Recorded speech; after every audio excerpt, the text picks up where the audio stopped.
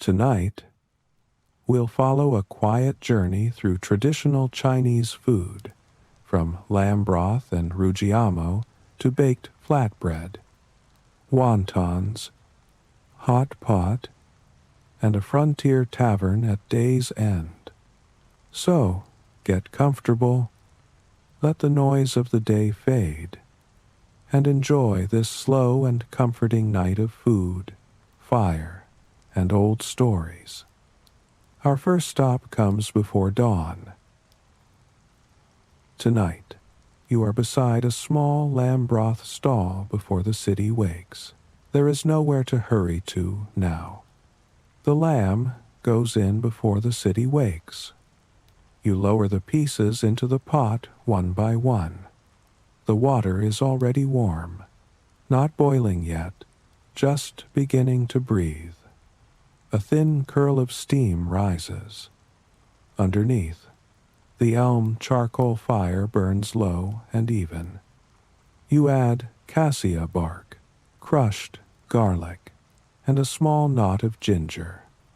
The smells come slowly at first, then gather together wood, sharpness, and the deep round scent of lamb beginning to give itself to the broth.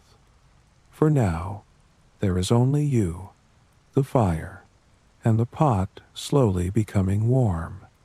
While the lamb warms slowly in the pot, you turn to the dough resting beneath its damp cloth. It has softened in the cool air of the early morning and yields gently beneath your fingers, smooth in some places, still slightly rough in others. You lift it onto the board and begin to work it with both hands, pressing, folding, and turning in an easy rhythm while the broth behind you gathers heat. When you return to the cauldron, the water is close now to its first true boil.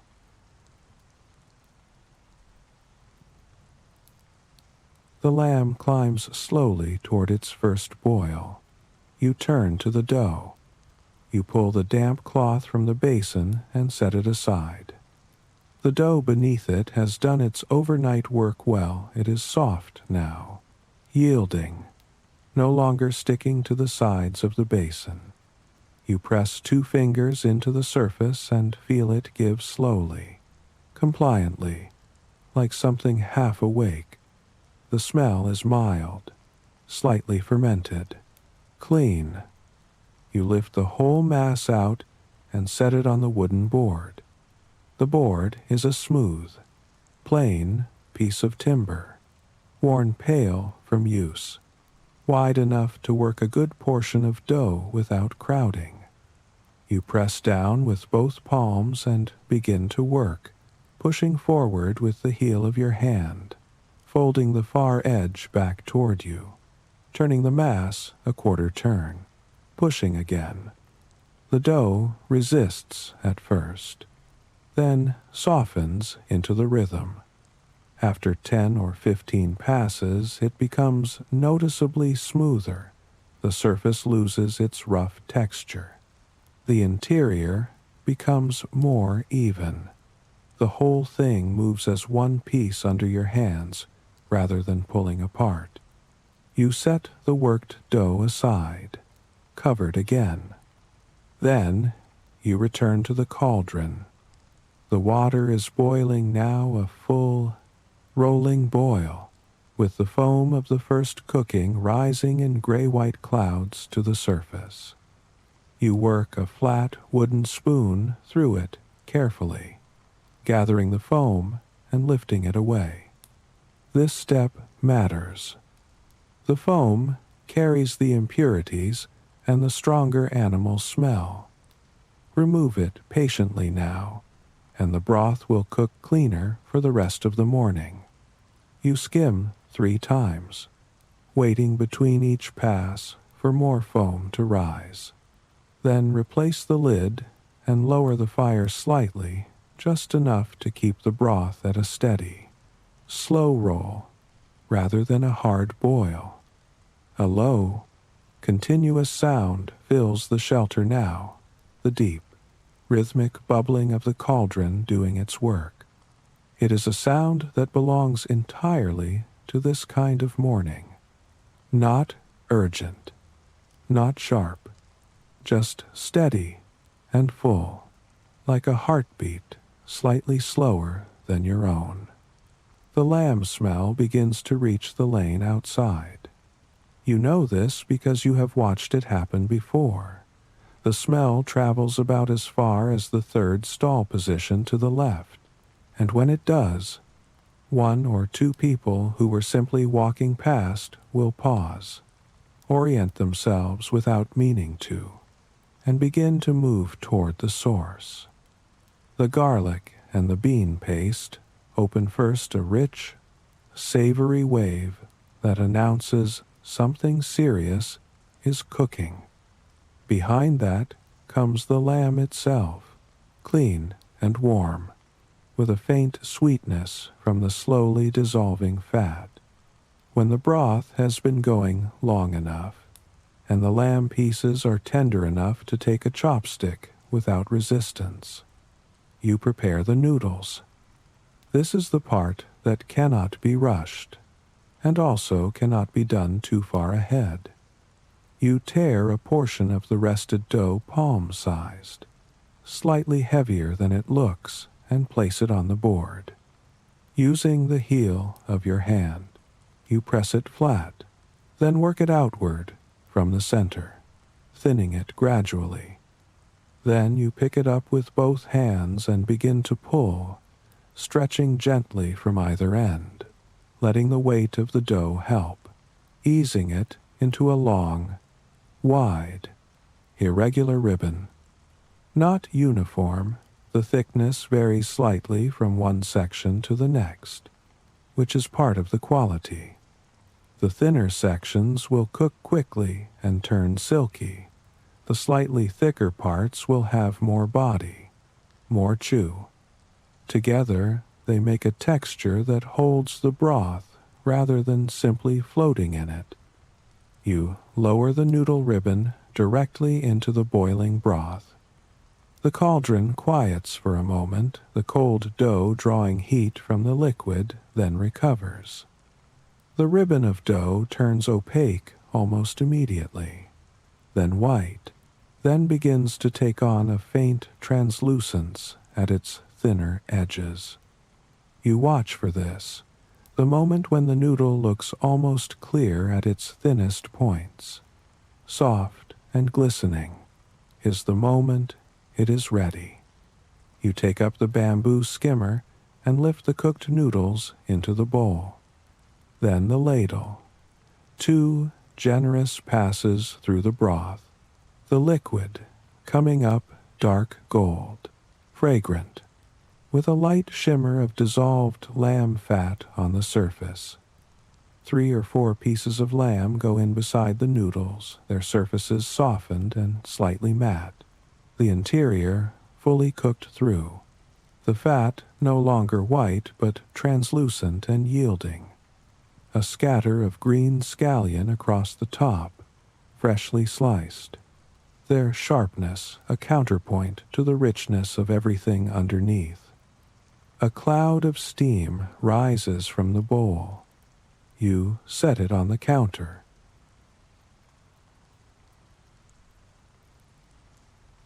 Outside, the market is fully awake now.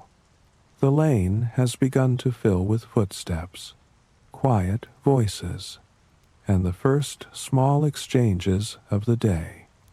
Steam still rises from the bowl on your counter, and before long, the familiar figure of old Wang appears, coins already waiting in his hand. He arrives the same way he always does, before the lane has fully filled, before the neighboring stalls have finished arranging their goods, while the morning is still soft at the edges. Old Wang, a man past the age when people stop counting their years precisely, lives a few doors down in the lane. He is not a large man. His linen tunic is patched at the right shoulder and has been washed so many times It has achieved a kind of washed-out softness that new cloth never has. He walks at an even pace, not slow exactly, but unhurried in the manner of someone who has calculated that there is no need to hurry. His hand, when he extends it, holds 3 copper coins pressed together the round, square-holed coins that are the currency of ordinary life here, their surfaces marked with 2 characters and worn smooth at the edges where they have been held. "Ready yet?" he calls, from a few steps away. "Almost," you say. "Just a moment." He settles onto the low bench beside your stall, a simple plank balanced on 2 flat stones, and folds his hands in his lap. He has sat in this same spot so many times that the position feels like something agreed upon between him and the bench. You ladle his bowl. The scallion goes on last. You hand it across. He takes it with both hands, steadies it on his knee, and lowers his face slightly toward the steam. He breathes in once. Then he picks up the ceramic spoon and begins to eat, pulling a slow, careful spoonful of broth first, before touching the noodles or the meat. "Still the best in the lane," he says, not looking up. You accept this in silence and reach for the firewood. Old Wang eats the way he walks, without haste, without waste. He finishes his broth first, then the noodles in sections, then the lamb last, taking his time with the tender pieces, nodding occasionally as if confirming something to himself. When the bowl is empty, he sets it on the bench beside him and sits for a moment with his hands resting on his knees. "Better than the one on the west side of the market," he says. "Their lamb is always cut too large. Never finishes cooking by the time they start selling." He pauses. "And they use too much salt." You nod and say nothing. You have opinions about the other stalls too, but you keep them. He hands you the 3 coins. They are warm from his hand. You take them, touch the raised characters with your thumb, the denomination name that has been on every coin here since the currency was re-established a generation ago, and drop them into the cloth coin pouch at your belt. The weight of the pouch has barely changed, but the sound of them landing is solid and clean, and that sound carries its own kind of satisfaction. Old Wang stands, adjusts his tunic, and nods once in your direction. "See you tomorrow," he says. He walks back down the lane.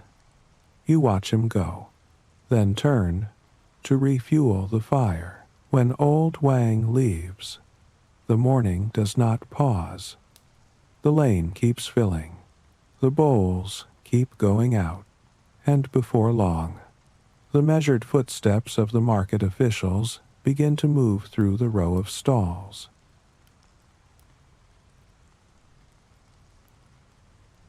By mid-morning, the lane is fully alive. The sound layer has changed completely from the early quiet, vendors calling their goods across the stone surface, customers responding, the percussive clatter of ceramic bowls being set down and lifted, the creak of cartwheels on flagstone, the high, bright voices of children sent on errands, the lower drone of men arguing a price down by 3 coins. Every now and then, through all of this, the particular voice of someone from a distant place, a Western trader speaking through an interpreter, a merchant from outside the city, whose accent places him far from Luoyang, threads through the ordinary sound like a different colored thread in cloth. Two market officials move through the stall row. One is a senior man, a minor official of the South Market Administration, his rank visible in the cut of his robe and the way the smaller officers defer to him. His job and the job of the office he represents, which operates under the city's governing authority, covers tax collection, price monitoring, the inspection of weights and measures, and the detection and removal of prohibited goods. It is a real authority. A seller who cheats on portion size can be fined.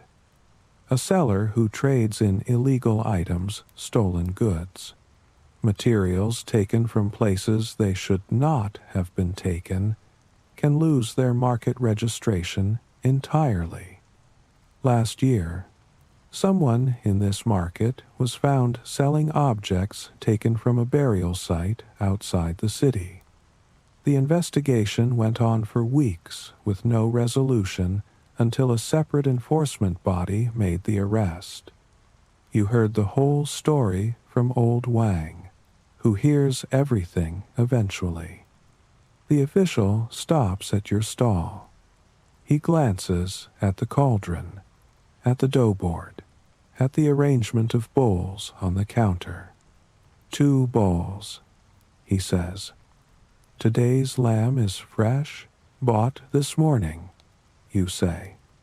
From the livestock section. Leg and shoulder. He nods.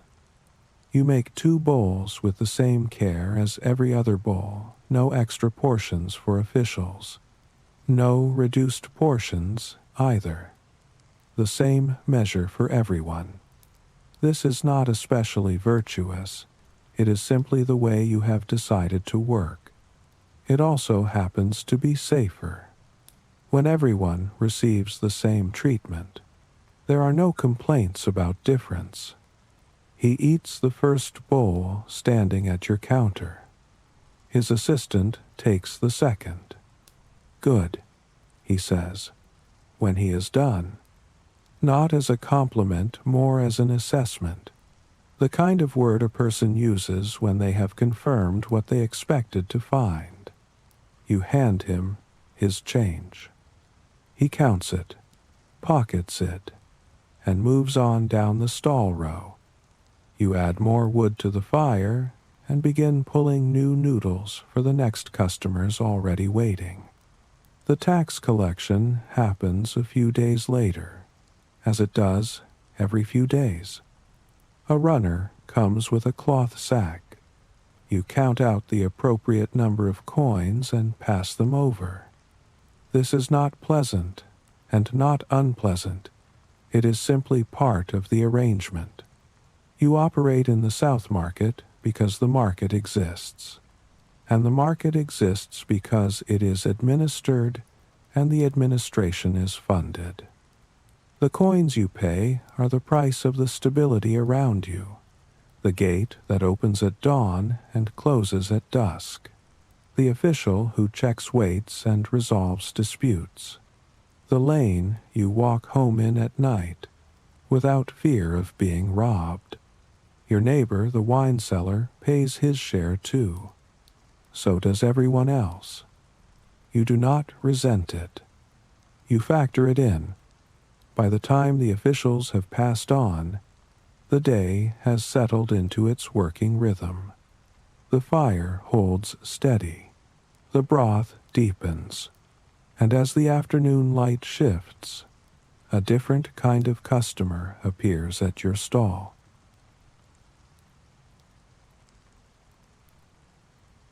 They arrive in the afternoon in a group of 3. Their clothing is immediately distinct from everything else in the lane. Robes cut differently, fitted closer at the sleeve and looser in the body, made from fabric in colors deep green, rust brown, a faded dark blue that are not often seen in this part of the market. Their beards are kept in a different style. When they speak among themselves, the language is entirely different from anything you understand. a sound that has its own rhythm and its own musicality, but gives you nothing to hold on to. Luoyang sits at the eastern end of the great overland trade route, the long road that carries silk and ceramics westward, and brings back horses, wool, glass, spices, and things that have no name in your language yet. These men have come from somewhere along that road. They are not the first traders from the western regions you have served. You have seen them regularly enough that their presence feels ordinary, part of the market's texture, like the scholar tree near the gate, or the sound of the wine cellar's clay jars being stacked. They stop in front of your stall.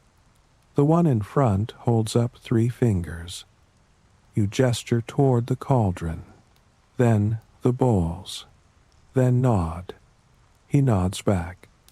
You make 3 bowls, moving through the steps you have done hundreds of times. Noodle pulled and dropped into the boiling broth, skimmed up when done, placed in the bowl, lamb pieces spooned in beside, broth ladled over everything, scallion added last. You set all 3 bowls on the counter. They eat standing, close together, speaking to each other between bites in their own language. The middle one takes a long drink of broth from the bowl's rim, lifting it with both hands, the way some travelers do, and makes a sound that requires no translation. The one on the left, when he finishes, looks directly at you and speaks. A short phrase, repeated. He makes an emphatic gesture toward the bowl. You do not understand the words, but you understand the tone. They count out 9 copper coins between them, exactly the correct amount for 3 bowls, which tells you this is not their first time in a market like this one, and lay them on the counter. The man who spoke looks at you once more, holds up a thumb, and turns to leave. You watch them walk away, their footsteps mixing back into the general sound of the afternoon lane. Later, when old Wang stops by and the morning rush is long past, you mention the Western traders. He nods without surprise. Most of them, he says, have been in Luoyang long enough to know the prices and the portions. They come for the lamb. Specifically, it is a meat they know well from their own cooking traditions, and a good lamb broth tastes like something familiar to them, even when everything else here is foreign. Most of them don't want scallion, he adds. They prefer extra bean paste. You had noticed this too, without marking it consciously. The regulars from this part of the city want more scallion. The Western traders ask, through gesture, for something richer and darker. Same bowl, different preferences. You have learned to read the gesture before it is made. After the Western merchants move back into the flow of the lane, the market quiets into a gentler pace. Now the customers come in 1s and 2s, each carrying with them the small, familiar patterns of the afternoon.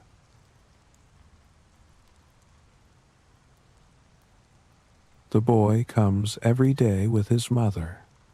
He is perhaps 7 years old, small for his age, with a quality of absolute attention that children sometimes have the ability to watch something being done with total absorption, as if watching were itself a form of participation. He stands at the edge of your stall and observes the whole process, the pulling of the dough, the moment it hits the broth, the skimming, the ladling, the placing of the lamb.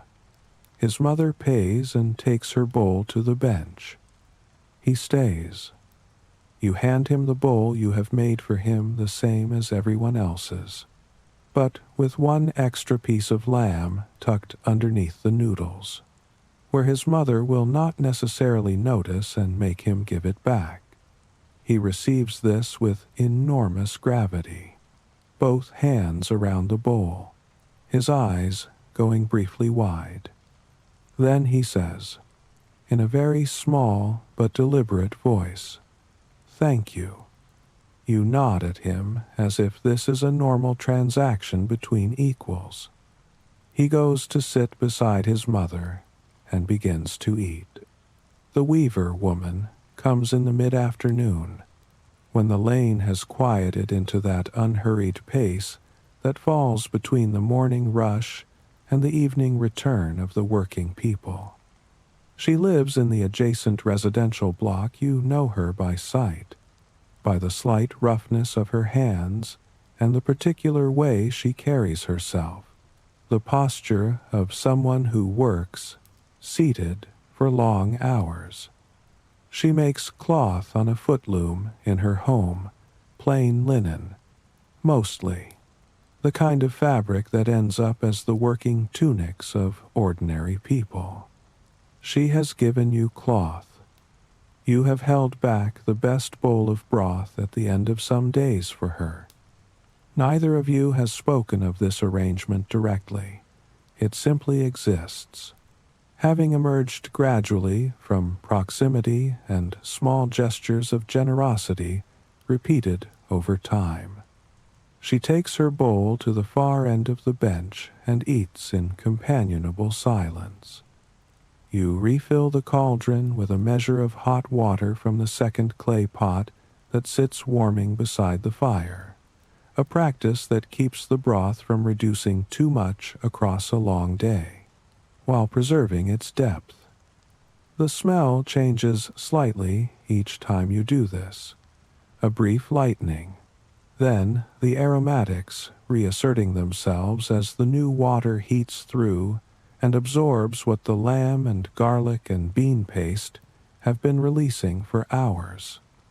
The afternoon continues in this way, the lane at a moderate pace, customers arriving in ones and twos, each bowl made with the same sequence of movements, the fire maintained at its steady level, the dough rested and pulled in portions as needed. The scholar tree near the market gate casts a long, eastward shadow across the stone surface. The hours pass gently in this way, bowl after bowl, gesture after gesture. Then, without much warning, the light begins to change.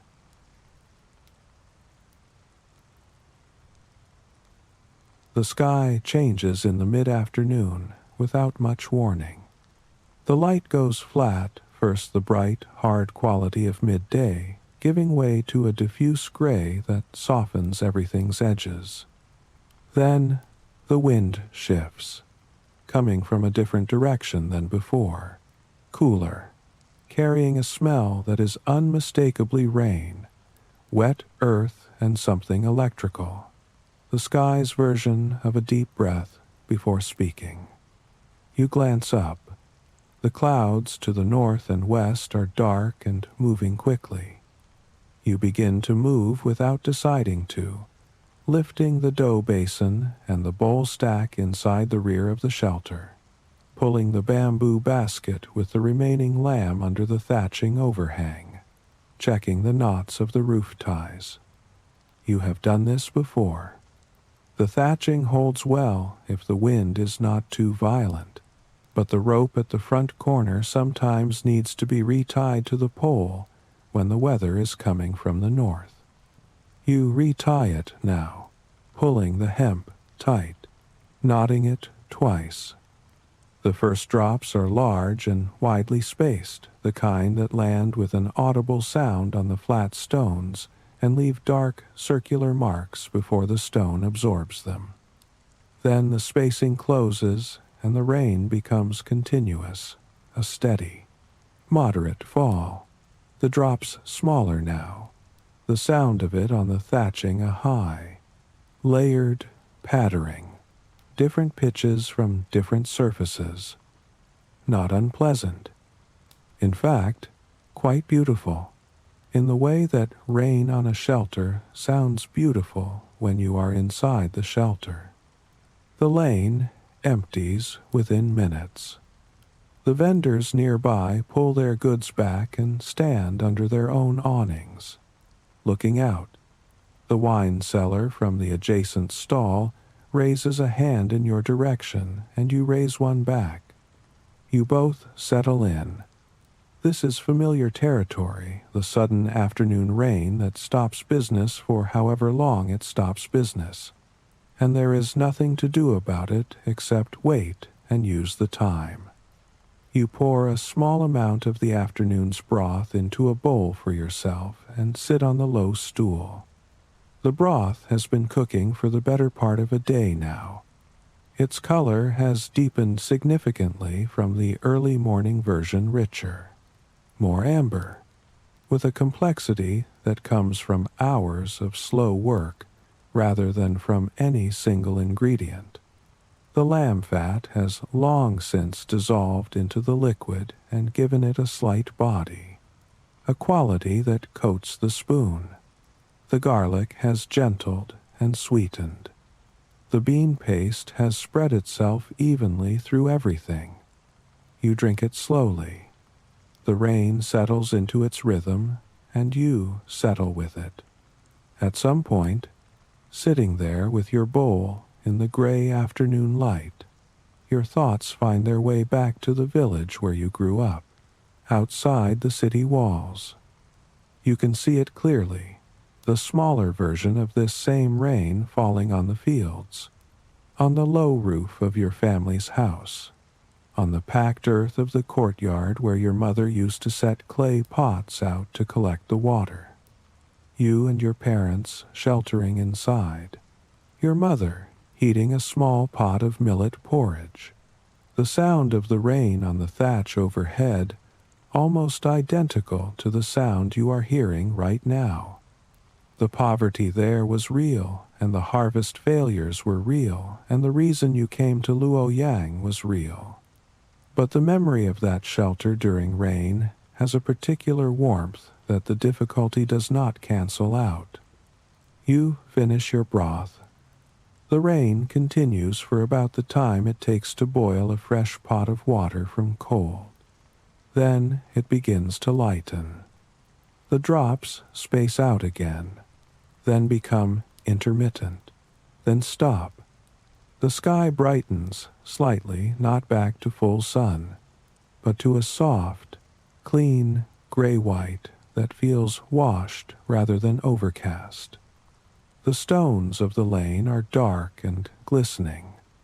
The smell of wet earth and wet wood and the soaked thatching overhead is clean and simple. Then, on the far side of the rooftops to the east, a band of color appears. An arc of red, then orange, then a softer yellow, curving through the clearing sky. You stand up and look at it properly for a moment. The lane begins to refill. The vendors reassemble their goods. Footsteps return, voices return, and a small group of people who had sheltered in a doorway across the lane come back out and immediately begin walking toward their original destinations, as if the rain were simply a brief pause and the day's business had never actually stopped. Your first customer after the rain is a man who wants the lamb broth specifically because of the cold the rain has left in the air. You make his bowl. The steam rises from it in the damp air, more visible than usual, catching the returning light. Business resumes. At last, the rain eases, and the day gathers itself again. By the time the sky begins to dim toward evening, the market is already turning toward its final, quieter rhythm.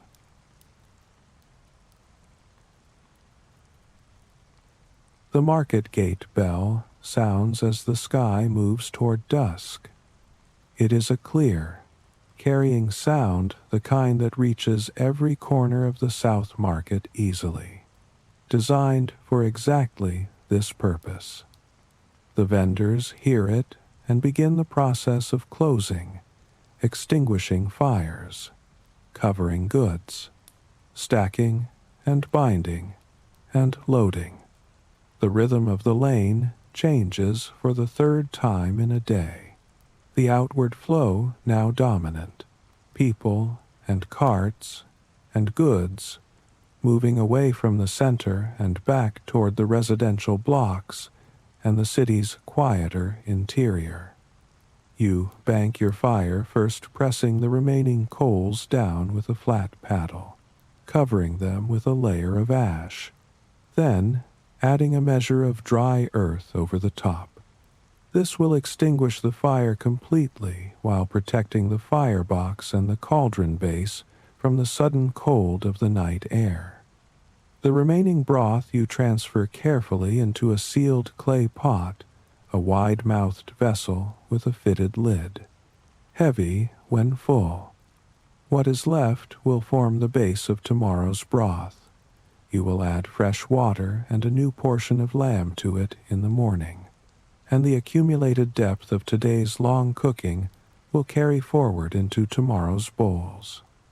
This is one of the things that took you a while to learn, and that old Wang eventually explained. The broth improves each day that it carries something forward from the day before. A broth cooked only from morning is good.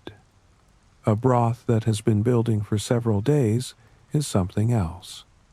You wash the bowls at the small water basin beside the stall, a rinse, then a scrub with a bundle of rush stems, then another rinse, the ceramic spoons, the bamboo skimmer, the ladle, each piece set to drain on the flat stone beside the basin, then stacked in the correct order inside the shelter. The dough board wiped down, the remaining dough covered and put away. Then you untie the coin pouch from your belt and count. The coins make a dry, metallic sound as you sort them into small stacks on the board surface. You count once, then recount. The total is slightly more than yesterday, enough to note with quiet satisfaction, not enough to alter anything significant. You divide the amount in your head, the portion for tomorrow's lamb purchase, the portion for flour and scallion and garlic, the portion for the periodic market tax, and what remains. What remains goes into the clay storage jar at the back of the shelter, a vessel that has been filling slowly, coin by coin, for 2 years now. You pour today's remainder in and listen to the coins land. Then you tie everything shut. Pick up the plain wooden staff you keep beside the shelter entrance.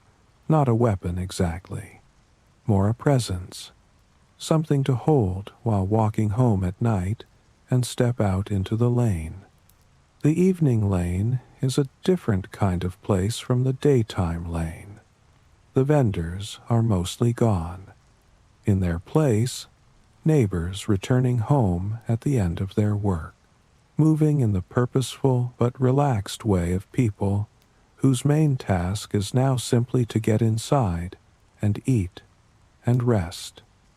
Women calling to each other across the lane as they take in cloth left drying during the day.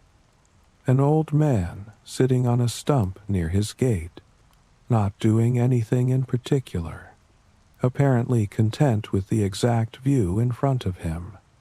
2 children chasing something, a rolling clay ball, or a dog around a corner and out of sight, their laughter echoing back after they vanish. The earth of the lane smells of rain and cooling stone and, faintly, of the many fires that have been burning in it all day. Jang, the wine seller, falls into step beside you. "Good day?" he asks. "Good enough," you say. Rain cut the afternoon short. He nods. It always does. He pauses. "New spring batch is ready. Come by tomorrow, I'll give you the first bowl." You tell him you will leave him the best portion of tomorrow's lamb broth in return. He laughs at this. It is an old arrangement, variations of which you have probably both made with a dozen different neighbors. That is how this lane works. The transactions are not always coins. Sometimes they are a bowl of broth, a length of cloth, a hand carrying something heavy, a piece of information given freely. The formal market runs on copper coins and regulated prices. The lane runs on something older and less nameable. When the last of the work is finished, you leave the market behind and walk home through the cooling lane. The sounds grow fewer. The light grows softer, and the day narrows to the small quiet of your own room.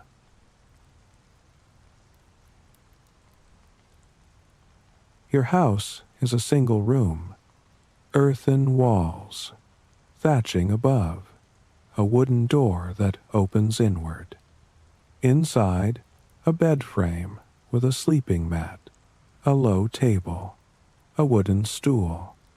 Near the wall, the large clay storage jar for grain, mostly millet now, with a measure of sorghum at the bottom.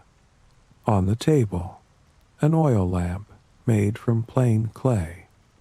You set the staff against the wall and sit. The day's weight settles into your legs immediately, the particular heaviness of long hours on your feet, the specific soreness in your forearms and shoulders from pulling dough and lifting the cauldron's ladle hundreds of times. You press your right hand against your left shoulder and feel the muscle ache there, familiar and unremarkable. You light the lamp. The flame is small and steady. The oils smell faint and slightly greasy. Its light reaches just far enough to illuminate the table surface and the near wall, leaving the corners in darkness. Through the window opening a small square cut in the earthen wall, without glass, covered at night with a wooden shutter that you close. Now, the moon is visible, full or nearly full, its light falling across the lane outside in a clean, pale wash. You heat a small pot of water over a clay brazier and pour it into a bowl. Then you take out what you have saved for your own evening meal, a round of millet cake, flat and slightly rough in texture, made from stone-ground millet flour cooked on a flat stone over the fire. Plain food, filling food, the kind of food that sustains without requiring thought. You eat it with a cup of cooled broth poured from the day's remainder, a different quality from a fresh-made bowl, richer, slightly more concentrated, with the particular depth that comes from a broth that has been working all day. The millet cake soaks up some of it when you dip it, which helps. After eating, you sit for a while at the table. The lamp burns. You think about the old almanac's instructions, the one your neighbor let you read, the household guide that covers the entire agricultural and domestic calendar, month by month. In the 10th month, it says, there are things to preserve.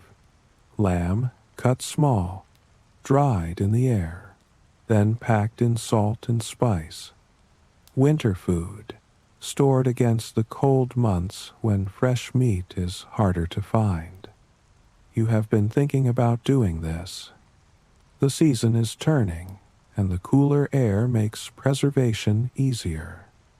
The almanac also speaks of other things for the 10th month: community obligations, the duty of those who have more than enough to look to those who have less, the isolated elderly, the sick, the families whose harvest has failed. This is not presented as charity exactly, but as the ordinary practice of a neighborhood that intends to survive winter intact.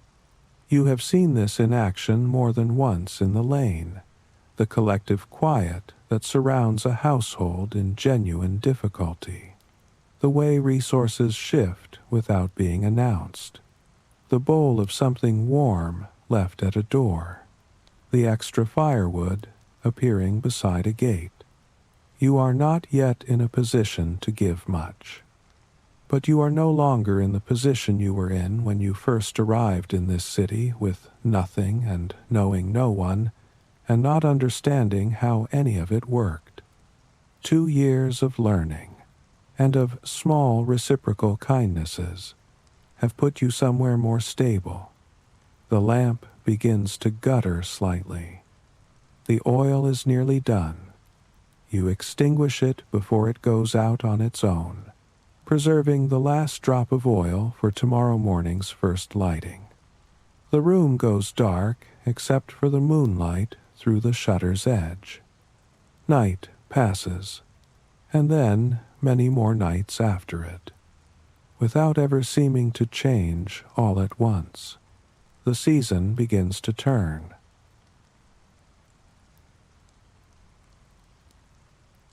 The mornings change in the 10th month. The change is, at first, just a feeling, something colder in the air that arrives before you have opened your eyes fully, a quality of the dark that is different from summer dark and different from the mild coolness of early autumn.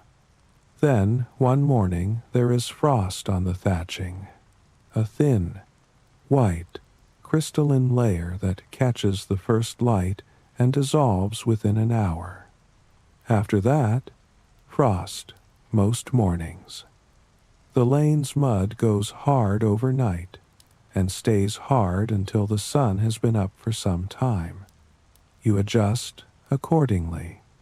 More wood in the firebox to bring the cauldron to temperature. The shelter's rope ties tightened against the coming wind. A second layer of thatching added to the sections that showed wear over the summer. And the lamb for the winter. You begin in earnest now, following the old almanac's method. Pieces of lamb, shoulder, and leg, trimmed and cut small, laid on flat boards in the cold air to dry for several days. Then packed in a clay jar in alternating layers with coarse salt, dried herbs, and the small amount of pepper you can afford. The jar sealed with clay and set in the coolest corner of the shelter. Cold weather broth is different from summer broth. In winter, you add the preserved lamb pieces alongside the fresh ones. The salt draws back out into the liquid during cooking and seasons, the broth from within, and the dried meat contributes a depth and concentration that fresh meat alone does not give. The resulting broth is darker, heavier, more fortifying. It is exactly what the people coming to your stall want in this season, something that enters the body with warmth and stays there. Old Wang comes every day without exception, even in the coldest weeks, even when the lane has ice in its ruts and the morning air is visibly cold in your breath. He wraps his hands around the bowl the way people do when warmth is the primary need, before the eating begins, and he sits on the bench longer in cold weather than he does in summer. One morning in the 10th month he arrives carrying something a piece of cured pork belly, wrapped in cloth. He sets it on your counter. My own preparation, he says. For you, winter is coming. Eat more. You start to refuse. He forestalls you with a look. You make me a bowl every morning, he says. I have nothing much to give. Accept the pork. You accept it. You eat it that evening with your millet cake, and it is good, the salt and the smoke of it, the fat softened by the curing process, the density of it against the simplicity of the grain. You think of him making it, working through the old method, setting it to dry, packing it in the clay jar, waiting the necessary weeks. The new year comes in the first month, when the cold is still heavy but the light is beginning to return. In this city, the new year is the first day of the first month of the year, not the midwinter moment itself, but the new year of the agricultural calendar, the beginning of the count again.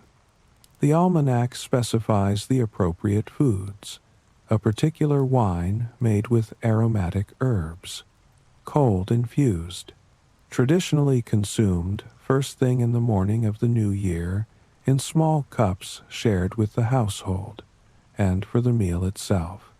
Soup noodles. There is a logic to this that you understand instinctively. The long noodle represents continuity, the year continuing, the life continuing, the thread of daily existence, not cut. To begin the new year with a bowl of good noodle soup is to say something about the year ahead without putting it into words. You prepare for the New Year feast at your stall. You buy extra lamb, make extra dough, and prepare a larger quantity of the herbal wine than usual, purchasing it from your neighbor Jang, who brews a winter batch every year that is specifically intended for this occasion. On the morning of the first day of the new year, you set out before your usual customers arrive and leave small portions at the doors of several households in the lane: Old Wang's house, the weaver woman's house, an elderly couple at the end of the block who have fewer resources than most. You leave the gifts quietly and return to your stall to begin cooking. Old Wang arrives an hour later with tears in the corners of his eyes, which he ignores completely. He sits on the bench and drinks his herbal wine from the small cup you pour for him, and then eats his bowl of lamb noodle soup without speaking much. And when he leaves, he says simply, "Another year." You say it back to him. Zhang brings you a cup of his cold wine and raises it in your direction. You drink it standing, both of you facing the lane, the cold air carrying the smell of wood smoke and cooking from every direction as the neighborhood's various morning fires get underway. The new year has the quality of beginning that comes not from anything dramatic, but from the simple continuation of familiar things. The fire, the water, the cauldron, the dough, the bowl handed across to the hands waiting for it.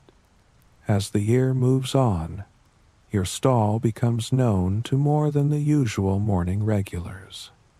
One day, among the ordinary customers of the lane, a visitor of a very different kind arrives.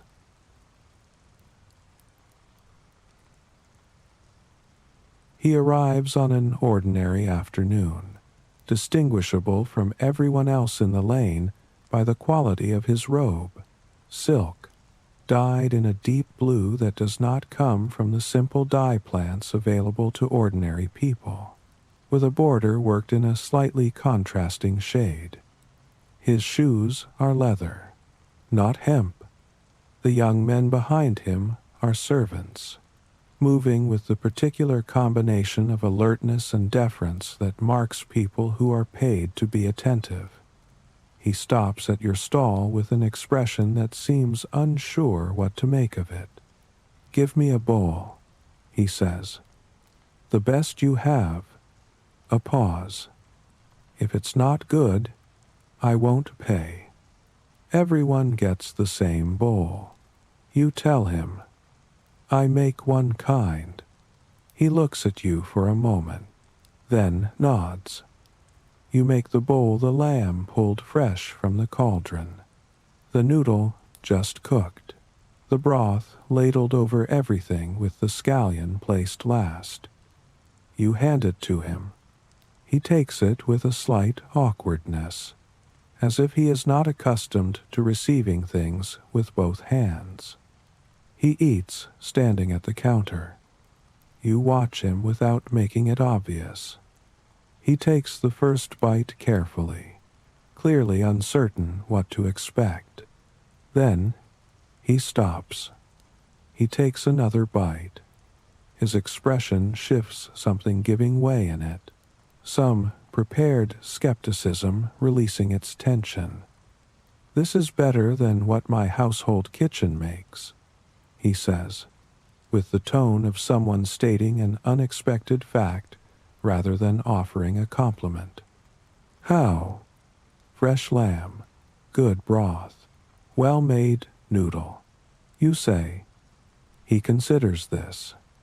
Then he counts out his coins, a few more than the price, and places them on the counter. You move the extra coins back toward him. He looks at them, then back at you. "Just the price," you say. He picks up the extra coins slowly. He seems faintly surprised, then nods in a way that suggests this was the right answer. He comes back. Not every day, perhaps twice a week, sometimes with a friend or two. When he brings companions, they eat with varying degrees of self-consciousness. Some of them trying to adopt the manner of the lane as if it were a game. Others simply eating with honest appetite and not worrying about what the setting means. You treat them all the same. One afternoon he stays a little longer than usual and asks you something you do not expect. How do you make the broth that way? You explain the method, the quality of the lamb, the long cooking time, the bean paste, the skimming, the balance between freshness of the morning's preparation and the depth carried forward from the day before. He listens attentively. "It's not a secret?" he asks. "It's not a secret," you say. "It's a practice. You have to do it every day." He thinks about this. Then he finishes his bowl and leaves.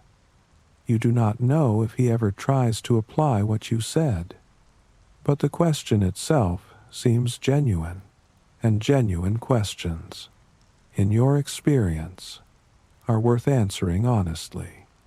After he is gone, the stall returns to its usual measure of quiet work, yet the memory of that visit lingers lightly, like steam that has risen and vanished, leaving the day to continue as before.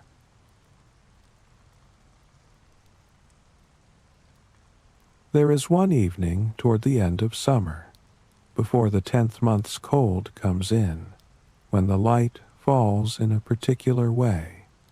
You have packed the last of the day's things away, and the fire is out, and the coin pouch is secured, and you are standing at the entrance of the shelter, looking out at the lane. The sun has dropped behind the rooftops, but its light is still present, a horizontal, amber gold quality that touches the top courses of the city's great outer wall, visible above the lane's buildings, and lights them from the side.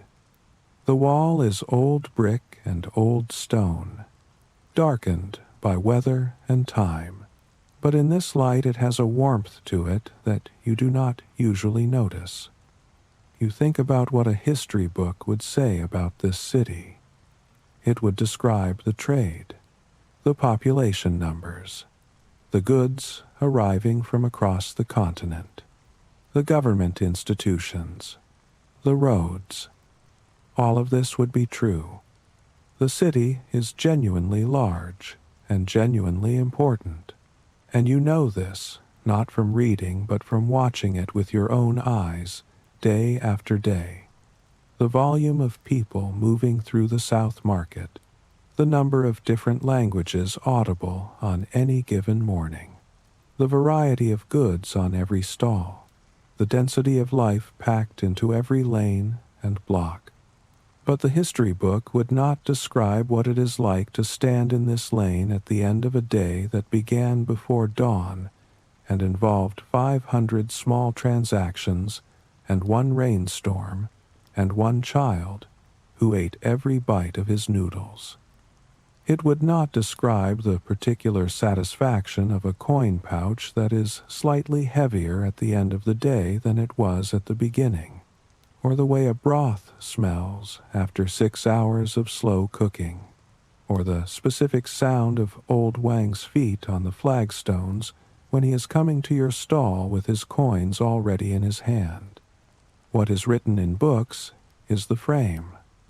What is lived is the picture inside it. You pick up your staff and turn toward home. The lamp in the neighbor's house is already lit, its light visible through the shutter crack as a warm orange line. From further down the lane comes the sound of an evening meal being prepared, the thud of a wooden spoon against the base of a clay pot, a small child's voice, an adult answering it. A dog, sitting near a gate, raises its head to watch you pass, then lowers it again with the philosophical indifference of a dog who has seen you pass before. The evening is mild. The sky above the lane, in the narrow strip visible between the rooftops, is deep blue, moving toward purple, with one bright star already showing near the horizon. You walk home. The days continue to gather in this way, one into the next. Then, as winter deepens and the city grows stiller, the familiar work of the stall takes on an even greater warmth.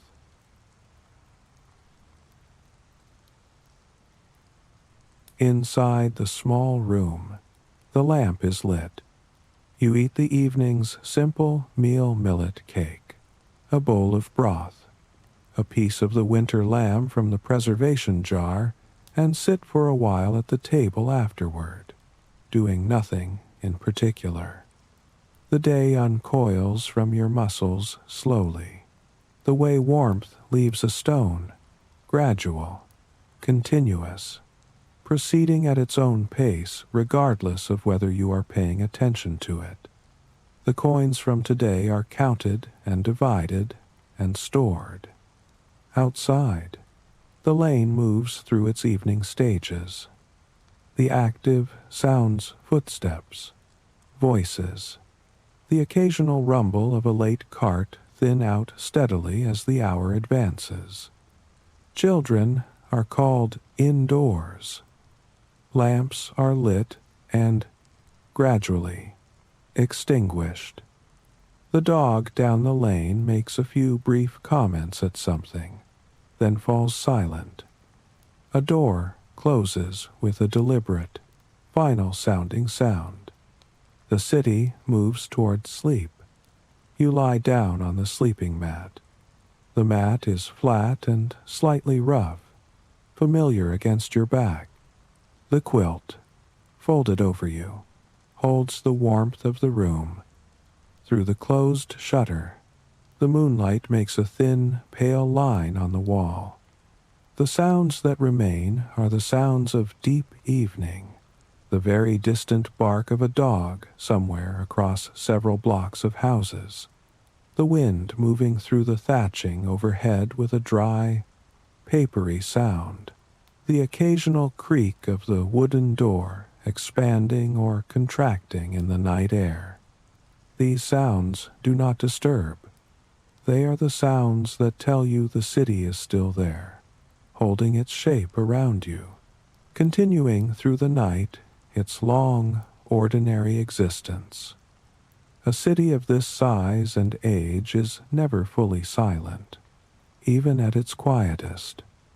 There is always the faint, ongoing murmur of 10,000 sleeping lives, the small sounds of inhabitation that cannot be entirely stilled. You breathe. The smell of the day stays with you even here. Lamb and wood smoke, the mineral edge of the well water, the faint sweetness of the millet cake, the particular smell of the lane in evening. These are the smells of your life in this place. In the way that familiar smells carry a kind of belonging, not nostalgia exactly, but presence. The confirmation that this is where you are, they settle something in you that the day's work has left slightly open. Slowly, the lamp on the table dims as its oil exhausts. The room darkens by degrees. So, the season carries you forward, through cold mornings and evenings of firelight, and little by little, without ever announcing itself, an entire year begins to take shape around the stall.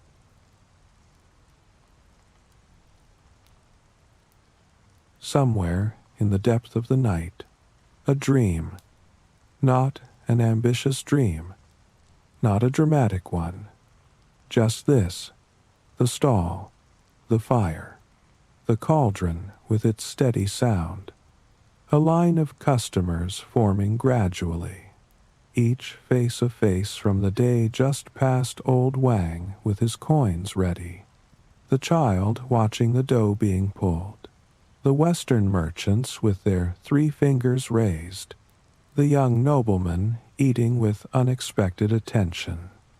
They come, and you serve them, one after another, each bowl made with the same sequence of movements, each exchange a small version of the transaction that holds a lane together, that holds a city together, that holds a life together. The dream has the quality of continuity rather than event. Nothing happens in it, in the sense that nothing changes. The fire keeps burning. The broth keeps deepening. The day keeps moving at its particular pace, neither hurried nor delayed. This is the dream of a person who has found, after uncertainty and difficulty and arrival in an unfamiliar place, something stable enough to return to each morning without apprehension. Not wealth, not safety in the permanent sense, simply the knowledge of what tomorrow's first task will be. Rise before the lane wakes. Carry the bucket to the well. Light the fire beneath the cauldron, and begin again. The city stirs before you do. Somewhere in the pre-dawn, a door opens. A bucket is set down on stone. A cartwheel turns once and stops. The sounds of an ordinary morning assembling itself from silence, piece by piece, like the preparation you are about to undertake. Your eyes open. The room is dark. The air carries the familiar early morning coolness. The slight damp of night still present. The green smell of the scholar tree leaves reaching over the lane's wall. Through the shutter's edge, not quite black anymore. The first dilution of darkness before the dawn. You sit up. The rough linen tunic is already in your hand. The staff is where you left it. The empty water bucket is by the door.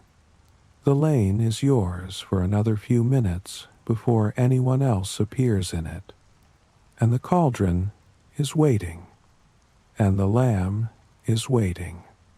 And somewhere on the wooden board in the shelter, covered under its damp cloth, the dough from last night is rested and ready, soft and yielding, waiting for your hands. You step out into the morning. The mist has come back, exactly as it was yesterday, exactly as it was the day before, low and cool, carrying the smell of wet stone and green leaves, moving slowly through the lane in thin drifts that part around you as you walk. Ahead, the well. Above, the last stars withdrawing from a sky that is just barely, at its eastern edge, beginning to pale. One more day beginning, one more fire to light, one more bowl of lamb broth finding its way, through your hands, to someone who is cold or tired or simply hungry and glad of something good. This is what Luoyang is. Not only its walls and palaces, not only its commerce and its crowds, but also this, the smell of lamb cooking in a lane before the city wakes, the sound of a few copper coins counted at a table in lamplight, the warmth of a bowl passed between two hands in the cold morning air. This is what any city is, at its most real. And as the day moves on, another quiet meal begins to take shape.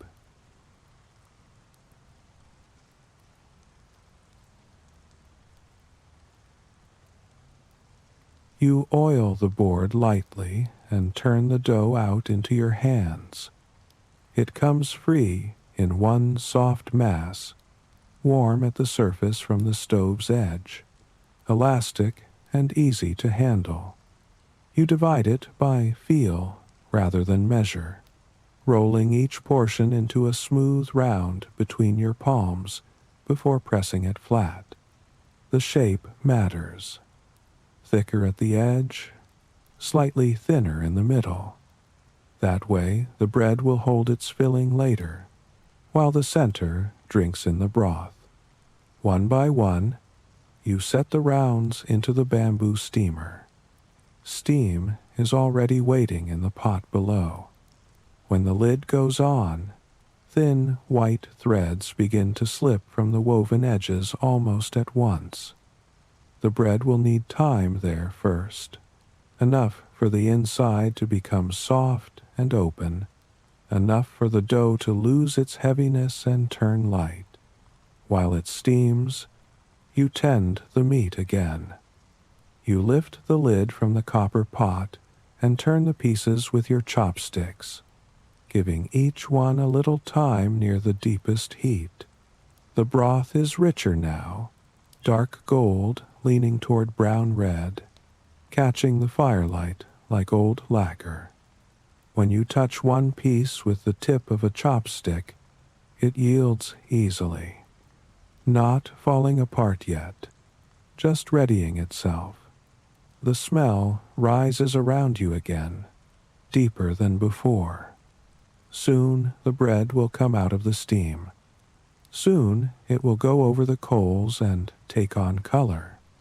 Soon the first crust will crack under the knife, and the first spoonful of meat and broth will go inside.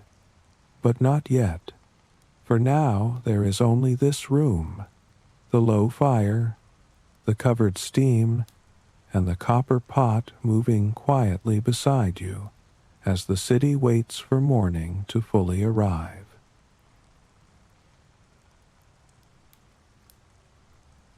By the time the dough has fully come into itself, the broth has deepened too. What has been resting and simmering quietly beside the fire is ready now to be shaped by hand. When the dough has risen to nearly double its morning size, you lift the cloth and press it gently with the back of your hand. It pushes back slowly and completely. The surface is smooth, faintly glossy, marked by small bubbles just beneath the skin. The smell is clean and warm, the mild sourness of the starter, and beneath it something simpler and more fundamental, the scent of flour and water that have become, over the past hour, something more than either. You scatter a thin layer of rapeseed oil across the surface of the workboard and set the basin down. Then you pull the dough out in one smooth motion and divide it. Not by measuring, by feel. You have done this enough mornings that your hands know the portion size without needing to count. Each piece is rounded into a ball between your two palms, then set to rest on the board for a moment before being pressed flat. You press with the heel of your hand first, working from the center outward. Then you turn the piece a quarter rotation and press again. The bread round you're making is thick at the outer ring and slightly thinner in the middle, a shape that matters, because the thick edge provides a wall to hold the meat and broth inside once the bread is sliced open, while the thinner center will soften more fully during baking and absorb more of the braising liquid. Your old teacher showed you this shape on his first day of teaching you. He demonstrated it 3 times without explanation, just showed you the motion.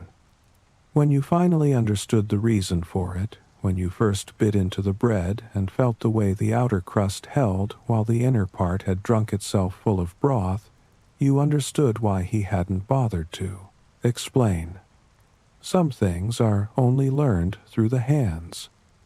You line the shaped rounds in the bamboo steamer, leaving space between them, and lower the steamer over a pot of already simmering water. The steam comes up steadily, gathering against the woven lid, beginning to rise in slow, thin threads from the gaps at the edges. You put the lid on and let the fire do the rest. About the time it takes to slowly count to 1,000, that is how long the rounds need in the steam. Long enough for the inside to cook through completely, for the dough to lose its rawness and become the open, porous structure that is the whole point of this method. While the bread steams, you keep tending the meat. The broth by now has reduced somewhat. It is darker, denser, with a surface layer of fat that rolls in slow rings when you tilt the pot slightly. You skim the surface with a flat-bottomed ladle, drawing the foam and excess fat away, clearing the liquid so it deepens in color rather than clouding. When you poke one of the larger pork pieces with a chopstick, the stick passes in without resistance, smooth entry, no catch, no springback. The fat layers have fully dissolved into the tissue. The muscle fibers have separated, but not yet lost their structure. Another slow half-hour, and the broth will be exactly right. When the steamed rounds come out, they are white and plump and rounded at the top, with a surface slightly glistening from the steam. You tap one gently with a fingernail. It sounds soft, giving, alive. Now comes the fire. You move the rounds to the low iron grate set directly over the charcoal, spacing them evenly, watching. The change begins at the edges. First, the white surface of the steamed bread takes on a faint yellow, then deepens toward gold. A quiet sound starts, a dry, almost papery whisper, the surface moisture burning away. Then a low, steady sizzling as the outer skin begins to firm and crisp. The smell shifts, the clean steam scent replaced with something richer, slightly caramelized, the wheat beginning to brown. You turn each round once, using 2 flat sticks, working quickly and gently. The undersides have gone to a deep golden color, their surfaces now stiff enough to tap a hollow, light sound, the sound you are listening for. The top rounds are still soft, still light in color. You give them another minute over the heat. When they are done, each round is a study in 2 textures, the outer crust thin and crisp, the color of autumn wheat, faintly cracked along the natural seams that formed during steaming, the interior still the soft, cloud-like structure from the fermented dough. You tap one again. It rings. You set them in a shallow bamboo basket lined with a cloth, stacking them in a single layer, not too close together. They will hold their texture for the morning rush.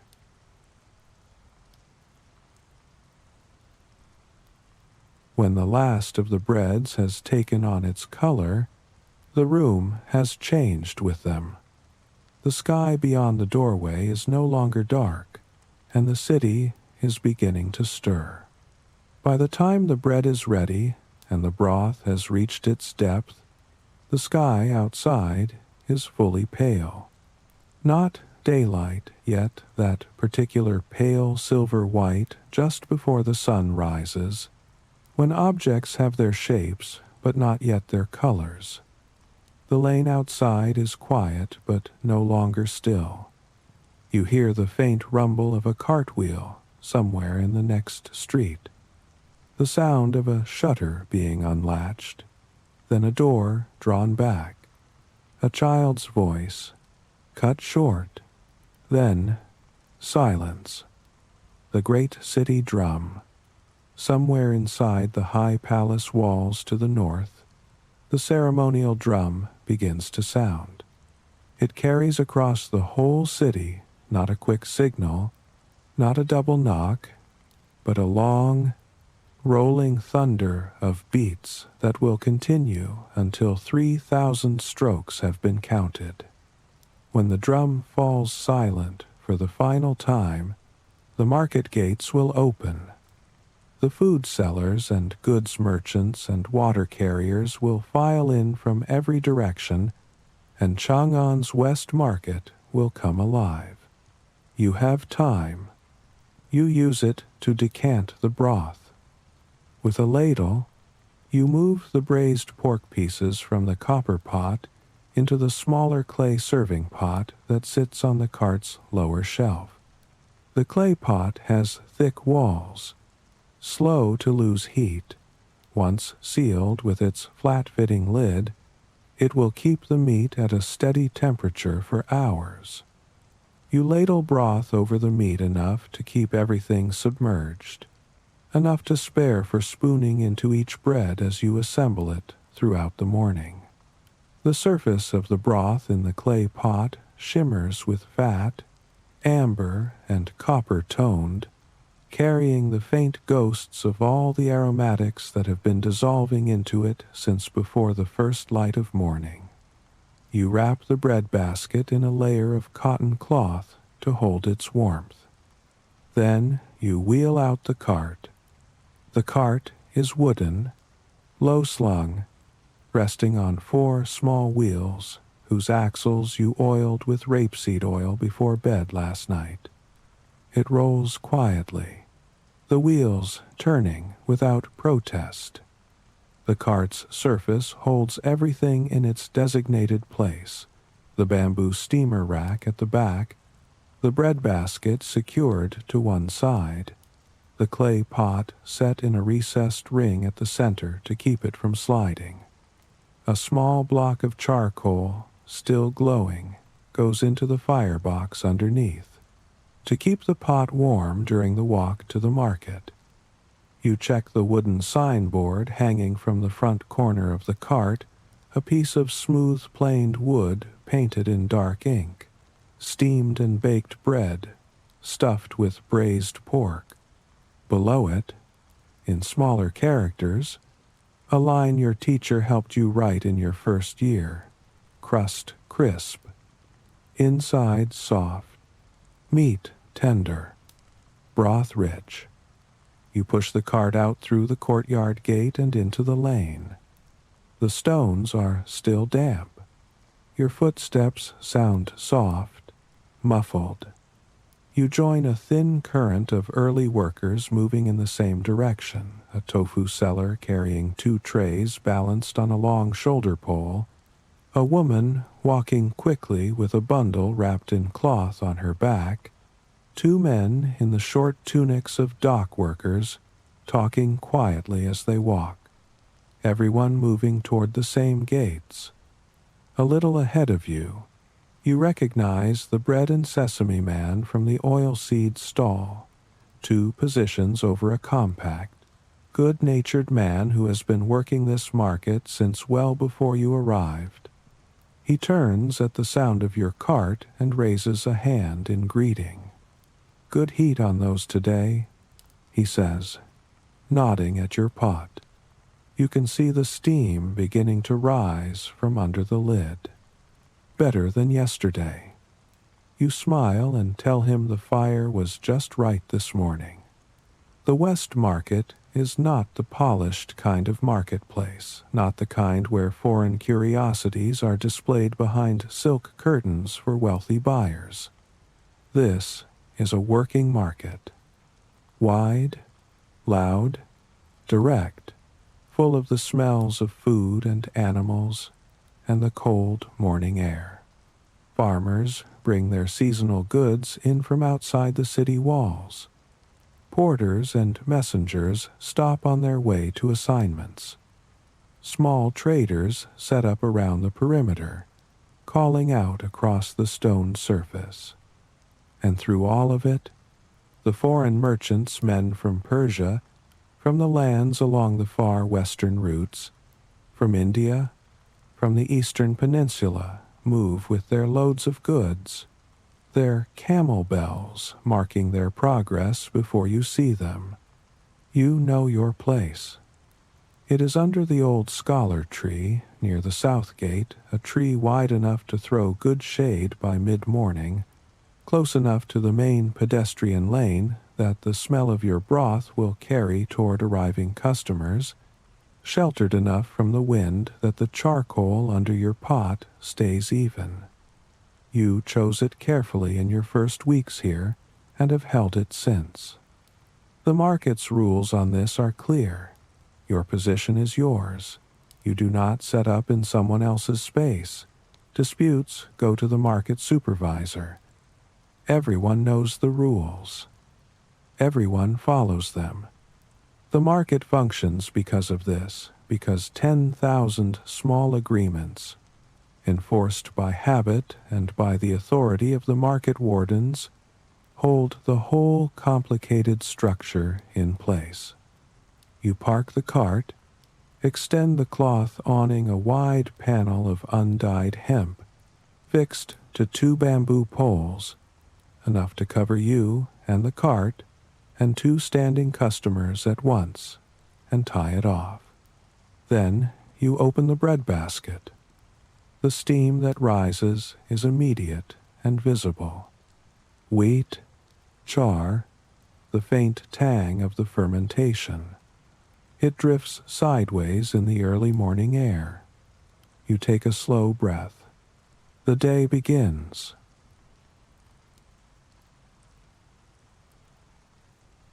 You have barely settled the cart beneath the tree before the first footsteps turn toward you. In a city this large, hot bread and rich broth are never left waiting for long. The first customer arrives almost before you have fully settled. He is a courier, one of the official message runners who work the relay system connecting the city to the road networks stretching outward in every direction. You know the type by their clothing: a short indigo tunic, a government-issued courier's tag hanging at the belt. His face is already damp. He has been moving since before you arrive. "One bread with meat," he says, already reaching for his coin pouch. "Extra broth." You take a baked round from the basket. It is firm and warm, its surface golden, still holding the slight give of the interior when you press it lightly. You set it on the flat cutting board and draw a small knife once across the middle, a clean, decisive motion. The crust cracks open with a dry, sharp sound, the resistance of the outer shell giving way instantly to the softness inside. You pull the two halves apart just wide enough to work. Then the wooden spoon into the clay pot. You lift out a piece of the braised pork, glistening, dark amber at the edges, its fat layers collapsed into the lean, and lay it on the cutting board. With the spoon's edge, you press and break the meat apart into rough pieces. The broth comes with it, seeping into the board in a small dark pool. You work quickly, load the meat into the open bread, press it gently with the spoon to seat it, then tilt the ladle and pour a generous amount of broth directly inside, over the meat, letting it soak into the bread's porous inner surface. Then the chopped pepper, a small handful of the fresh green variety, its scent clean and sharp, its color bright against the dark meat.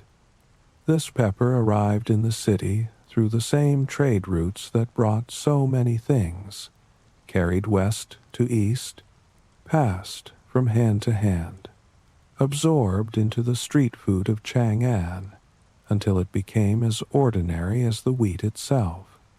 You pinch the bread together at the opening to hold everything in. The courier takes it with both hands.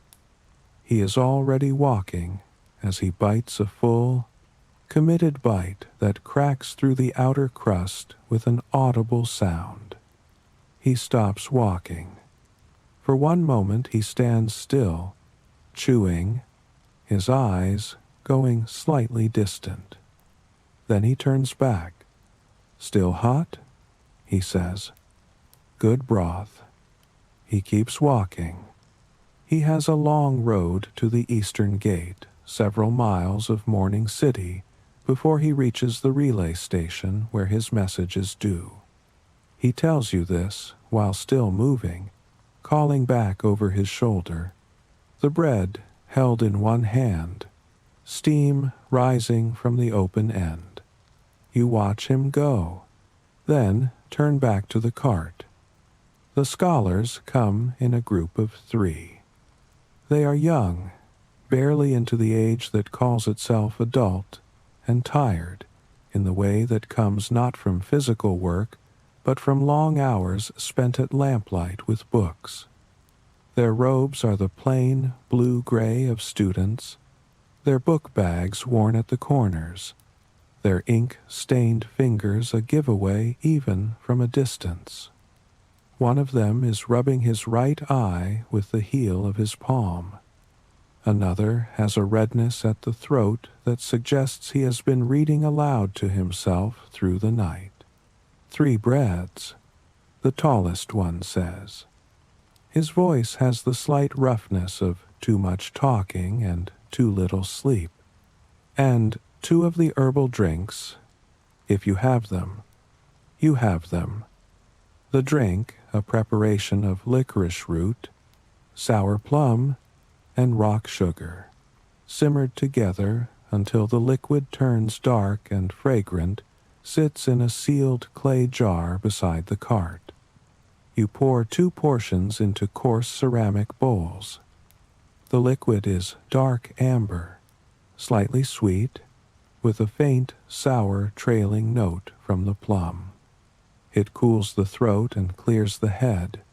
You started making it partly for yourself, then discovered that students, in particular, came back for it. You make their 3 breads quickly. each one full of meat and broth, each one topped with the green pepper. You hand them over, wrapped in a square of clean cloth so the broth does not run. The 3 scholars take their food to the low stone platform at the base of the scholar tree and sit. They eat, without speaking at first, the particular quiet of people who are tired and hungry and have been given something good. One of them bites into his bread and immediately has to tilt his head slightly to stop the broth from running. He laughs a little and wipes his chin with his sleeve.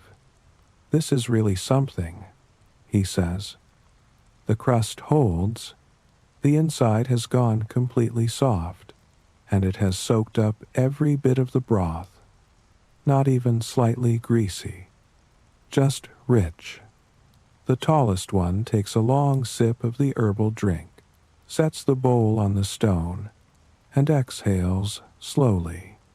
Spring wind, lucky horseshoes, flowers all through the city, he says, an old phrase used to describe examination success, the dream of every young man who travels to the capital. That's what they say about the ones who pass. How easy it sounds. The third, slight and careful in his movements, wraps both hands around his bowl. 10 years of studying, and it comes down to a few days, he says quietly. But we've done the work. Whatever happens, we've done the work. And when it's over, pass or not, I'm coming back here and asking for the bread with double meat. You smile at that. The examinations held in this city are not easy to reach or easy to pass. Most of those who attempt them have been preparing for years, some for a decade or more. Success opens a path that is otherwise almost entirely closed to a position, an income, a social standing otherwise reserved for those born into the right families. Failure means returning home, or trying again next year, or finding another way entirely. Your old teacher knew of a man who sold flatbread in the West Market for years, passed the examination late in middle age, and eventually held a minor official post in the city. The story circulated among the stalls for a long time after.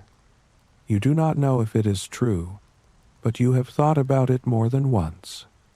The scholars finish their breads and their drinks, pay with a small stack of copper coins, and take their leave, heading back in the direction of the examination district.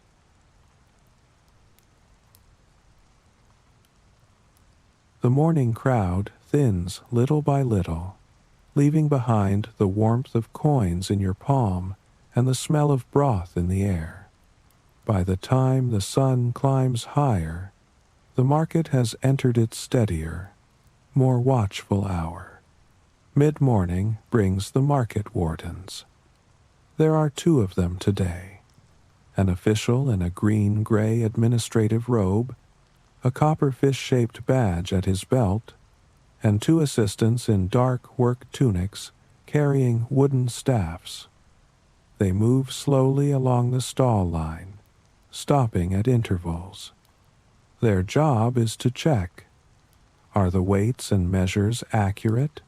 Are the goods what they claim to be? Is anyone taking up more than their allotted space? Any discrepancy discovered gets marked with a red ink note, and the stall holder summoned later to the market office. Repeated violations mean the loss of the market registration, the small wooden tag that grants the right to operate here at all. Without that tag, there is no stall, no income, no place in the city's commerce. You straighten your back as they approach.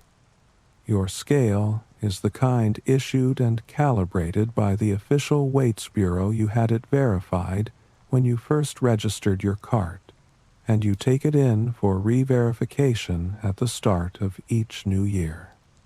Your breads are consistently portioned. You do not pad the weight with water or shortcuts.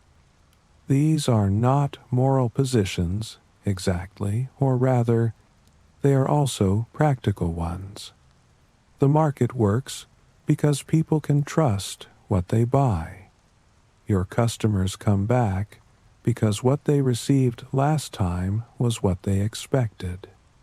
Your teacher told you this plainly on the first day. The stall is not just about the food. It is about the contract between the seller and the person standing in front of them. The senior warden stops at your cart. He looks at the signboard, at the pot, at the bread basket. "Good today?" he asks. "Good today?" you say. He nods once and moves on. By noon, the sun has become something else entirely. It presses down on the stone surface of the market with a flat, determined heat that draws all the moisture out of the air and sends it up in a visible shimmer above the widest stretches of the road. The market's foot traffic drops. People drift toward whatever shade they can find under the eaves of the covered stalls, along the wall, where the great elm trees lean their branches. The sound level drops. The selling voices get quieter, more conversational, less urgent. You wheel your cart into the deep shade under the scholar tree and sit. You pour a bowl of the herbal drink for yourself. It is cooler than the morning air now. The clay jar keeps it from going warm for several hours. You drink it slowly, feeling the sourness of the plum and the gentle sweetness of the licorice settle in your throat. The broth pot still sits quietly on its charcoal bed, a thin wreath of steam rising from the lid's edge. The meat is well past done. It has been keeping slowly, deepening in flavor, for hours now. You take out the flatbreads you brought for your own meal and eat without hurrying.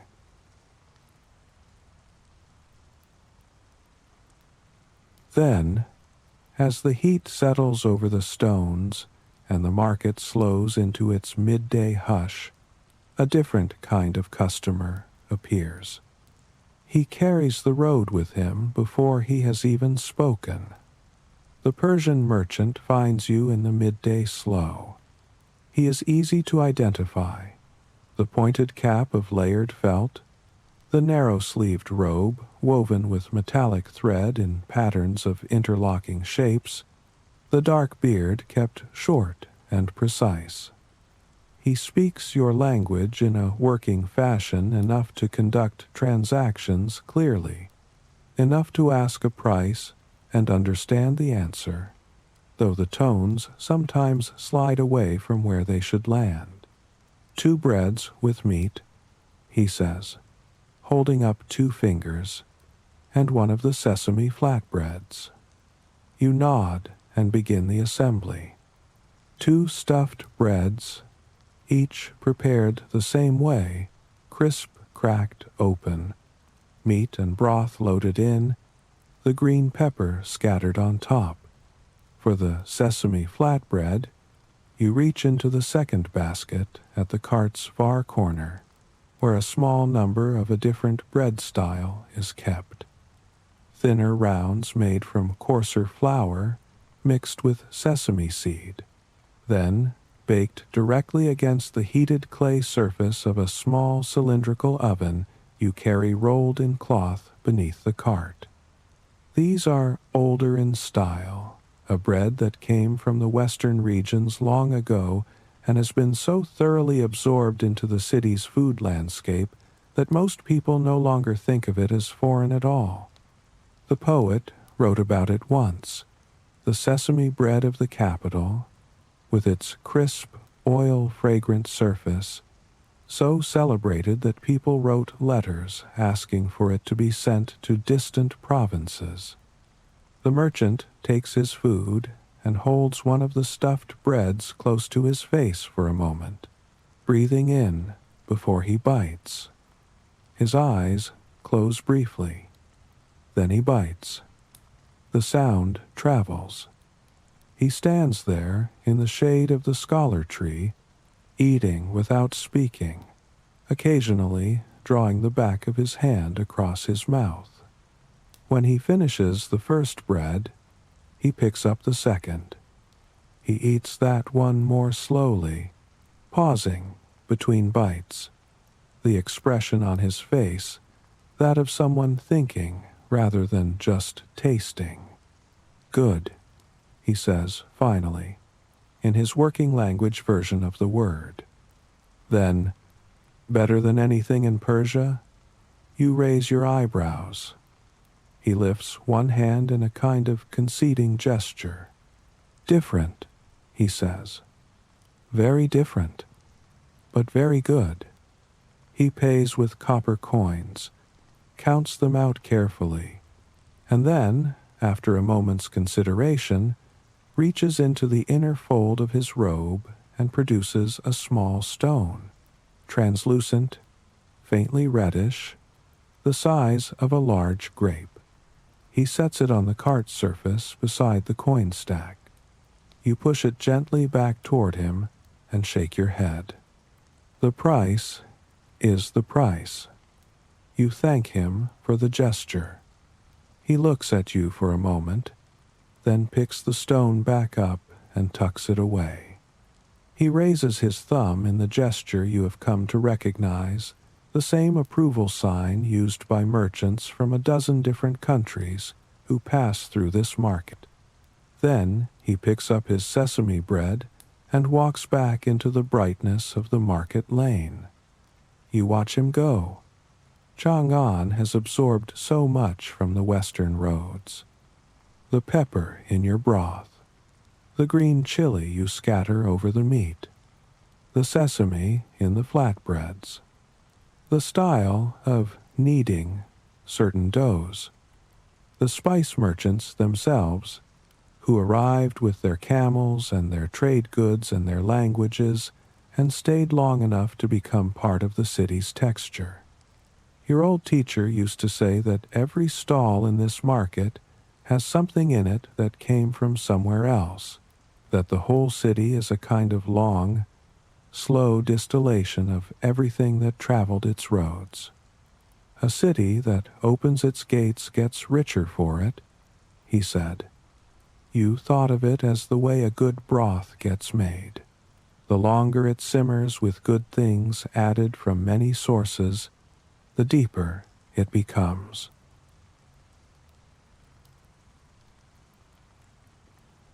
When he is gone, the market feels wider again, brighter and hotter. The hour has come for cooler things, and for the small changes a long summer day asks of a food seller. In the afternoon, you bring out a different kind of bread. The method is simple.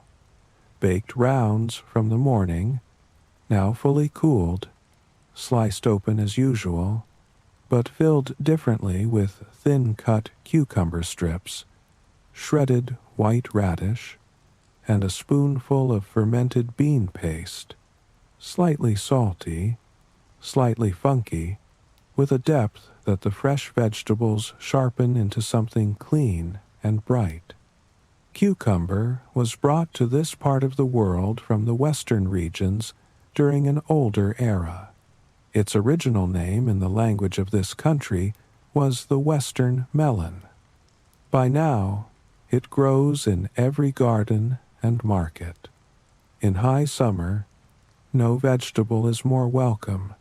The flesh is cold, even on a hot day.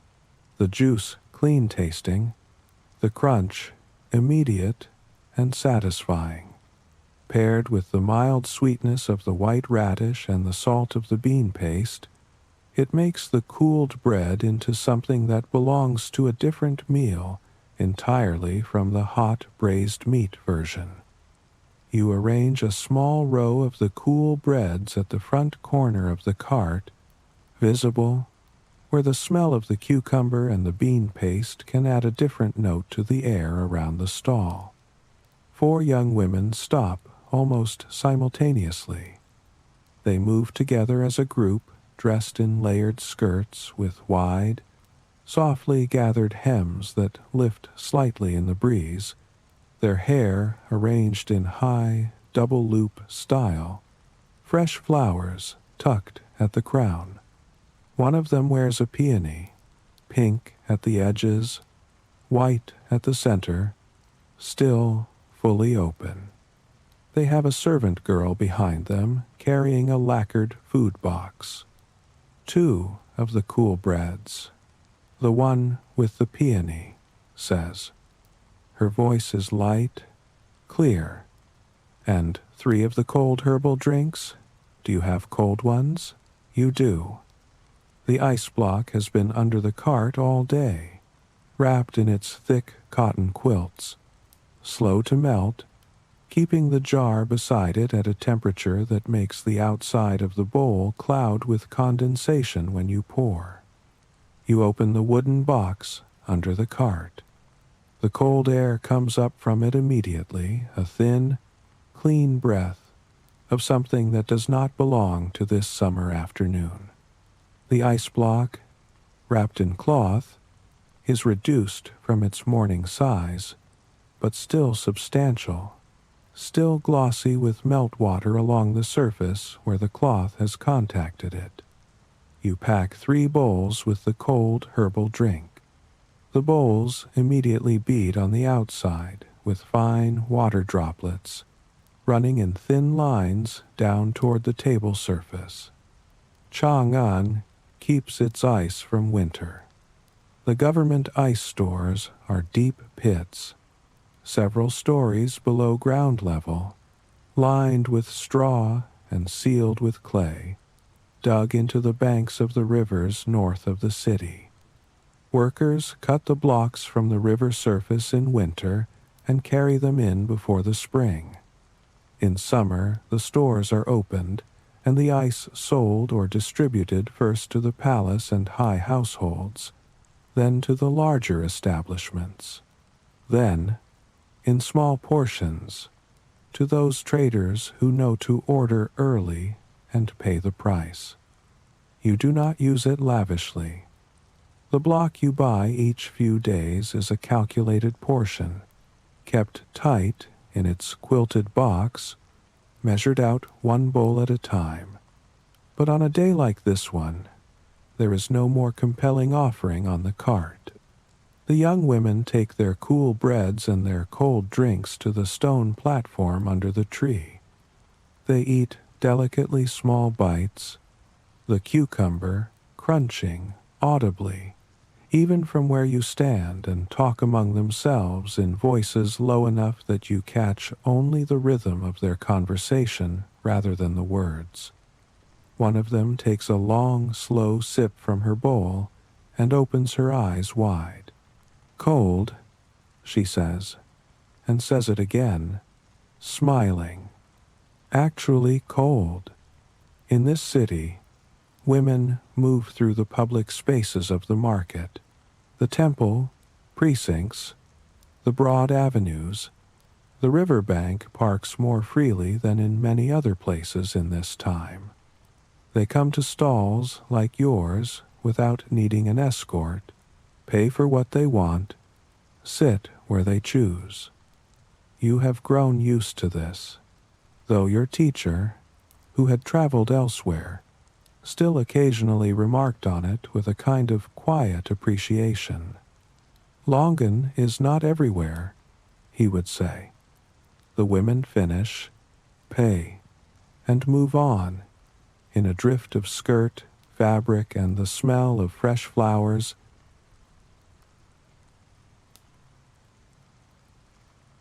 The afternoon light begins, almost imperceptibly, to soften.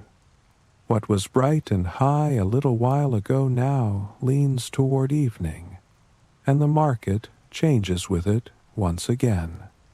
The sun moves lower, and the market's character changes again. The midday merchants begin to pack their specialty goods away. The stall rhythms slow. Then, as the shadows lengthen and the stone surface of the market loses some of its radiated heat, a different kind of customer arrives, the people coming off work, craftsmen in workshop aprons, carrying the particular smell of their materials, sawdust, lacquer, fired clay, hammered metal. Merchants and their assistants, done with the serious transactions of the day, stopping on the way home. Neighbors from the surrounding residential blocks, walking out in the cooler air to buy the evening's food before the market bell signals the closing. The pace picks up again. Not the sharp intensity of the morning rush, something looser, more conversational, people taking their time. A couple stands at the cart for several minutes, discussing whether to take one bread or two, and you hold your ladle and wait without impatience. A young man asks to see the bread before you stuff it, and you show him one straight from the basket, still crisp, and he nods and says yes. The government market bell is coming. The rule here has been the same for generations. The drum opens the market at midday. The bell closes it before sunset. The foreign merchants from the western routes sometimes ask for more time. Their caravans arrive late. Their deals run long, and there are compromises made. Sometimes, near the western market's edge, where things close slightly later than elsewhere. But the bell is the bell. An elderly man stops at your cart as the afternoon begins its final hour. He buys one bread with meat, counts his coins carefully from a small cloth purse, and takes the bread to the stone platform. He eats unhurriedly, in the manner of someone who has nowhere urgent to be, and nowhere he would rather be than exactly here. You watch him between other customers. When he is nearly done, he looks up and calls over to you. "You do this well," he says. The quality of his voice is a former teacher's voice, considered precise, calm. The outside is firm without being hard. The inside has softened but still has body. The broth has gone into the bread without turning it wet. The meat is fully cooked but still holds together. He pauses. That is not easy to get right. He was a seller of brushes and ink. He tells you he still is, though the trade is quieter than it was. When he was young, the West Market had more foreign entertainers, more of the Western-style street performances that would draw crowds in the evenings. The market at night was a different kind of place, louder, more spectacle. Then the city tightened its evening rules. The nighttime gatherings were scaled back, and the market quieted after dark. I passed the examinations when I was young, he says, in the tone of someone mentioning something that happened in another life. The night I found out, a group of us went to a restaurant on the west side of this market and ate well into the evening. There was something like this bread with braised pork on the table. I have not thought about that in years. He finishes his bread. He thanks you, nods carefully, and makes his way back into the evening foot traffic.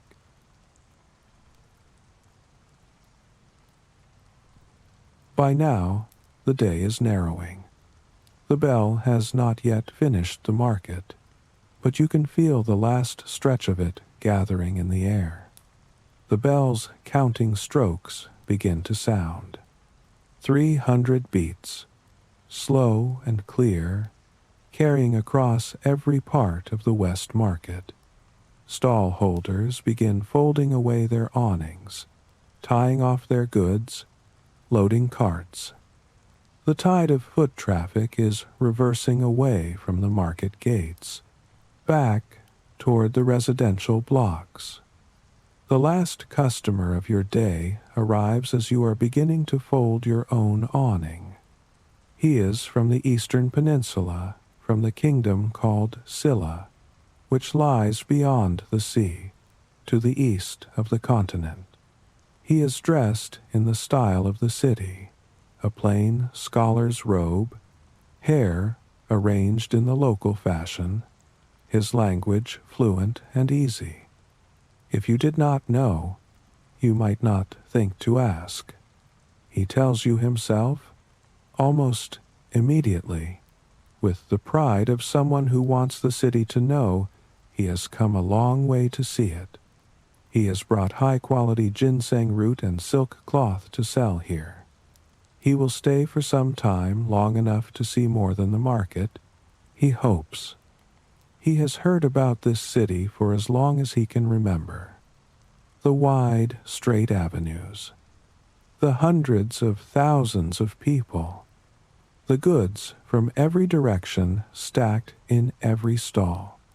He quotes a verse that circulates about Chang'an, the great road connecting its broad lanes, the carriages of painted wood and embossed metal, the horses white as snow.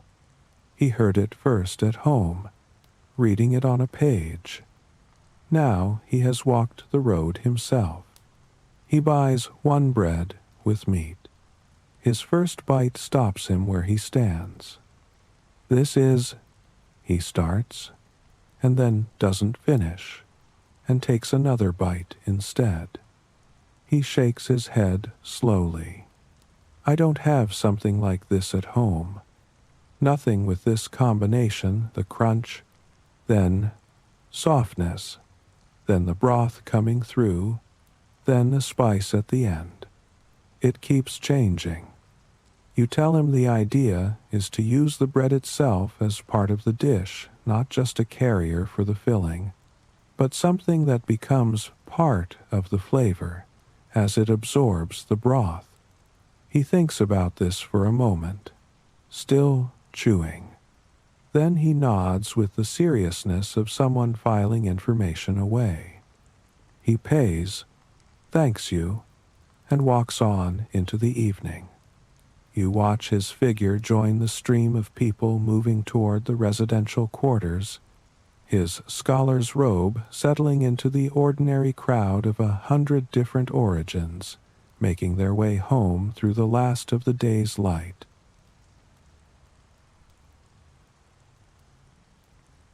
When the last customer disappears into the evening crowd, the day folds inward at once. What was public all day long becomes private again. The cart, the tools, the courtyard, the quiet. You take the cart back through the south gate as the last resonance of the market bell fades into the blocks and walls of the city. The streets are different now. The fast-moving current of the morning cartwheels and shoulder poles and quick steps has settled into something slower. Neighbors calling across walls, the smell of evening cooking drifting from open kitchen doors, a child being carried home on a father's back, already half asleep. The lanterns are being lit. Their light is amber yellow, not the crisp light of morning, but something softer, rounder, more forgiving of edges. You navigate by feel as much as by sight. The courtyard gate swings open under your hand. You wheel the cart to its corner and begin to unload. The clay pot, now significantly lighter than at dawn, still holds a small amount of broth, enough for your own evening meal, enough to become the base of tomorrow's broth once you add to it. The bread basket is almost empty. 2 rounds left, their crust beginning to soften from hours in their cloth wrap. You take them for yourself. The copper pot, the ladle, the cutting board, the knife, the small bowls and jars, all of it comes off the cart and gets carried to the well. You lower the bucket in the dark and bring it up cold. The water over your hands is a different kind of cold. From the morning, this cold is not waking up cold, but the cool of completion, the temperature of water at the end of a day, when it seems to reach into all the places your palms have been working since before dawn and draw the heat and soreness out. You scrub the copper pot with river sand and a rush scrub.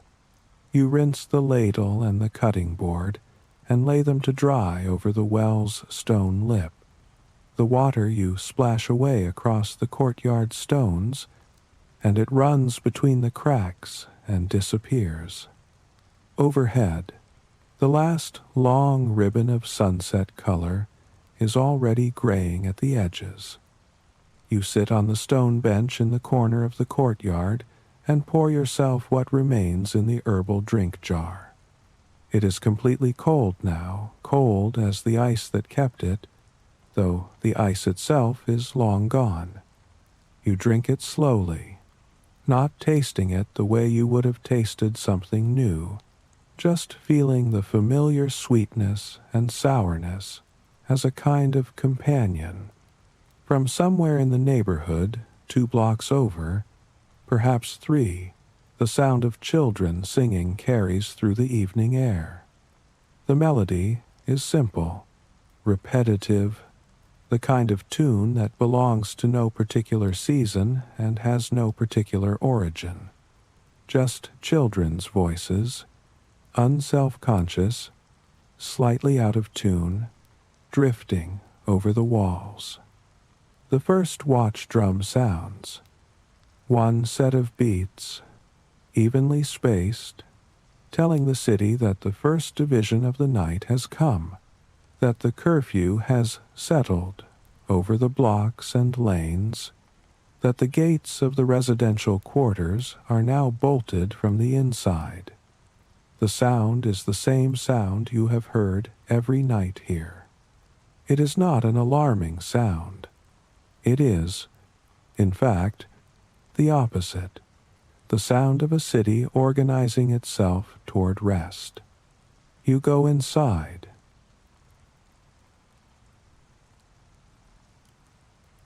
The washing is done. The courtyard has gone still, and there is nothing left now but the small reckoning that comes at the end of every working day. The wooden money box sits on the shelf beside the bed. You carry today's coins to it now and open the lid.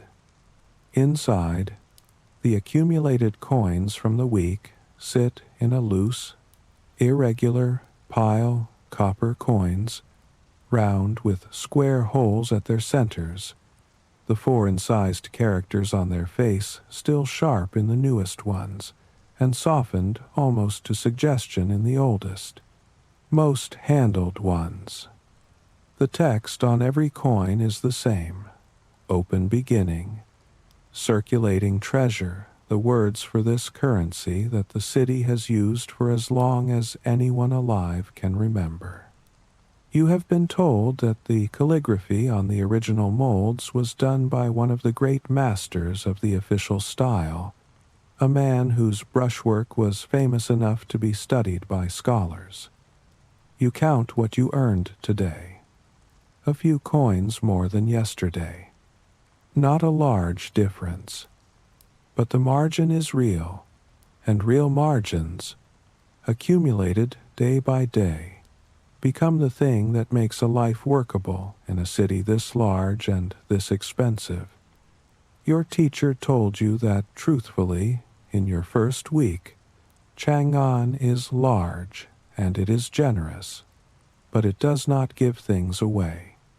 You earn your place here daily. You set the lid back on the box. The candle on the table is burning low. You watch it for a moment, the flame steady, unhurried, casting its small circle of light that touches the edge of the money box, the corner of the work table, the measuring board you laid there again tonight after clearing the dishes. You lie down. The sleeping mat holds the warmth of the room. The cotton quilting, worn soft over years of use, settles around you.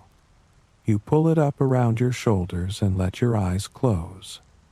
The room is quiet in the way that a room only becomes quiet after a full day, not empty quiet, but settled quiet, the kind that comes when everything that needed to happen has happened. The candle makes almost no sound. The courtyard is still. From the old carpenter's room, a slow and even breathing tells you he has been asleep for some time already. Through the paper window, the night has gone fully dark. A few stars are visible at the highest corner of the window's frame, the same stars, more or less, that were there this morning when you first opened your eyes. They are neither closer nor further. They give off the same faint light. The city hums below them with a particular hum of a million lives settling towards sleep at roughly the same hour, in their courtyard rooms and riverside quarters and stacked residential blocks, each person horizontal, each person done.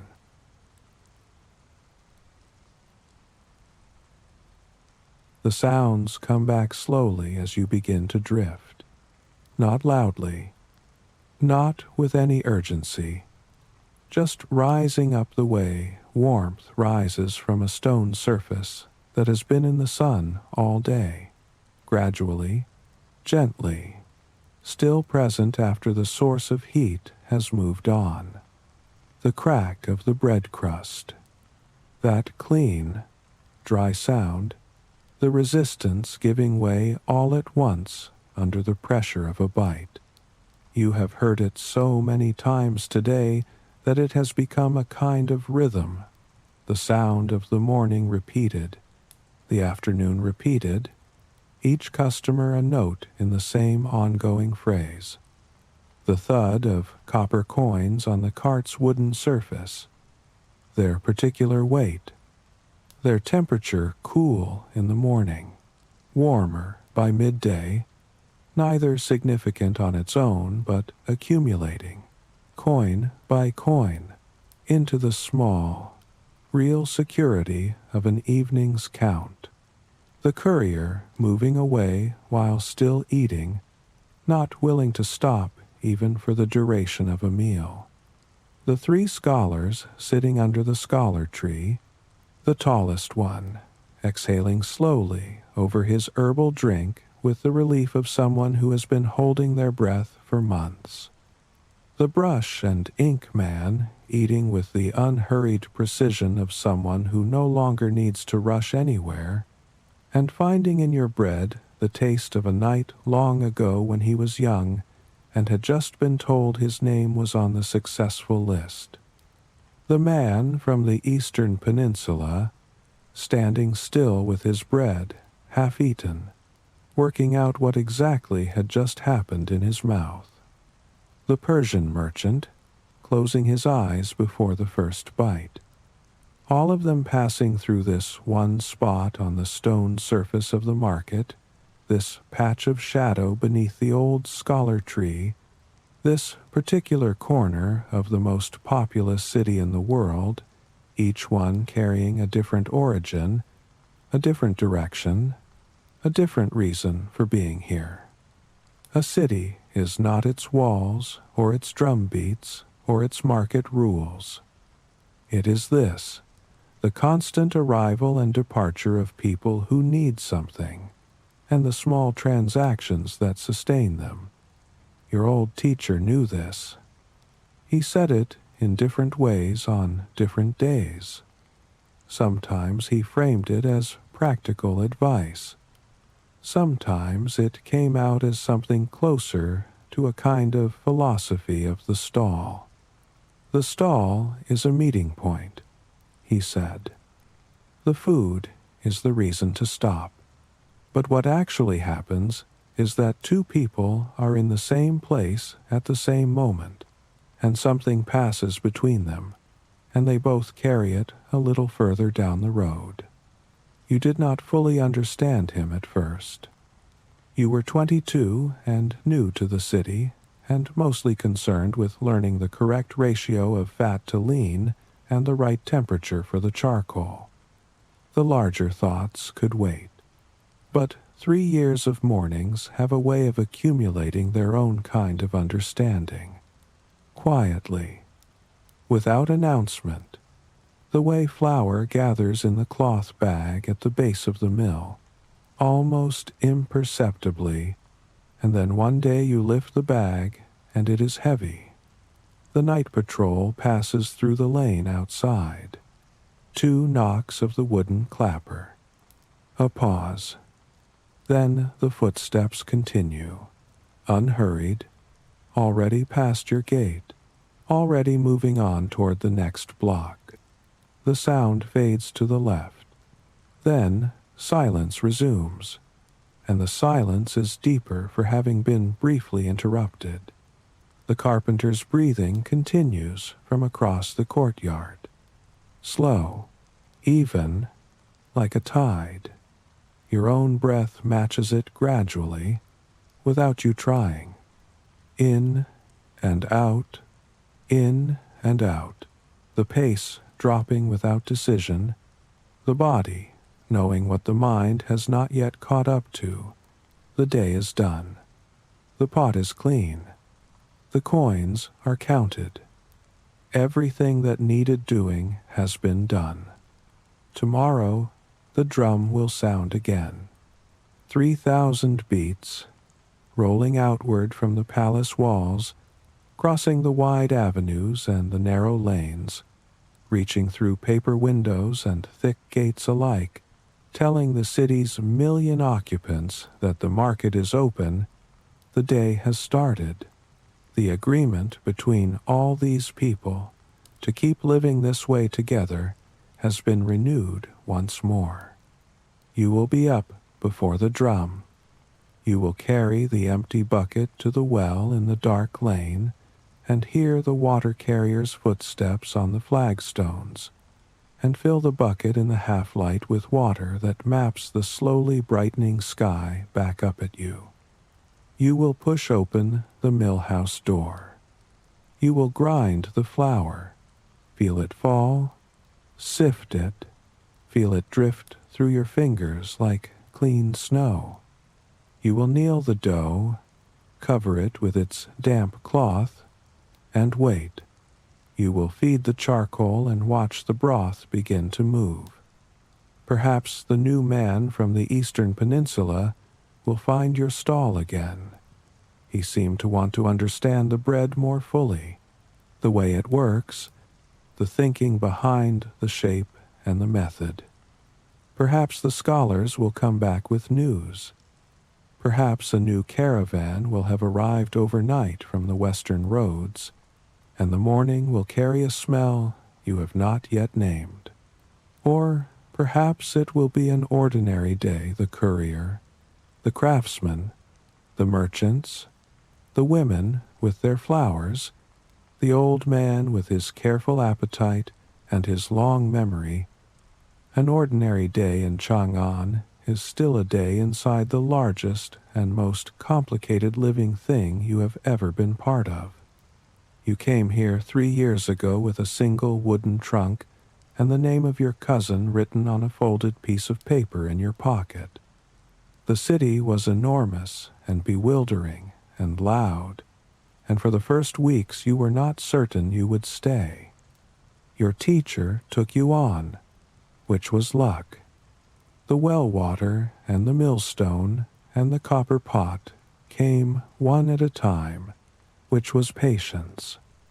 The stall position under the scholar tree came from getting up early enough, day after day, until the space became yours by quiet habit, and by the tacit acknowledgement of everyone around you. That is how a place in a city this size is made, not by claiming it, but by returning to it, by being present in it so consistently that your absence would be noticed. The stars move a little above the paper window. Somewhere across the city, a dog barks once, then goes quiet. The candle has burned down to its last small inch of light, the flame narrow now, pulling slightly to one side in a draught you cannot feel, casting a long, thin shadow across the ceiling. It will go out on its own in a few minutes. You do not need to watch it. You let your eyes close. The smell of the morning is already there. Somewhere in the back of the mind, the cold stone of the courtyard underfoot, the rope of the well bucket in your palm, the first low groan of the millstone turning, the first pale thread of flour falling into the cloth, the smell of the broth building, the smell of the bread on the fire, the sounds of the city before the city wakes. You are already almost there. From one warm oven to another, the night continues. You wake inside a violent rocking motion and a smell so thick it feels almost solid. It is not the clean smell of open water. It is something older and heavier than that. River mud gone soft with rot. Water weeds decomposing somewhere just beneath the hull. The sharp, layered scent of fish and wet timber, the kind of smell that belongs only to a great southern port, that clings to the back of the throat and stays there long after the boat has docked. You struggle to open your eyes. The light hits you immediately, bright and flat and merciless, and you close them again without meaning to. You have been sick for a long time. You left the north ill, and you have traveled the whole long way south in the lower hold of a cargo vessel, pressed in among bales and crates and other bodies, drifting between waking and unconsciousness, not always sure which was which. There were stretches where the darkness felt permanent. There were moments when you genuinely believed you would not arrive anywhere except deeper into the dark. But the boat has stopped. The violent rolling has eased into a gentle, almost lazy sway. Something has changed. You press one hand against the rough wooden planking of the hull beside you. The wood is damp and grained with salt and age.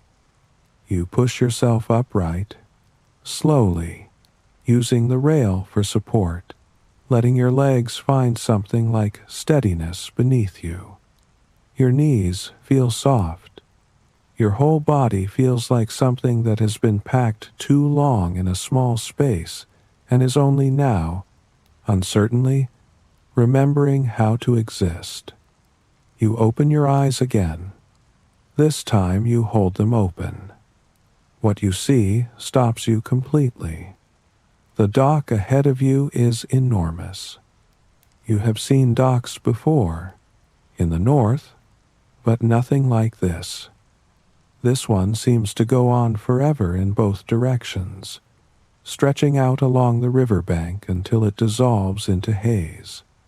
Hundreds of vessels crowd the water, moored so close together they seem to lean against each other like exhausted travelers. Masts rise in dense clusters, dozens and dozens of them, like a leafless forest growing straight out of the river.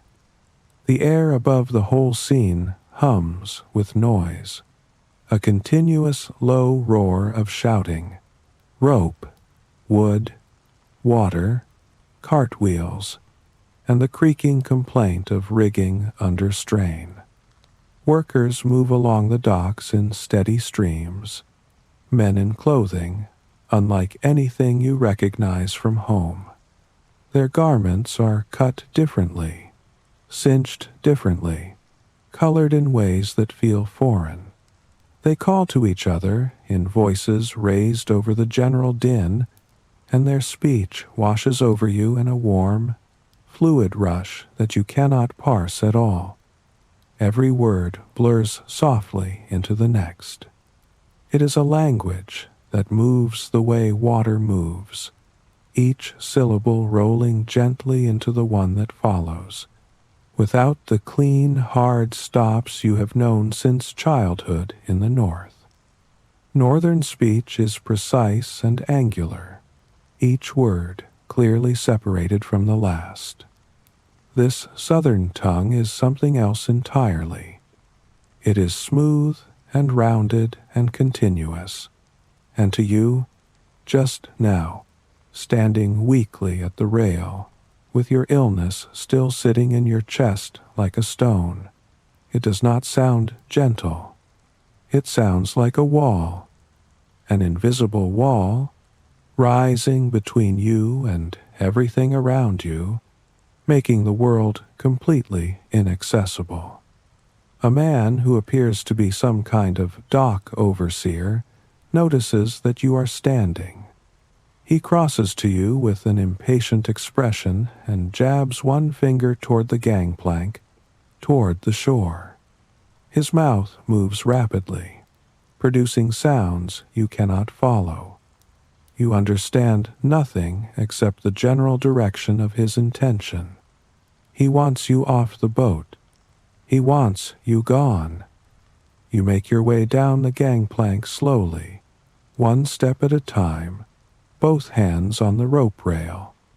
When your feet touch the solid ground of the dock, your legs buckle slightly. You stand still for a moment, letting the earth be still beneath you, waiting for your body to remember how to stand on something that does not move. Then you raise your head and look. In the distance, beyond the chaos of the docks, beyond the press of people and carts and stacked goods, there is a wall. It rises against the sky like something from a dream of power. Gray-black stone, massive and unhurried, catching the morning sunlight along its upper edges, so that it seems to glow faintly from above while remaining cold and dark below. The wall is so tall it makes the buildings clustered at its base look small and uncertain. It continues left and right as far as you can see, interrupted only by towers and gates, each one guarded, each one closed against the ordinary world outside. That is Jiankang, the great southern capital, the city that now holds the southern court, the last great gathering point of power and culture from a world that the chaos in the north has scattered. You have heard the story many times, in fragments, from other travelers along the road south. When the wars came to the northern heartland, when the old order cracked and burned, great families and government men and ordinary people alike began the long southward flight. They crossed the river and they came here, to this city, with whatever they could carry. The city swelled with them. It grew rich and crowded and complicated all at once, a place where the old northern world tried to rebuild itself on southern soil, with mixed results, in close quarters, with all the tensions that displacement and proximity and difference bring. You are part of that story, the most invisible, unremarkable part of it, one drop in a current too large to count. The people moving around you on the dock glance at you as they pass. There is a particular quality to those glances. something measured and slightly withdrawn, as if they are assessing what kind of problem you might turn out to be. You have already heard a word for people like you, people who came from the north and are now living here in the south without having been born here. The word is, roughly, a sojourner, a person who resides somewhere temporarily, a guest who was not invited and has not yet left.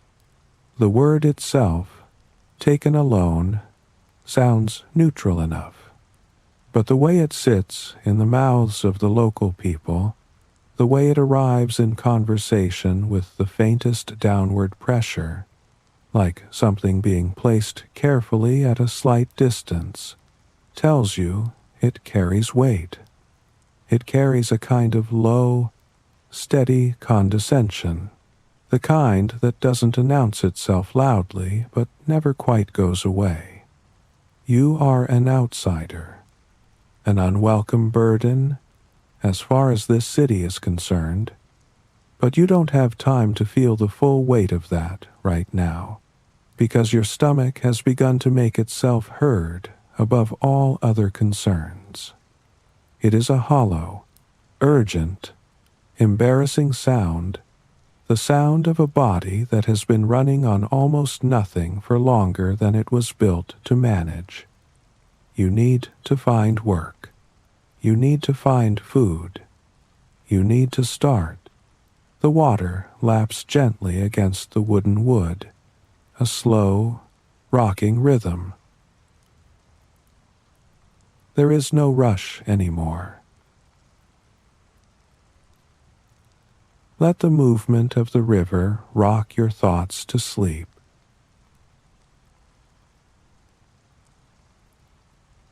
You move away from the dock on unsteady legs, drifting into the outer streets of Jiangkang like a man who is not quite sure his own body will continue to cooperate. Everything here is different from the world you grew up in. The buildings are shaped differently, their roof lines curving in ways that feel unfamiliar. The trees lining certain streets are trees you have no names for, their leaves broad and dark, throwing a denser, more liquid shade than the trees of the north.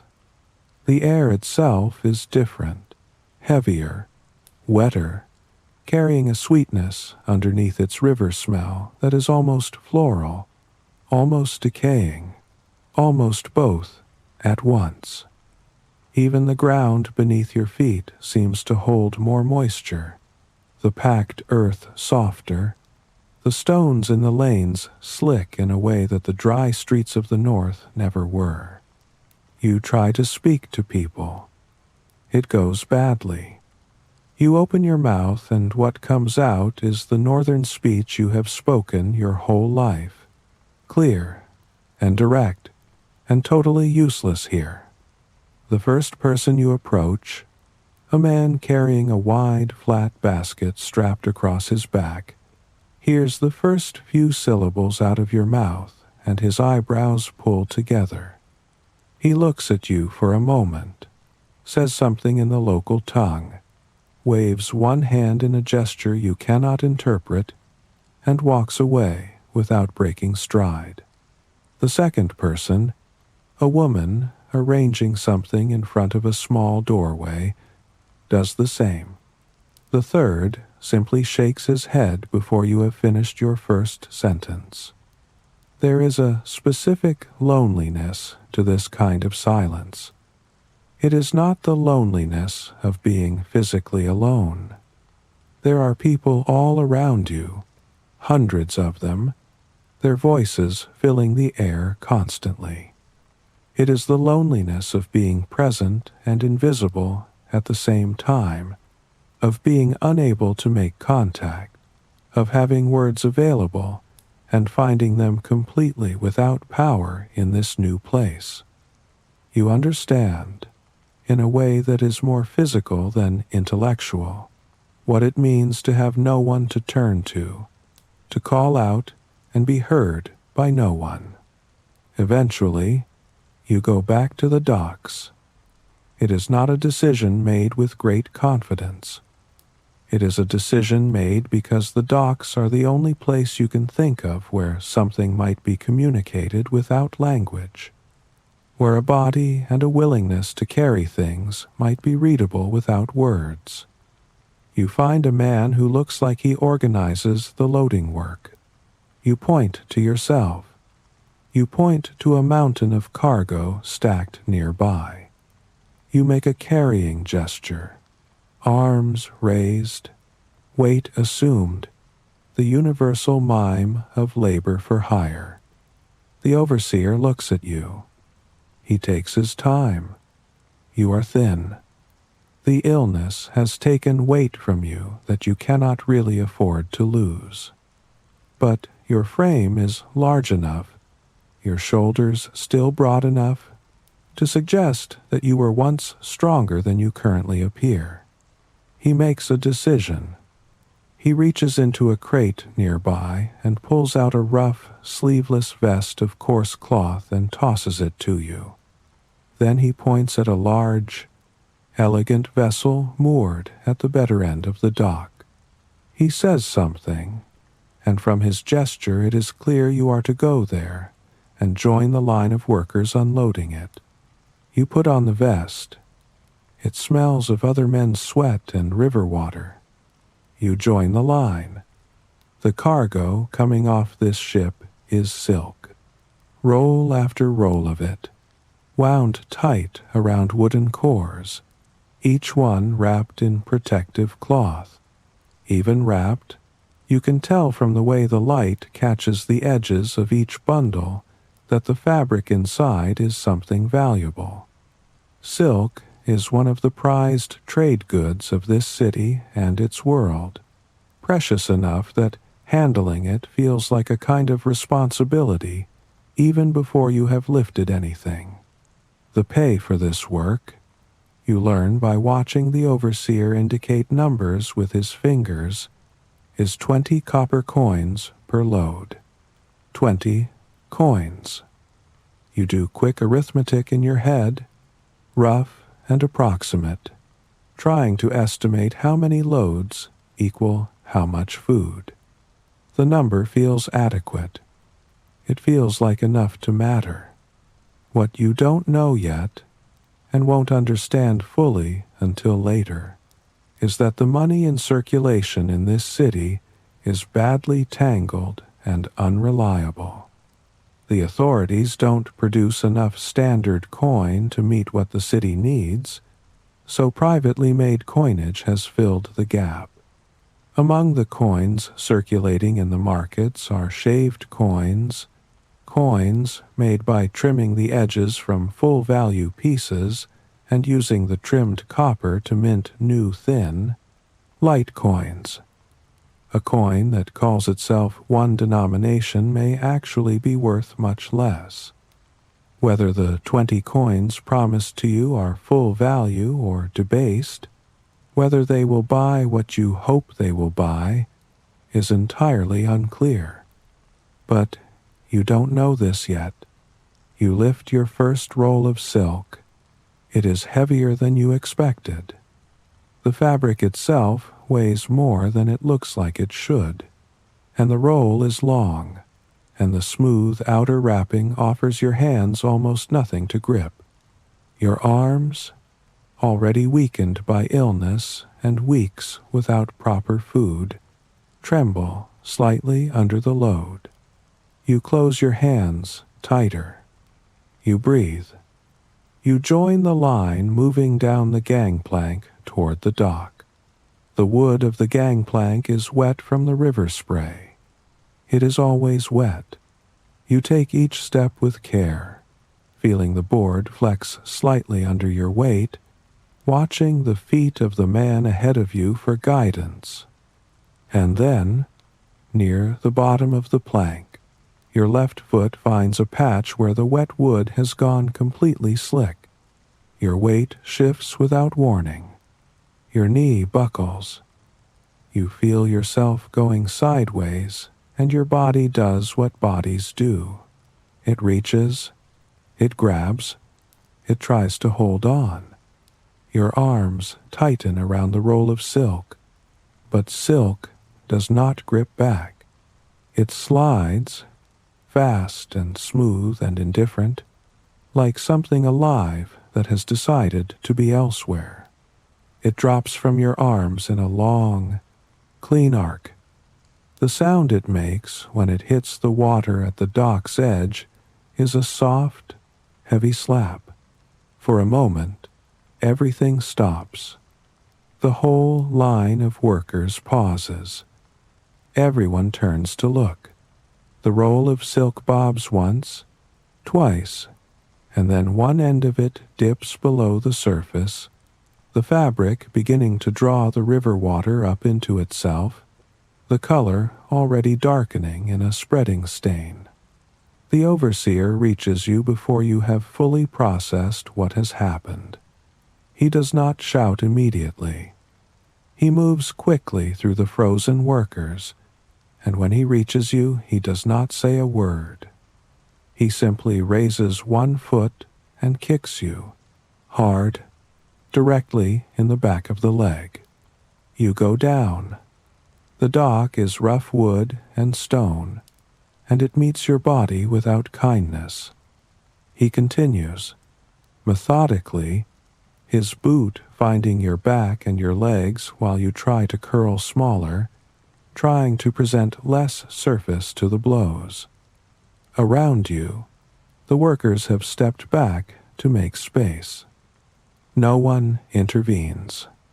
The overseer shouts now, in the southern tongue, his voice ragged with anger, and though you cannot understand the individual words, you understand everything about the sound of them. The contempt is not linguistic. It crosses every language you might have learned. When he stops, he reaches into a pocket, pulls out the 20 coins that would have been your pay, and throws them at you. They scatter across the dock. Several fall into the water. Then he points, and the direction is clear. Go. You gather what coins you can reach. You get to your feet, or most of the way to your feet, your left leg not cooperating fully, one knee badly scraped, your back already tightening around the places where his boot found you. You limp away from the dock, step by slow step, until the sounds of the loading operation recede behind you and you find a wall to put your back against. You sit down in the shadow of a building, in a narrow side street just off the dock road, and you breathe. Across the lane, a child in ragged clothing is crouched over a pile of discarded material, some kind of rubbish left outside a door. The child is searching through it with focused, practiced hands, and after a moment pulls out something that might once have been food, a piece of cake or bread gone gray-green with mold. The child looks at it, briefly, then pushes it into his mouth and eats it in fast, earnest bites, the way someone eats who has learned not to think too much about what they are eating. You watch this. You understand that you are one bad day from doing the same thing. The afternoon moves on around you. The light changes, going from flat white to gold to the first faint warmth of early dusk. Your leg hurts. Your stomach has gone past the loud, demanding stage into a quieter, more ominous silence. You get up. You walk, because there is nothing else to do. You move away from the dock, away from the main roads, deeper into the quieter residential streets where ordinary families live behind wooden doors, where the sound of cooking and conversation and children's voices drifts out from the spaces between buildings. These sounds make the loneliness worse. They are the sounds of people who belong somewhere and you are not one of them. A cool breeze drifts through the narrow lanes. It touches your face, carrying away the exhaustion of the journey. You are safe now. Take a deep, slow breath and let it go.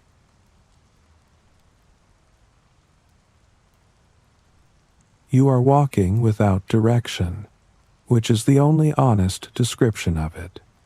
Your feet move because stopping feels worse than moving. The street is narrow here, the buildings closing in on either side, the last light of the day touching the upper tiles and leaving the lane itself in early shadow. Somewhere nearby, a family is arguing about something. Somewhere else, a baby is crying with the full-throated determination of someone who has not yet learned that the world rarely responds as quickly as one would like. Then the wind shifts. It comes from somewhere ahead and to the left, slipping through a gap between buildings, and it carries something with it that stops you as completely as if you had walked into a wall. The smell is warm, unmistakably warm, in the way that only certain smells are, smells that carry heat as part of their character rather than just as a physical quality. It is flour and fire together, the specific scent of wheat undergoing heat, that moment when raw dough transforms into something else, something sealed and golden and crisp. Underneath it, or woven through it, the nuttier, more aromatic thread of sesame, roasting, just past raw, releasing its oils into the hot air of whatever oven is producing this. You stand still in the lane and breathe it in. Something happens inside you that you cannot fully explain with words, though you will spend the rest of your life trying. Your mind goes somewhere without asking permission. It goes north. It goes back. A winter evening. The sky, outside a low window, the particular gray-white of northern winter, heavy with the promise of snow that has not yet arrived. A room lit by the glow of a clay oven, dome-shaped, built into the corner of the house. Your father is working. He stands with his back to you, his shirt removed despite the cold outside, because the oven puts out a tremendous heat in that small space. His shoulders are broad, and there is sweat on them, and his whole body is engaged in the work, which he knows so thoroughly that he does not need to think about it consciously, the same way a musician does not think about each individual finger movement. He is shaping dough.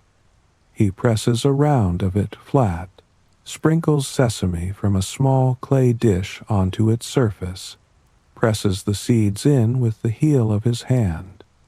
Then he turns to the oven.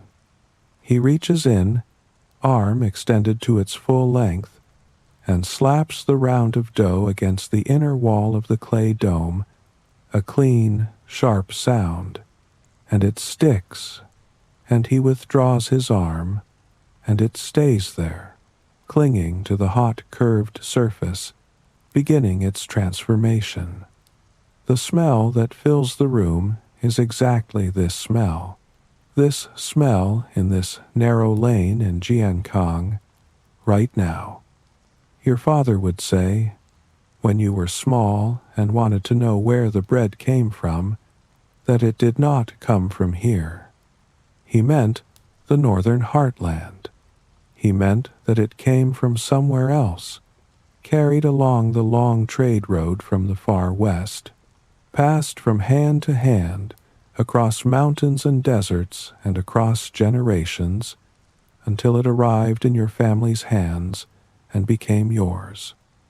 The word that people used for things that came from those farther western places, from peoples and traders beyond the Central Plains was a particular prefix, and so the bread was called that kind of bread, a bread from elsewhere, a bread from the West.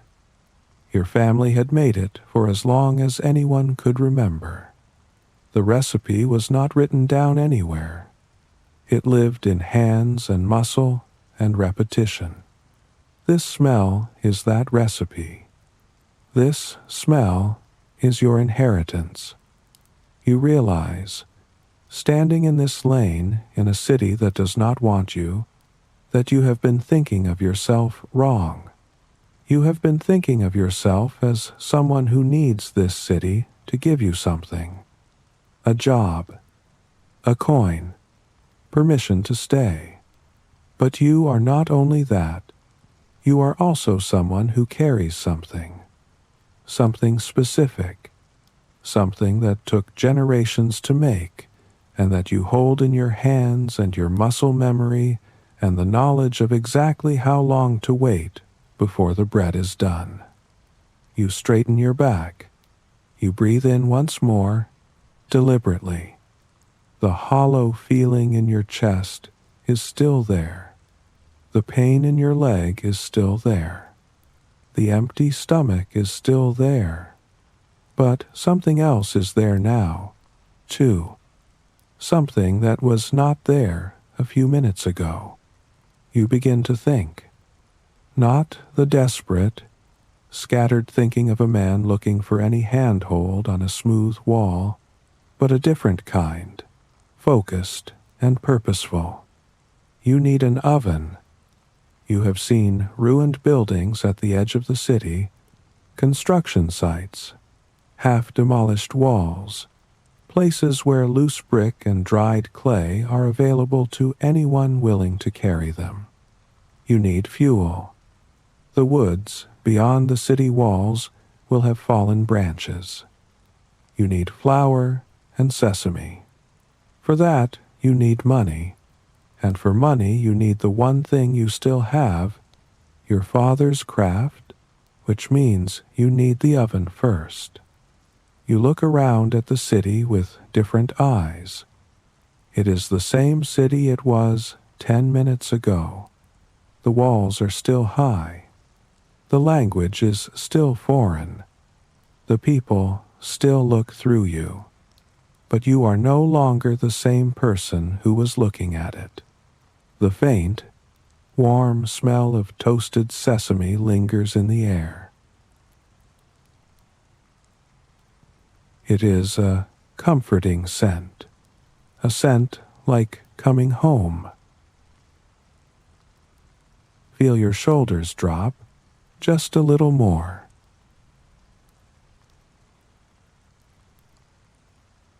Before the sky is fully light the next morning, you are already moving.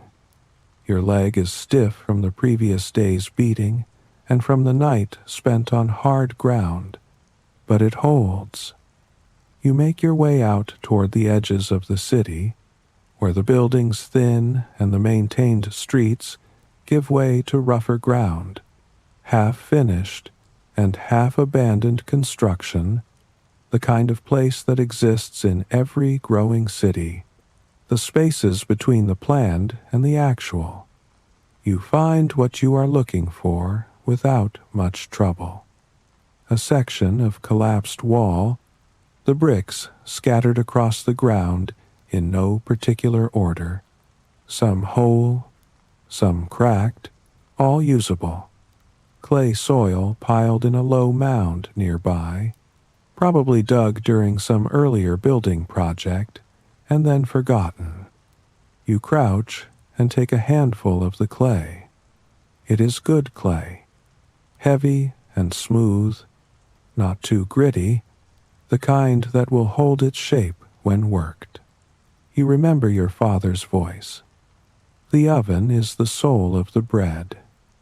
The size of the chamber determines how evenly the heat distributes. The thickness of the walls determines how steadily the temperature holds. Get these wrong and the bread will be wrong, and all the skill in the hands won't save it. You begin. There is no other word for what you do over the following hours except work. You carry bricks from the scattered pile to your chosen spot, one or two at a time, because your arms are still not at full strength and carrying more would mean dropping them. You dig clay from the mound with your hands and a piece of broken tile, loading it into a hollow you have made from the cloth that was wrapped around your waist. You carry the clay to your building spot. You mix it with a little water from a shallow standing puddle nearby, working it with your fingers until it has the right consistency, the feel of it something you remember without having to think about, the way you remember the weight of your father's hand on your shoulder. You lay the first course of bricks, then the second. You pack clay between them, pressing it in with your thumbs, smoothing it, filling every gap. The oven you are building is not large. It is not meant to be large. It is a single-person operation for a single-person operation, but it needs to be right. It needs the right proportions. The dome needs to curve at the correct angle so that the heat circulates evenly from the floor to the top. The opening needs to be small enough to hold the heat, but large enough to work inside with an outstretched arm. You work through the morning. Sweat comes early and stays. It soaks through the cloth at your back, dries in the breeze, leaves a faint white crust of salt along the collar. Your hands take the worst of it, the skin rubbing thin against the rough brick edges, the clay finding its way into every small cut and crack, mixing there with blood to form a reddish-brown paste that you wipe on your trousers without stopping.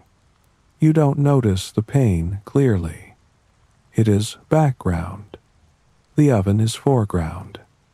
By midday, the basic structure is done.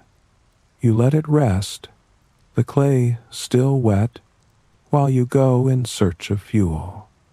The area outside the city walls, where the farmland begins, has the kind of woody edges where fallen branches collect. You gather them into a bundle, using a strip torn from the hem of your outer garment to bind them. You carry the bundle back to your oven. By late afternoon, the clay has dried enough to test with a small fire. You lay the wood carefully inside the chamber, building a small pyramid of twigs before adding the larger pieces, coaxing the fire in stages, keeping the first burns gentle so the clay can adjust to the heat without cracking. The smoke curls up through the opening and disperses in the breeze. The bricks begin to warm. You can feel the heat on your face, even from where you crouch watching it. The oven holds. You sit back on your heels and look at it for a moment. This rough clay dome rising from a scatter of reclaimed brick on an abandoned patch of ground. It looks like what it is. It is not beautiful. It is not finished, and it will need further work over the coming days as the clay settles and you patch the small cracks that appear. But it is real, and it functions, and it is yours, and you built it. You put one hand on the warm exterior wall, just for a moment, and leave it there. The earth is quiet. The clay is firm.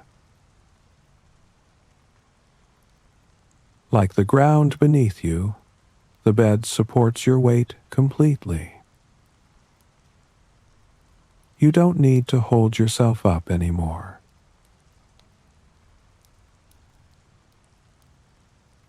The oven exists, but an oven without flour is a warm hole in the ground. You check what you have. The scattered coins from the dock, the ones you managed to gather before leaving, amount to almost nothing. Not enough for flour. Not enough for sesame. Certainly not enough for both. You look at what you are carrying. Everything you owned when you left the north has been lost or sold or worn to nothing along the way.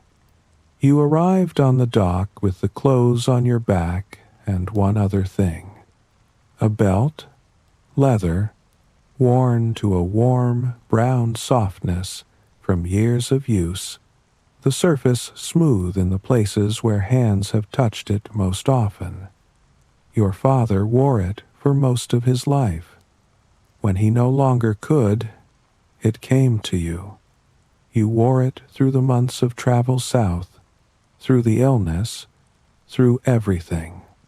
You have kept it the way you keep a thing that you cannot explain the importance of, which is without needing to explain it, simply by never putting it down.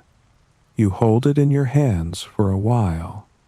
Then you find a second-hand goods stall in a quieter market street, run by a small, wiry old man with sharp eyes, who makes his living reading people as much as objects. You set the belt on his table. He picks it up, turns it over, tests the leather between his fingers. He looks at you, this thin northern man in clothes that have seen better days, and something shifts very slightly at the corner of his mouth. He holds up 2 fingers and says, in broken northern speech, the number 10. 10 coins. You know the belt is worth more. You know he knows this too. But you also know that what you have is not leverage. You are a displaced person standing in a city you arrived in sick and broke, trying to sell the only valuable thing you possess to a man who has no reason to be generous.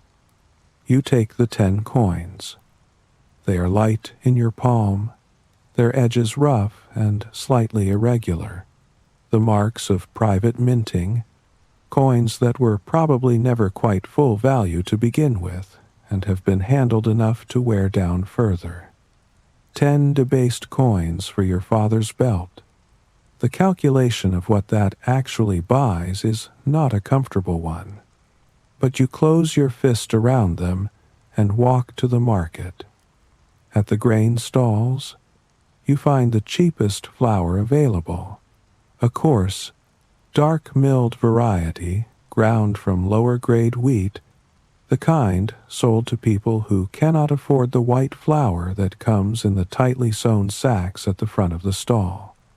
It is rougher, darker, with a more assertive smell. The bran still present, the texture grittier than what most people in this city would choose. You buy as much as the coins allow.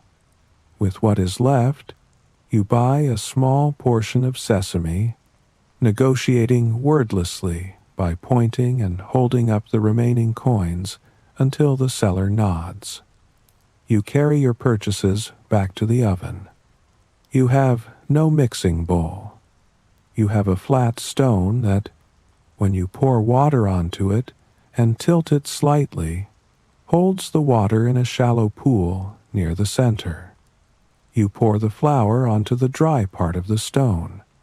You add water gradually, mixing with your fingers, feeling for the right consistency. Not too soft, not too stiff, the dough wanting to pull back a little when you stretch it, wanting to return to itself. You knead it on the stone, pressing and folding, pressing and folding, counting the strokes the way your father counted them. He said 300 strokes was the minimum. He said less than that, and the dough hadn't been properly worked, the structure inside it not yet fully developed, and the bread would be dense and wrong. You knead past 300. You knead until your arms are tired, and the dough has gone smooth and alive under your hands, soft with a faint spring, a living texture. You divide the dough. You flatten each piece into a rough circle on the stone. You scatter sesame across the surface of each one, pressing the seeds in lightly with your palm. Then you stoke the fire to bring the oven to the right temperature, watching the color of the flame and the behavior of the smoke, reading the heat the way your father read it, through the eyes and the skin, not through any instrument. When it is ready, you slide your hand into the oven and feel the radiating heat on your forearm and the inside of your wrist. You pick up the first round of dough. You extend your arm into the oven. You press the bread firmly against the inner wall, a clean slab, and you feel it grip the hot surface. You withdraw your arm. The bread stays. You do the others. Then you wait, crouching in front of the oven, watching the firelight through the opening, listening to the small sounds of the dough cooking, the faint bubbling and hissing as the moisture escapes. The smell builds slowly, the way this smell always builds, beginning as something faint and promising, and growing into something unmistakable and whole. The scent of the coarse flour is different from the white flour your father used, earthier, more raw, but the sesame rising through it is the same, and the particular smell of bread against a clay oven wall, that combination of char and wheat and heat, is exactly the same. You use a piece of curved iron you found at the construction site to lever the first bread off the oven wall. You hold it in your palm. It is dark-colored from the flour, slightly irregular in shape, one edge thicker than the other. It looks like something made in a hurry by someone who did not have the right tools. You bite into it.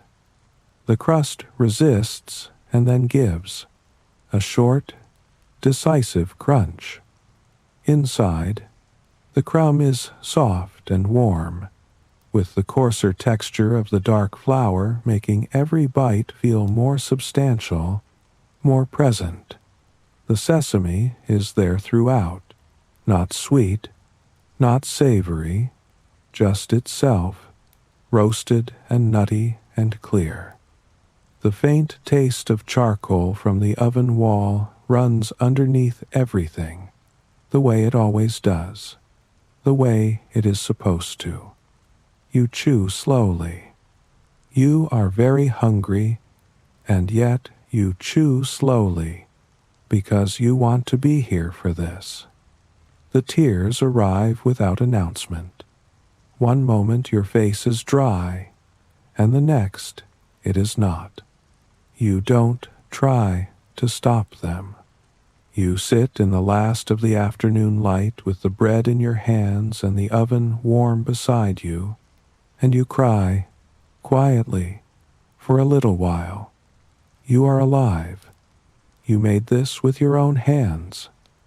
In a city that does not know your name, in a language you cannot speak, with flour bought with your father's belt and an oven built from someone else's broken walls, you have produced something real and good. That is enough. For now, that is everything. Listen to the small crackle of the wood fire. A soft pop, a gentle hiss. The warmth spreads from the glowing embers, melting away the tension in your hands and feet.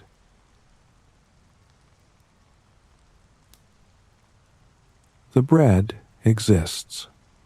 You have made something. Now, the question is not whether the bread is good. You know the bread is good.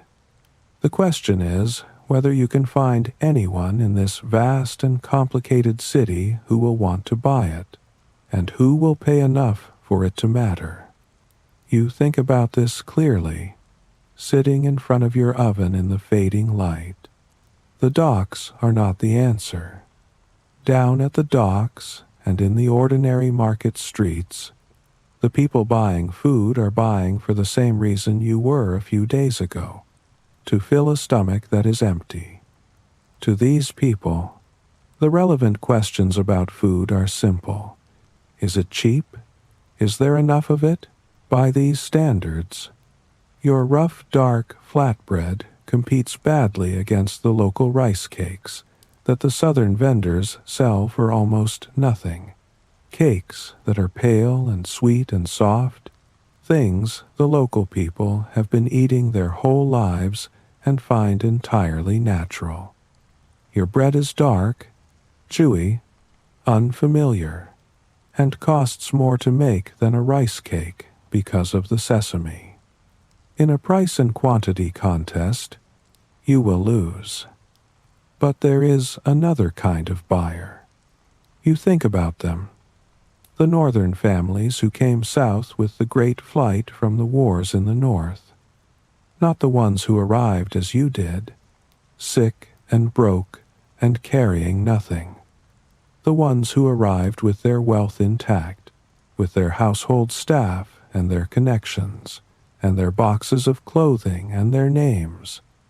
The ones who have been in this city long enough to be comfortable, to have good houses in good neighborhoods, to be settled enough that their hunger is no longer physical, but something else. Something closer to longing. Homesickness. The kind that food can address in a way that almost nothing else can.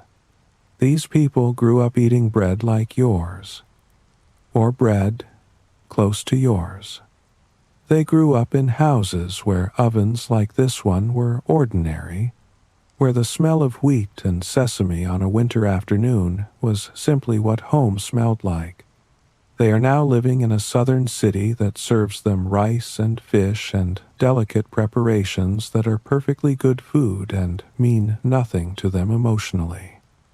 They are full, and they are homesick at the same time, which is its own specific kind of hunger. You know where the most powerful northern families in Jiangkong are concentrated. You have heard the name of the lane. It is spoken with a particular respect in the stories people tell about this city, the kind of respect that contains an acknowledgement of power and a certain wary distance. It is a lane where two of the greatest northern households have their compounds. The families there are among the most prominent in the southern court. Their names are known. Their doors are enormous. Their presence shapes a whole quarter of the city. That is where you need to go. You wrap your remaining bread in a piece of rough cloth. You tuck it under your arm. You check that the knot is secure. Then you begin walking. The light in the sky is fading. Shadows stretch long and soft across the stone paths. The day is turning into dusk, and your eyelids are growing heavy, so heavy.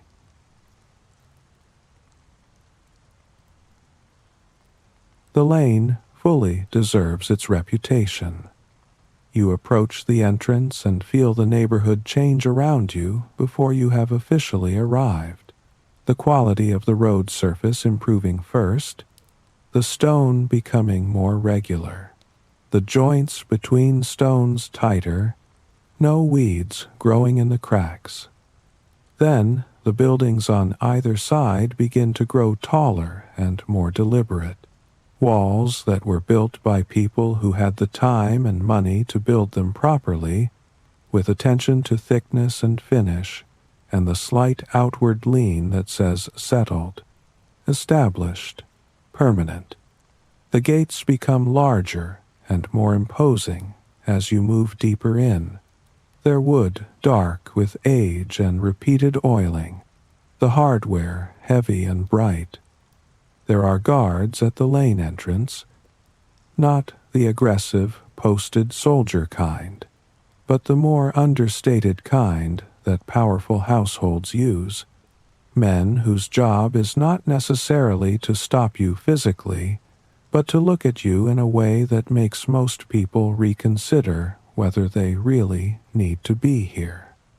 They look at you. You hold your breath and keep walking, and they let you pass, possibly because you are clearly too threadbare to be a threat to anything. The lane inside is paved with flat gray stone slabs, large and evenly laid, so clean that in the low afternoon light they reflect faintly, the buildings on either side appearing as blurred dark shapes in their surface. Compound walls run left and right, broken at intervals by wide gates with elaborately carved lintels.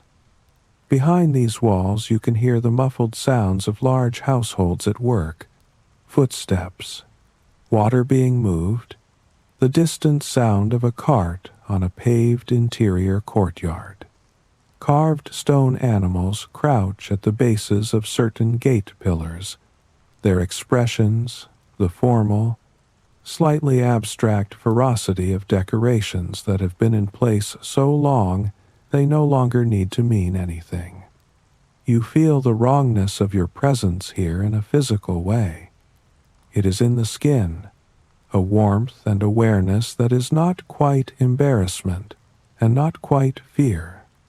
Your clothing is wrong.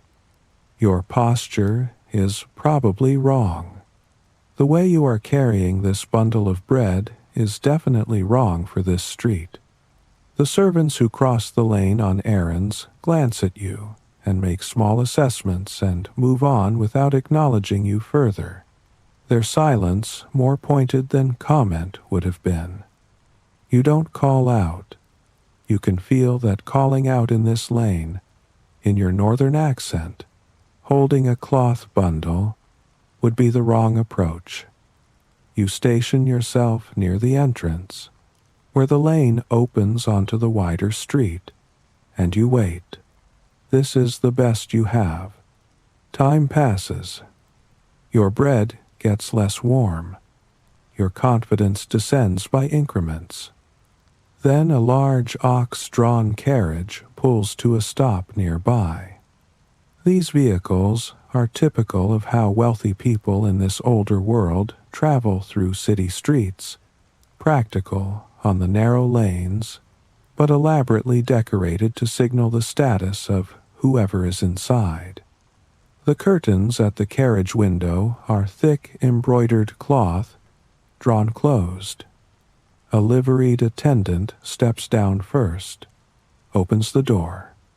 The young man who steps out is perhaps 17 or 18. He is wearing a long robe in deep purple silk, the kind of garment that falls with a particular weight and drape that cheaper fabric cannot produce.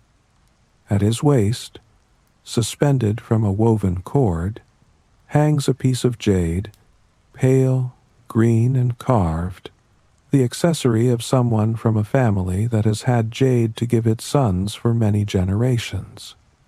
His face is fine-featured and clear, the kind of face that has never spent a day without enough food or sleep, and his bearing carries the absolute unstudied ease of someone who has been significant his whole life and expects to remain so.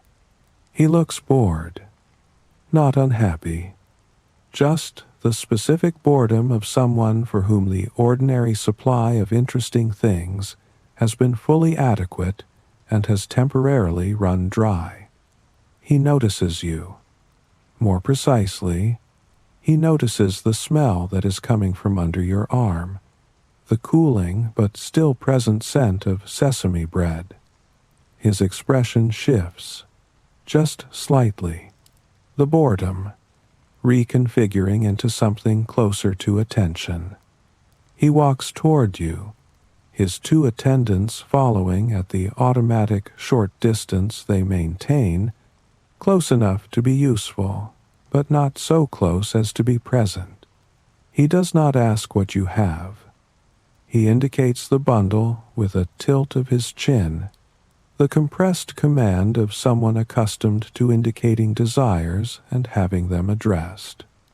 You tell him what it is. You tell him a price. Your voice wobbles slightly on the first syllable and then holds. The price you name is the one you calculated beforehand, enough above your cost to make the day's work worthwhile, but not so much that it would feel unreasonable. To this young man, based on everything you can see about him, the amount is genuinely trivial. He doesn't respond to the price at all. He makes a gesture to one of his attendants, who steps forward and drops a small handful of coins into your free hand, then lifts the bundle of bread from under your arm with the practiced efficiency of someone who handles transactions for his employer routinely. The young master is already turning away. Something moves in you. It is faster than thought, and you will not be entirely sure afterward what produced it, whether it was pride or stubbornness, or simply the accumulated pressure of too many days of being treated as an object rather than a person. Whatever it is, it opens your mouth before you have decided to speak. You say, in clear northern speech, that the bread is best eaten warm, that cold, it loses something, that if he means to eat it, now is better than later. Your voice in this quiet lane is composed enough to be surprising, even to you. The young master stops. He turns back, and for the first time he actually looks at you, not glances, not assesses from a comfortable remove, but looks, with the slight focus of someone who has encountered something they did not expect and are deciding what to do with it. He says, with a slight smile and the comfortable contempt of someone who has never had to choose his words carefully, that a bread maker seems to have views on flavor. The words land in exactly the way they were intended to land. You feel them, and you decide, in that moment, that you have nothing left to lose by saying what is true. You tell him about the bread. You tell him about the water from the well, the way cold well water makes a tighter dough. You tell him about the kneading, 300 strokes minimum, the way that patience in the kneading opens the structure of the flour, so that the finished bread has give and spring rather than density. You tell him about the fire, the logic of the high heat first to seal the surface, locking the moisture inside, and then the gentler heat to finish the interior slowly so that the crumb softens and the sesame releases its oils fully into the surrounding dough. You tell him that this is where the flavor lives, in this sequence, in this patience, in these specific steps, done in this specific order. Your father's steps, his father's steps before that. You run out of words and stop. Your palms are wet. You became aware of this approximately halfway through what you were saying, and you have been unable to do anything about it. The young master's expression has shifted during your speech. The dismissive smile has gone. In its place is something more genuine and more difficult to read, a real attention, the expression of someone who has heard something they did not expect to hear and are holding it in mind, trying to place it. He opens the cloth bundle. He picks up one of the breads and bites into it, without ceremony. He chews. His brow contracts slightly, processing the coarse texture and the depth of the flavor, and then, slowly, evens out. He asks your name. You tell him.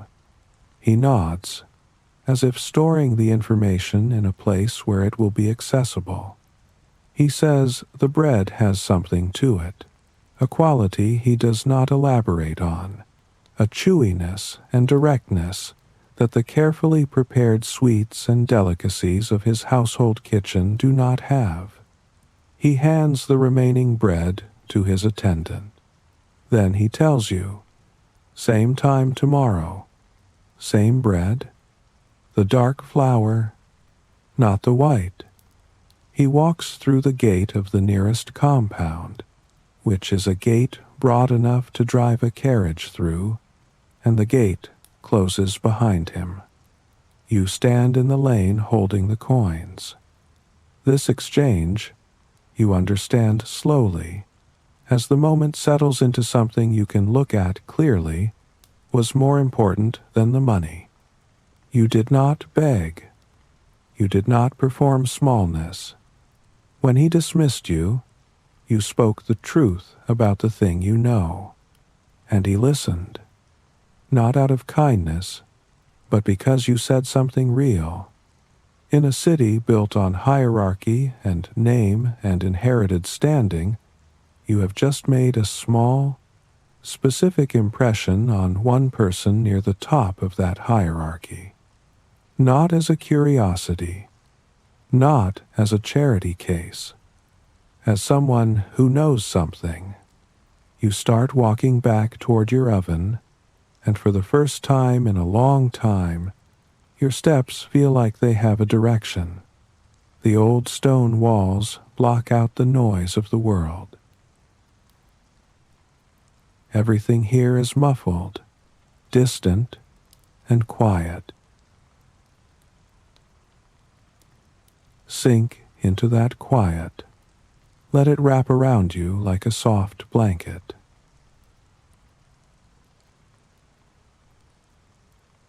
He keeps his word. The next day, near the same hour, the young master appears at the lane entrance. Sometimes the ox carriage brings him. Sometimes he arrives on foot, moving through the lane with the unhurried confidence of someone who walks through all spaces as if they belong to him. But he comes, and he buys everything you have brought, and he pays without discussion, and he leaves.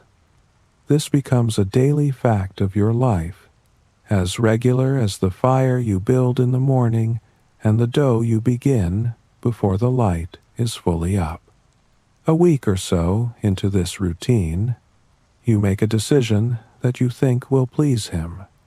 You spend slightly more than usual at the market, choosing the white flour, fine milled and pale, the kind that sits in properly sealed sacks near the front of the grain stall and costs noticeably more. You tell yourself that you are upgrading, that a young man of his standing deserves a more refined product, that white flour will produce a cleaner, more elegant loaf that will cement his interest in your work. You bake a batch with the white flour. The result is, by ordinary standards, better looking than your usual bread. It is paler, lighter in color, the surface smoother. The texture is finer, the crumb more delicate. You bring it to the lane. He bites into one piece, and his expression changes in a way you have not seen before. Not displeasure exactly, more like the expression of someone who has been handed something that is not quite what they reached for. He says the taste is wrong. He wants the other kind, the dark flour, the rough one. You carry the uneaten white flour breads home and eat them yourself, thinking, It takes you several more days to arrive at an understanding of what is happening, and the understanding, when it comes, reorganizes something in how you see this city and its people. The northern families who came south brought their wealth with them. They have lived here now for years, some of them for a generation. They eat well. Their households are staffed and skilled. The food served in their halls is elaborate and refined, the product of cooks who have learned to work in the southern city and who produce things of genuine accomplishment. These people have eaten their fill of refinement. It surrounds them. It is the texture of their daily lives. What they do not have, what no amount of money or skill can produce in a southern kitchen, is the feeling of something rougher and older.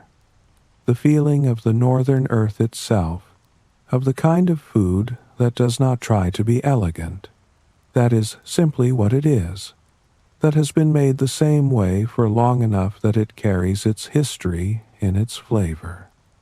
The coarse dark flour that you cannot afford to replace with better is, to the young master's palate, exactly this. It tastes like something real. It tastes like a place he can no longer go. There is a broader current running through the culture of this older world that supports this paradox. The powerful families who define the taste of the age have, in their long ease and comfort, developed a philosophical attachment to what feels simpler and more natural, a deliberate turning away from the overly elaborate in favor of something they experience as more pure. Scholars and men of reputation seek out food and drink and clothing that appears unforced. They wear their robes loosely. They let their hair go slightly unbound. They value a kind of ease that looks like it requires no effort, even though arriving at the right kind of unstudied simplicity is itself its own sophisticated project. Your bread, dark and unbeautiful, and asking nothing of them except that they taste it honestly, fits into this sensibility in a way you could not have predicted or engineered. You have accidentally made exactly the right thing. You continue using the dark flour, and you stop trying to improve the bread into something it was never meant to be. Simple things are often the most peaceful. The scent of wheat, the warmth of a fire. Let your mind empty out, leaving only the warmth and the quiet.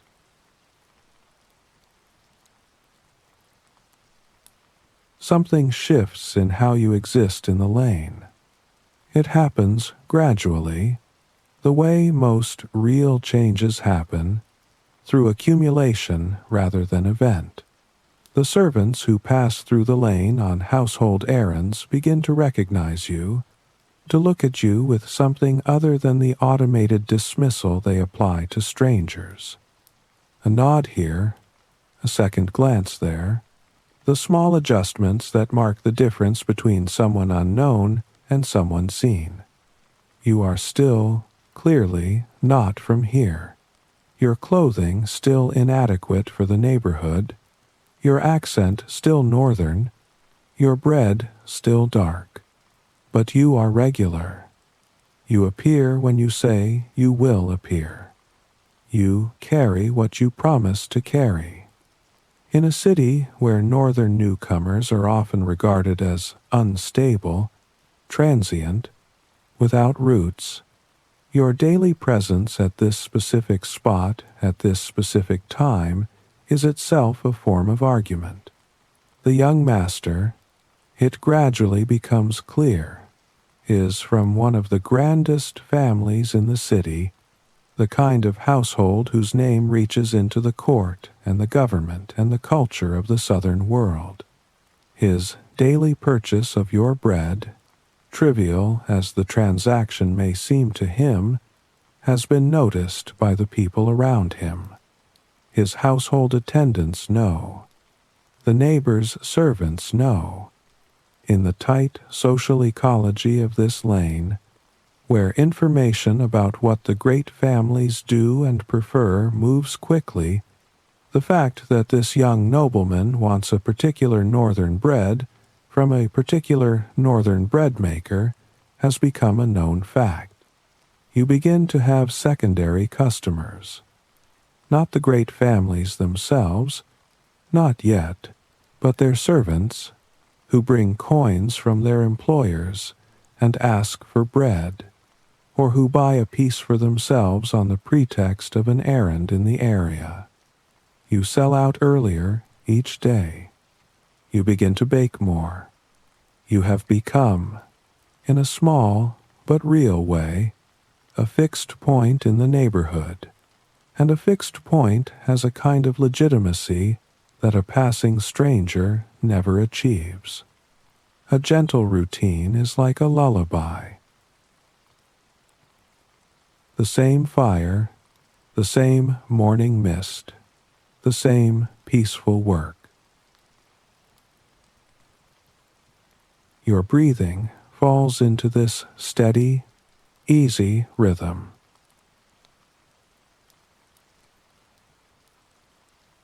Good things and trouble tend to arrive in the same season.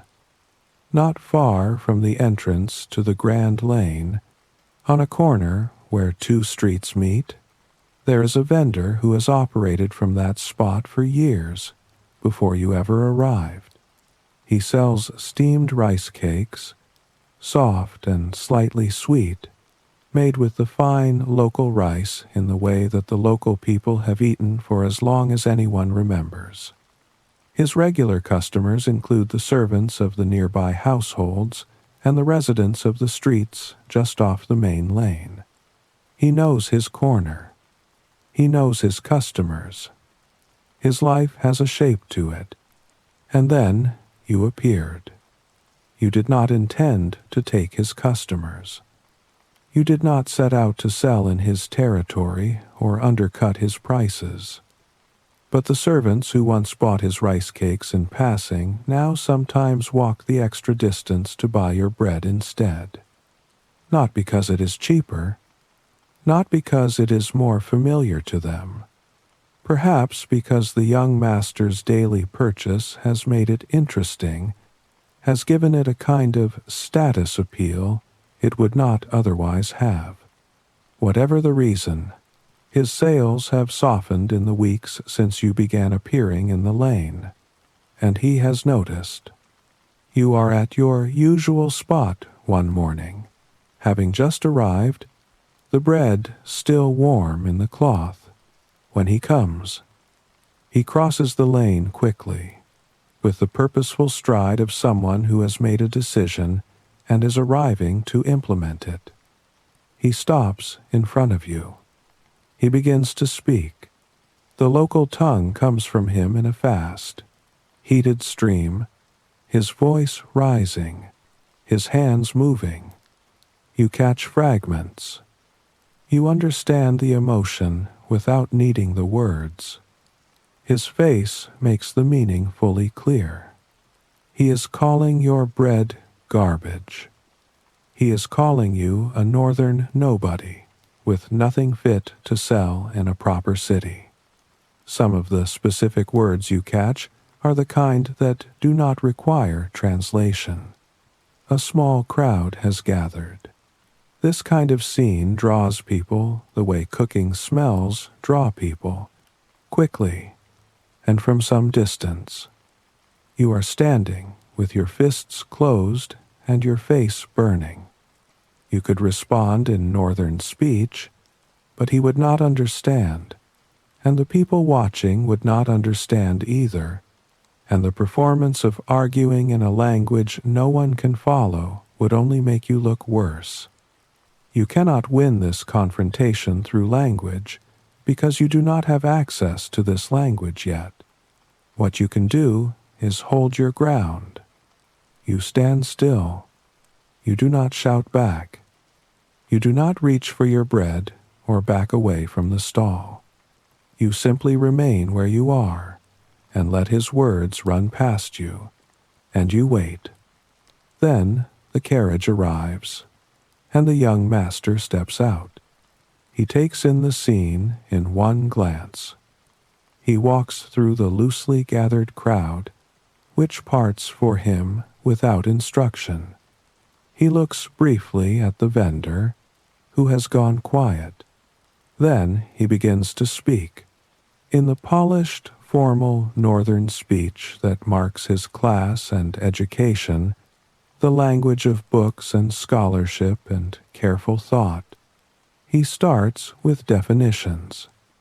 He talks about what the word for bread actually means, drawing on old language writings that distinguish between foods by how they are made and what they are. Bread, in its oldest meaning, refers to the combination of flour and water, the most primary form. Cake, by contrast, reaches for height, for shape, for surface refinement, for the appearance of more than it is. He is drawing on the pleasure of someone who has spent years reading old texts and is now performing that knowledge in a social encounter, the way a person who has trained a long time demonstrates the training. The vendor stares at him blankly, which is the correct response, since none of this is anything the vendor was equipped to reply to. The young master continues, citing an old literary source that mentions the bread in old writings, establishing that this northern sesame flatbread has a longer documented history than anything the vendor might claim for his rice cake. The vendor is not defeated by argument. He is defeated by the demonstration of a gap he cannot close, the gap between someone who has read everything and someone who has not read anything, which in this older world is not merely an intellectual difference but a social and political one. The young master is not defending you. He is enjoying the exercise of a superiority that he carries so naturally it costs him nothing. He finishes his small performance, takes a bread from your bundle, places coins in your hand without counting them, and tells you that if the vendor bothers you again, you may use his name. Then he goes. The crowd disperses. The vendor picks up whatever dignity remains available and retreats, slowly and without meeting your eyes. You stand in the lane with the coins in your hand and the bread still warm in the cloth. You are safe, for now, in this corner of the city, in this narrow triangle of protection drawn around you by a young nobleman's passing interest, you are safe. But you understand the nature of that safety more clearly now than you did this morning. It is entirely dependent on his continued interest, his continued mood, his continued presence in this lane at this approximate hour. It is a roof that belongs to someone else. At any moment, for no reason you could predict or influence, he could stop coming, and the roof would simply not be there anymore. Open trouble, you know, is easier to see than hidden trouble. You look at the empty corner where the vendor stood, and you think about what else might be coming. A night wind moves through the city. It rustles the leaves of a nearby bamboo grove, a sound like a long, soft sigh. Breathe out with the wind.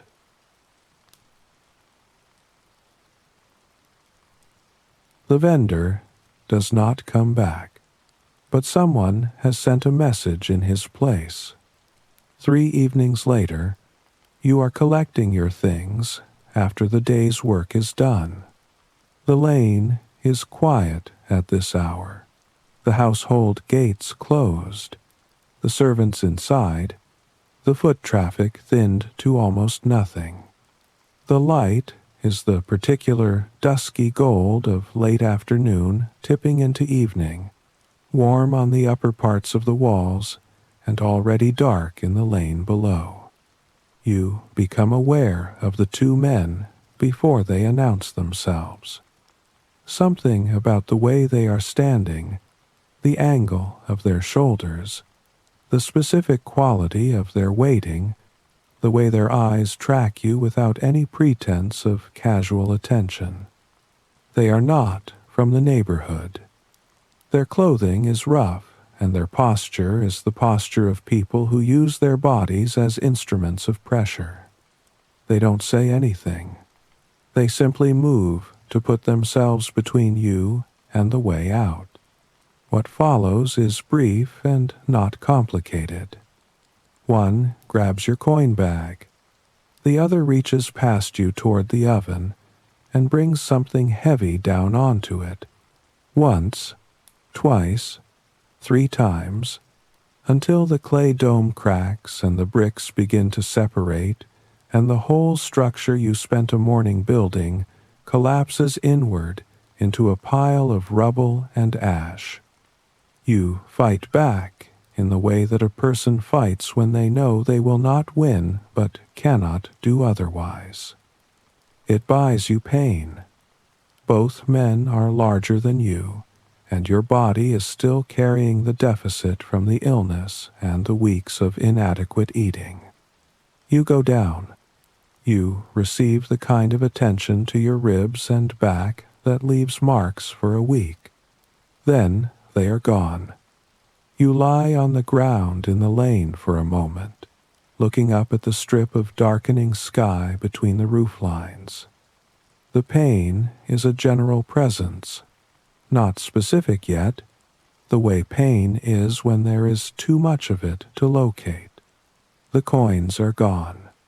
The oven is gone. Scattered across the lane around you are the bricks that were the oven, and between them the ash and char from the fire, and in among the ash a few pieces of the bread you hadn't sold yet, stepped on, broken, useless. You sit up slowly. Then you hear a voice above you, quiet and even, asking if you are all right. The man who has stopped is perhaps 30, dressed in a simple blue-gray long robe, the fabric plain and well-made without being showy.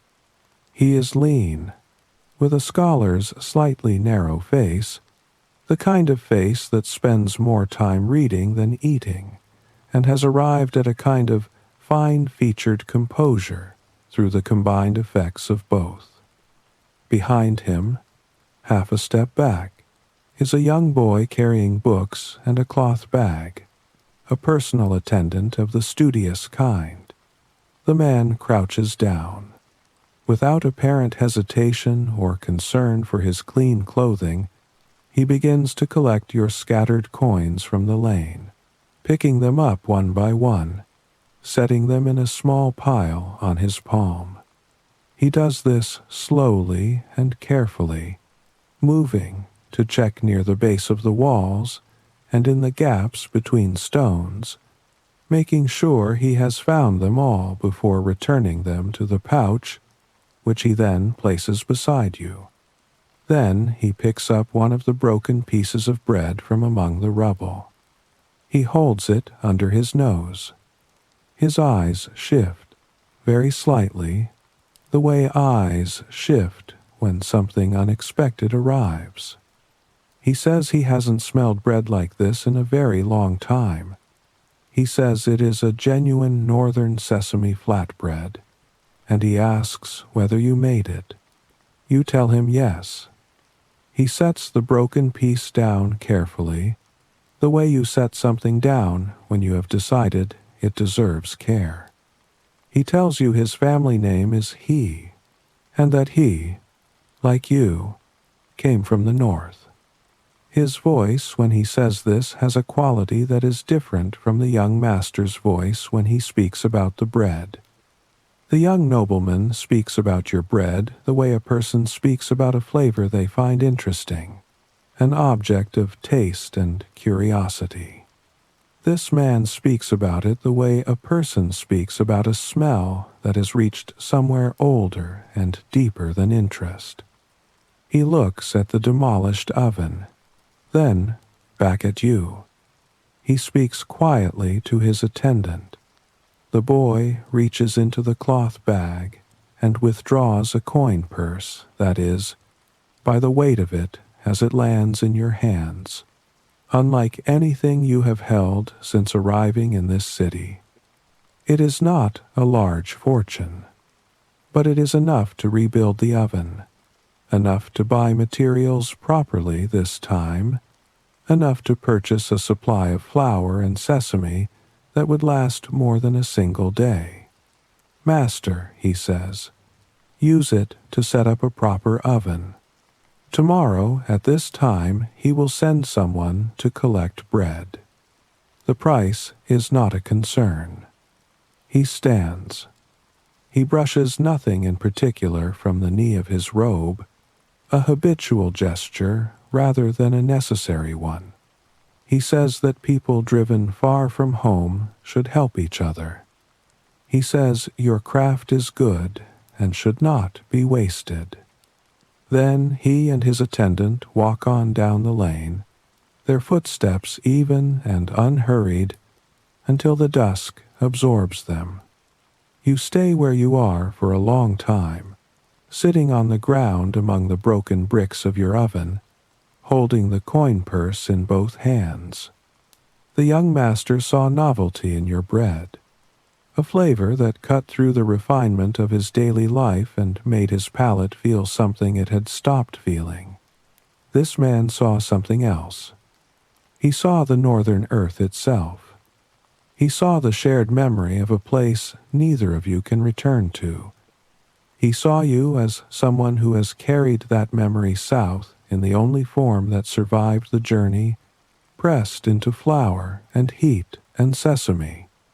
That is a different kind of regard entirely, and it offers, you sense, a different and perhaps more durable kind of foundation. The first drops of rain begin to fall. A slow, rhythmic tapping on the old tiles. The smell of wet earth rises into the night air, washing everything clean, bringing a deep, deep calm.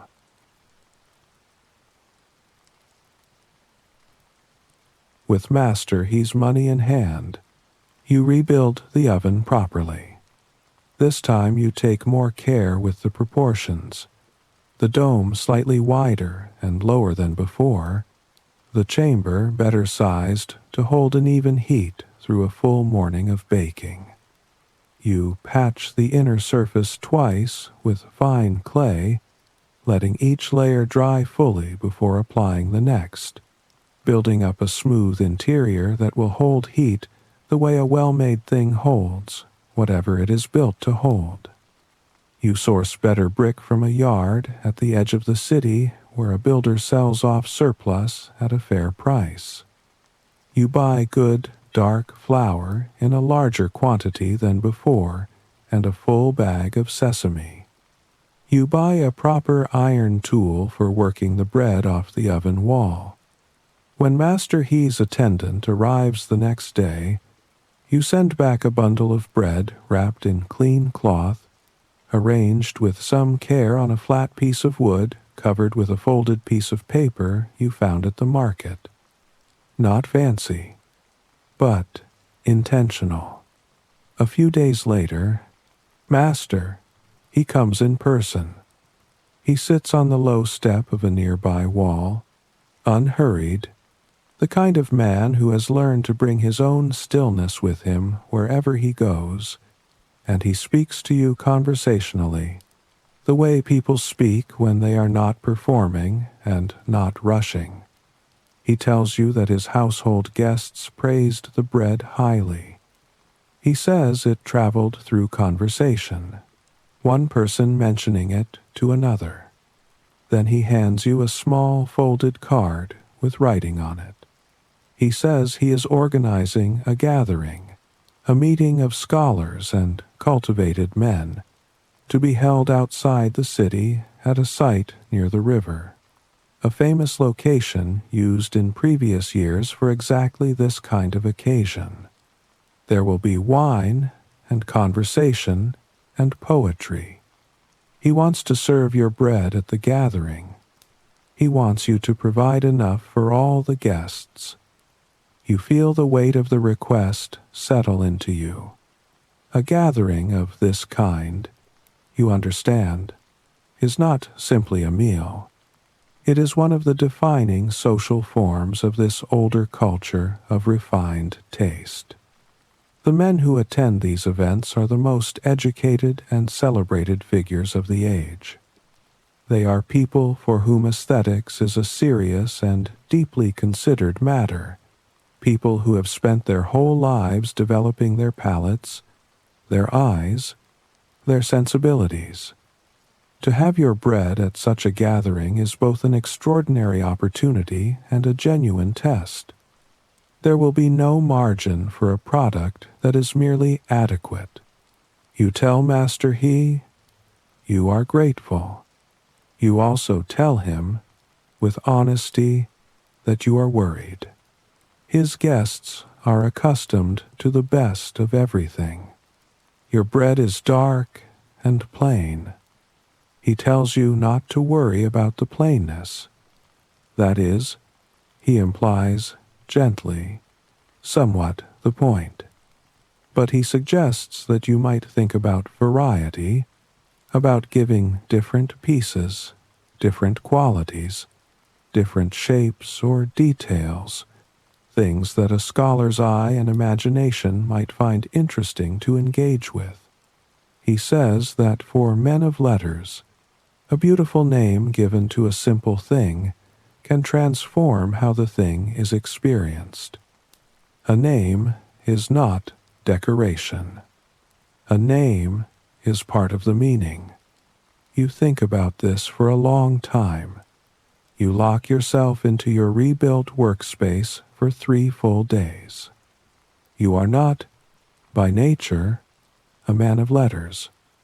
You cannot write poetry or quote old books, but you have spent your whole life observing, touching, making things with your hands, and you understand that there are different kinds of attention, and that what you know how to give is a craftsman's attention, which is its own form of seriousness.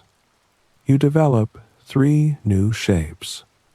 The first, you press a cross-hatch of fine lines into the surface of the dough before baking, a grid of shallow cuts that, in the oven, open and pull slightly, creating a surface of raised diamond shapes, each one crisped at its edges by the heat and softer within. The result when baked is a bread that is beautiful in a quiet, geometric way, the surface textured like old carved wood. You call it the diamond pattern flatbread. The second, you make smaller, pressing the dough thinner than usual, shaping it into a long, narrow oval that curves slightly, like the arc of a drawn eyebrow. In the center of this shape, you press a small quantity of preserved fruit, sweet and dark against the pale sesame surface. The combination of crispness and sweetness is delicate and unexpected. You call it the crescent brow cake. The third, you take your largest and most carefully made round of dough, and in its surface, using black sesame seeds placed one by one with a wooden pick, you form a character. The character means longing, or missing, or the ache of being far from somewhere. You call it the memory of home cake. On the morning of the gathering, you rise before the light. You build the fire slowly, bringing the oven to temperature with more care than usual, watching the heat as you would watch something living, adjusting the fuel, reading the color of the interior walls. You bake in stages, keeping the finished pieces warm in cloth while the next batch cooks. You wrap everything carefully for transport. At the gathering site, a clearing near the river where pine trees frame a view of the water and stone benches have been set in loose arrangement among the roots, the bread arrives on lacquered trays, carried by servants, set among the wine cups and seasonal flowers. The scholars eat and talk. You are not present. You are waiting at the edge of the site with the remaining supply in case more is needed. From where you stand, you can hear the tone of the conversation, the quality of voices that has lifted, the particular animation of people who have encountered something that surprised them pleasantly. You hear the word for bread used several times. You hear laughter. You hear a silence followed by someone beginning to speak in the cadence of someone composing or reciting. Later, Master, he finds you at the edge of the clearing. He smiles, which, for a man of his composure, is a visible thing. He says the gathering went well. He says people asked about the bread by name. He says they are no longer calling it simply sesame flatbread from the north. They have given it a new name, a name built around Master He's own family name, a name that places his endorsement and his sensibility at the center of the bread's identity. He Lang flatbread. He Lang sesame bread. The word for Lang is a respectful address for a young man of talent and refinement, and here it functions as a kind of seal, marking the product as something that has passed through the world of cultivated taste and been found worthy. You hear this and stand very still for a moment. You came to this city sick and broke, unable to speak the language, beaten on the dock on your first day. You slept in an abandoned construction yard. You sold your father's belt for 10 debased coins. And now your bread has a name that carries a scholar's endorsement, spoken in a gathering of celebrated men near a river famous for this kind of occasion. The distance between those 2 points is not imaginable to you from the inside. It simply is what happened. The scent of pine needles drifts on the cool air. The world feels very vast, and you feel perfectly hidden, perfectly safe within it.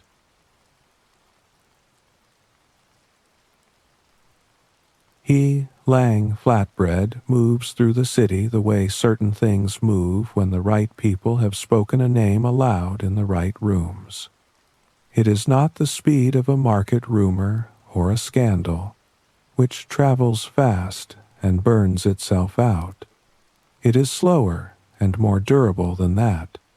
It moves through the network of great households and their connected social worlds, carried by the attendants who were at the gathering and reported what was served, by the guests who mentioned it to their friends at subsequent meetings, by the kind of word of mouth that is not idle gossip, but the considered recommendation of people whose opinions on matters of taste are taken seriously by those who know them. Within a few weeks, your situation has changed completely. People begin coming to you, rather than requiring you to go to them. You no longer stand at the lane entrance in the early morning, waiting for the young master to appear. Instead, The young master's household sends an attendant each morning to collect the day's supply, and they are joined by attendants from other households who have been given the same instruction. The customers are varied. Some are the great northern households whose names define the power and culture of the southern court. Some are wealthy merchants from the northern communities who lack the social standing of the old elite families, but have the money to access what the elite families consume. Some are scholars and government men who heard the name at a gathering or read a reference in a letter. Some are simply people who grew up in the north and heard that somewhere in this city there is a bread that tastes like the northern earth, and who want that with an urgency that has nothing to do with fashion. You bake before dawn every day. The fire goes in when the sky is still fully black, the wood laid in and coaxed upward with breath and patience, the oven reaching temperature by the time the first faint gray arrives in the east. You mix the dough when the fire is building, working it in the coolest hour of the morning, when the well water is coldest and the dough responds best. You portion and press and decorate and bake, batch after batch, the 3 new shapes alongside the original plain round, the oven running continuously until the work is done. Your hands have developed new calluses in new places. Your left forearm, the arm that enters the oven, carries a permanent light tan from the heat and a thin white line on the inside of the wrist where the edge of the opening once caught you slightly. These are the marks of daily work, read by your body honestly. The coins that come in now arrive in accumulations you did not formerly imagine possible. Not because each individual transaction is extraordinary, but because the number of transactions has multiplied, and the quality of customer means that no one argues price or tries to pay with the most debased coins available. The money in your hands begins to build into something real. You count it each evening by lamplight, sitting on the ground outside your oven, the city quieting around you, the smell of baked bread still hanging in the air of the small space. You count slowly. You form a plan. Look up, in your mind's eye, at the dark sky. The stars are cold and still. There is nothing you need to figure out tonight. Just rest.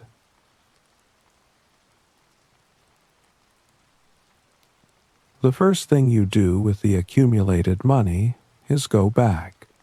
You find the second-hand goods stall in the quieter market street, the same rough table, the same wiry old man with the sharp assessing eyes.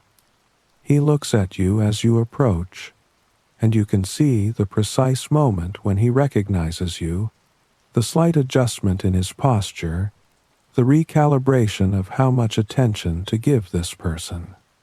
You don't say much. You set a silver ingot on his table, which is a sum that renders the original transaction almost comically disproportionate. You point to where you remember the belt was placed. He retrieves it from somewhere behind the table, and you can see it has not been sold, possibly because leather belts from northern travelers are not in high demand in this southern market, possibly for other reasons you don't need to think about now. You take the belt. You turn it over in your hands for a moment, running your thumb along the worn surface, the places where your father's hands made the leather smooth over decades of daily use. You fasten it around your own waist. Something that had been absent since you removed it comes back.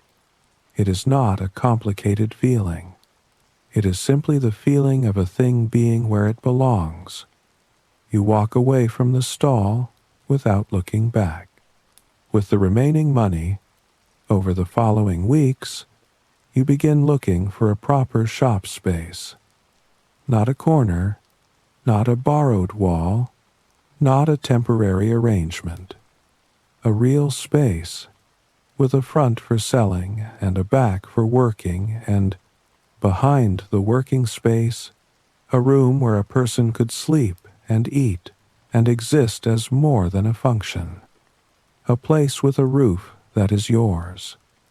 A place where the fire you build in the morning is your fire. In your oven, in your building.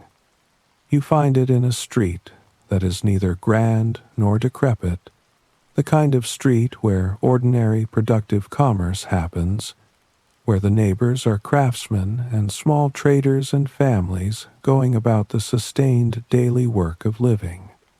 The building is not large. The front room has a low wooden counter and 2 small windows. The back has space for the oven and the working surfaces.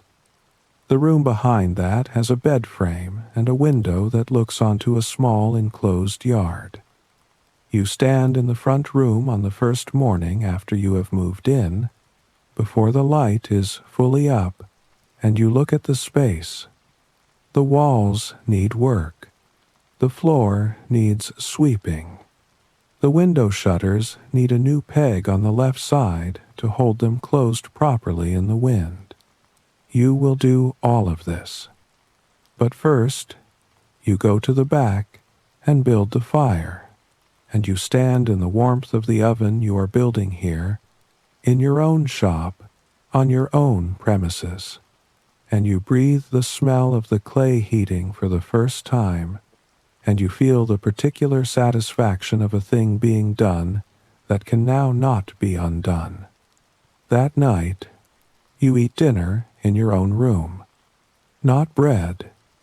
You cook rice on a small clay stove, and you make a simple vegetable dish with the southern ingredients that have become gradually familiar to you over these months. You eat slowly, tasting each mouthful with full attention.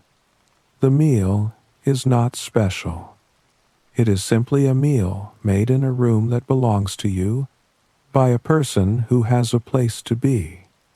You lie down on the bed and look at the ceiling, at the dark wooden beams crossing the space above you. You are home, not the home you lost. A different home, made rather than born into, but real. The heavy wooden door is closed. The lock is drawn. Inside these walls, the air is thick with warmth. Feel the muscles in your back finally let go.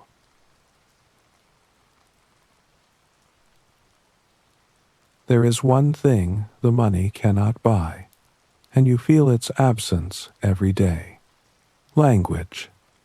As your customer base grows, as more people come to the shop, as the world of your daily interactions expands beyond the northern community and into the broader life of the city, the barrier of the local tongue makes itself felt in new and increasingly specific ways.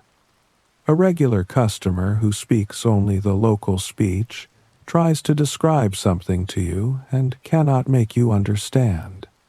A neighboring shopkeeper makes a joke, and everyone within earshot laughs, and you smile alongside them without knowing what was said. A child tugs at your sleeve and points and speaks in a clear young voice, and you cannot follow a single word. There is a specific kind of loneliness that comes not from being alone, but from being present and unreachable, surrounded by communication that flows around you without carrying you in any of its currents. You begin to learn. It is not graceful. You are not young in the way that makes language come easily, absorbed through play and proximity without effort. You are an adult who has already shaped the inside of his mouth around one set of sounds for decades, and the new sounds require you to reach for positions that feel unnatural, to hold vowels in a rounder, more open way than your northern speech ever required, to let the consonants soften in places where you have always sharpened them. You listen constantly. Every conversation you can overhear, you overhear deliberately. You watch mouths. You repeat words quietly to yourself behind the oven, where no one can hear the wrong sounds you produce in the process of approaching the right ones. You make mistakes that are genuinely funny. You understand this in retrospect, even when, in the moment of making them, they are only mortifying. One afternoon, a regular customer, a woman who passes your shop on her way to the cloth market and has begun stopping in for bread, he is leaving, and you want to wish her a good afternoon, the local expression for which you have been practicing. What comes out of your mouth instead, due to a tonal error you are not yet equipped to hear in yourself, is an expression that sounds remarkably like a comment on her appearance. Not a flattering one. She stops. She turns around. She looks at you for a long moment. Then, to your enormous relief, she laughs, a full and genuine laugh, shaking her head, covering her mouth with one hand. She says something, slowly, and repeats the correct phrase several times, exaggerating each tone with a patience that she does not have to offer you and that you are grateful for, beyond what you can express. You repeat it back. She nods. She leaves, still shaking her head slightly. You practice that phrase for the next hour without stopping. These encounters, the errors and the corrections, and the occasional unexpected kindness of someone taking the time to help you get it right, accumulate into something. Not fluency, not yet, but a growing ability to be understood and to understand, to navigate the ordinary exchanges of daily life without relying entirely on gesture and guesswork. The wall does not fall, but gaps appear in it, small passages that let light through, and then more passages, until you can feel the wall becoming less a structure and more a texture, still present but no longer impenetrable. You are still an outsider. You are still a northern newcomer living in the South, and this will always be true in some register of how people understand you. But you are becoming, slowly and unevenly and without fanfare, someone who can meet this city part way. It is the deepest part of the night. Even the city has stopped breathing for a moment. You are drifting further down into the soft darkness.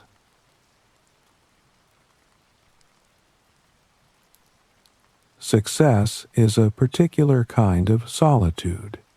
You understand this in the evenings. When the shop is closed and the last customer is gone, and the oven has cooled to a low warmth, and you sit in the back room with the day's earnings counted and set aside. The work is good. The work is satisfying in all the ways that work can be satisfying when it is yours and you are skilled at it and people value it genuinely. There is no complaint in any of this.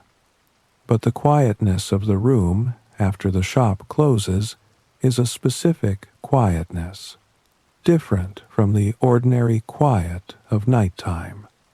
It is the quietness of a space occupied by only one person when it was built to hold more. You are aware, in this city, of being a man without kin, without old friends, without anyone who knew you before you became the person who makes Helang flatbread. Everyone who comes to your shop came into your life after the bread was already there. The connection between you and all of them runs through the bread, through the transaction, through what you can produce and they can buy. No one has ever asked whether you are tired. No one has appeared at the end of a long day simply to sit nearby. No one has said your name, your real name, in the tone that family uses it, the tone that means not the thing you do, but the person you are. On a night deep in the rainy season, the rain comes hard.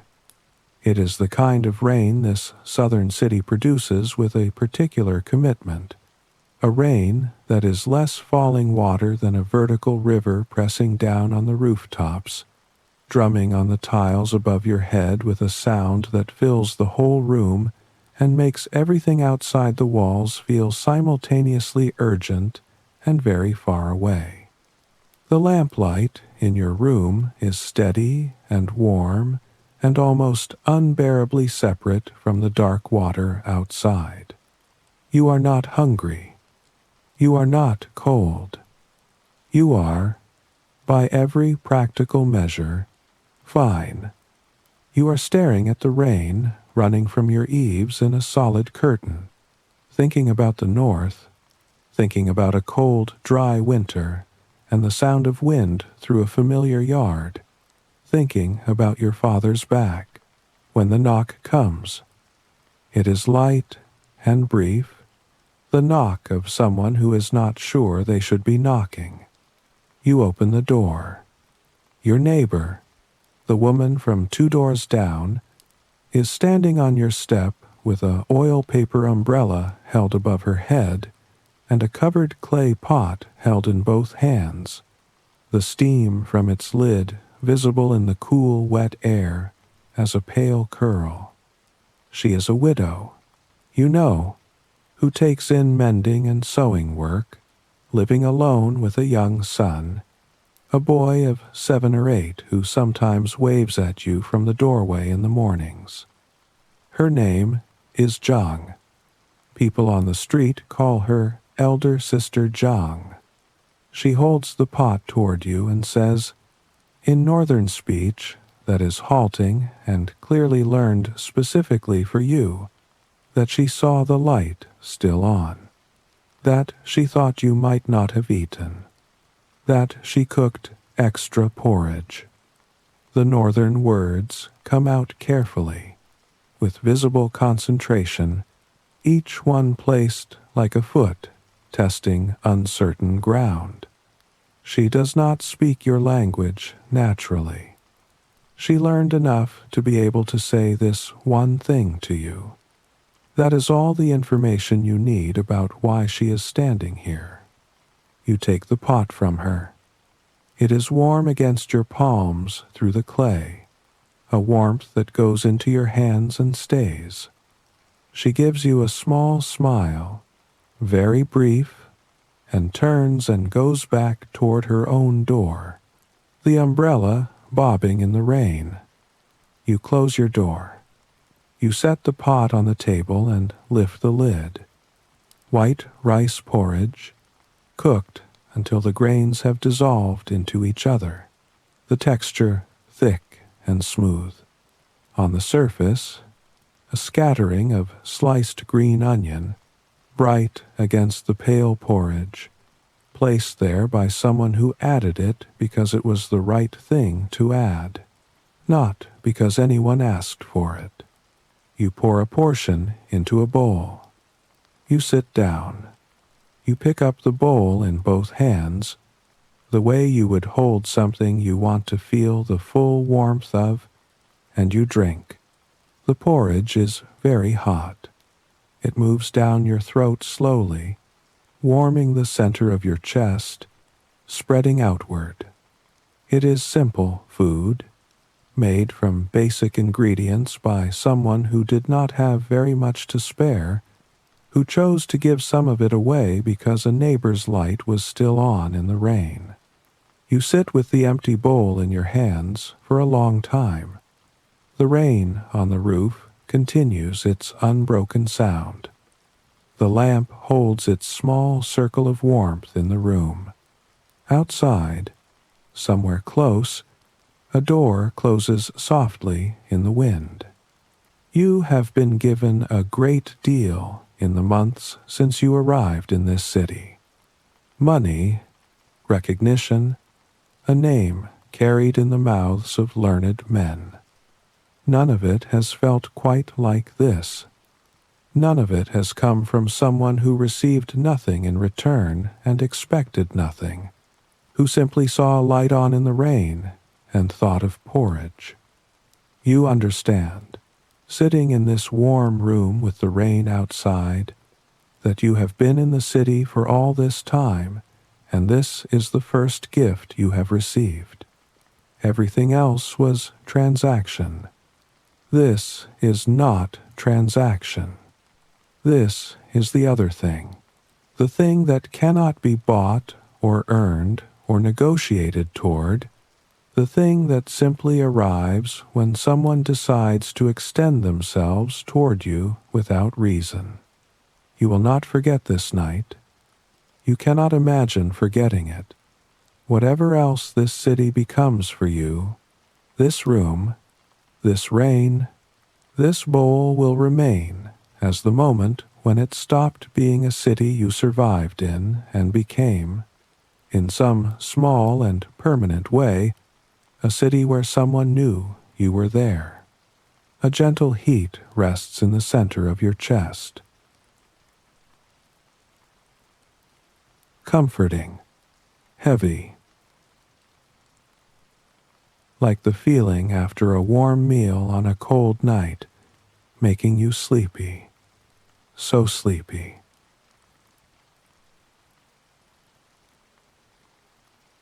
The seasons move through your shop. You and elder sister Zhang settle into an easy, neighborly rhythm, the kind that grows without being planned, fed by daily proximity and small mutual kindnesses. A plate of bread left at her door in the morning, a bowl of soup appearing at yours in the evening.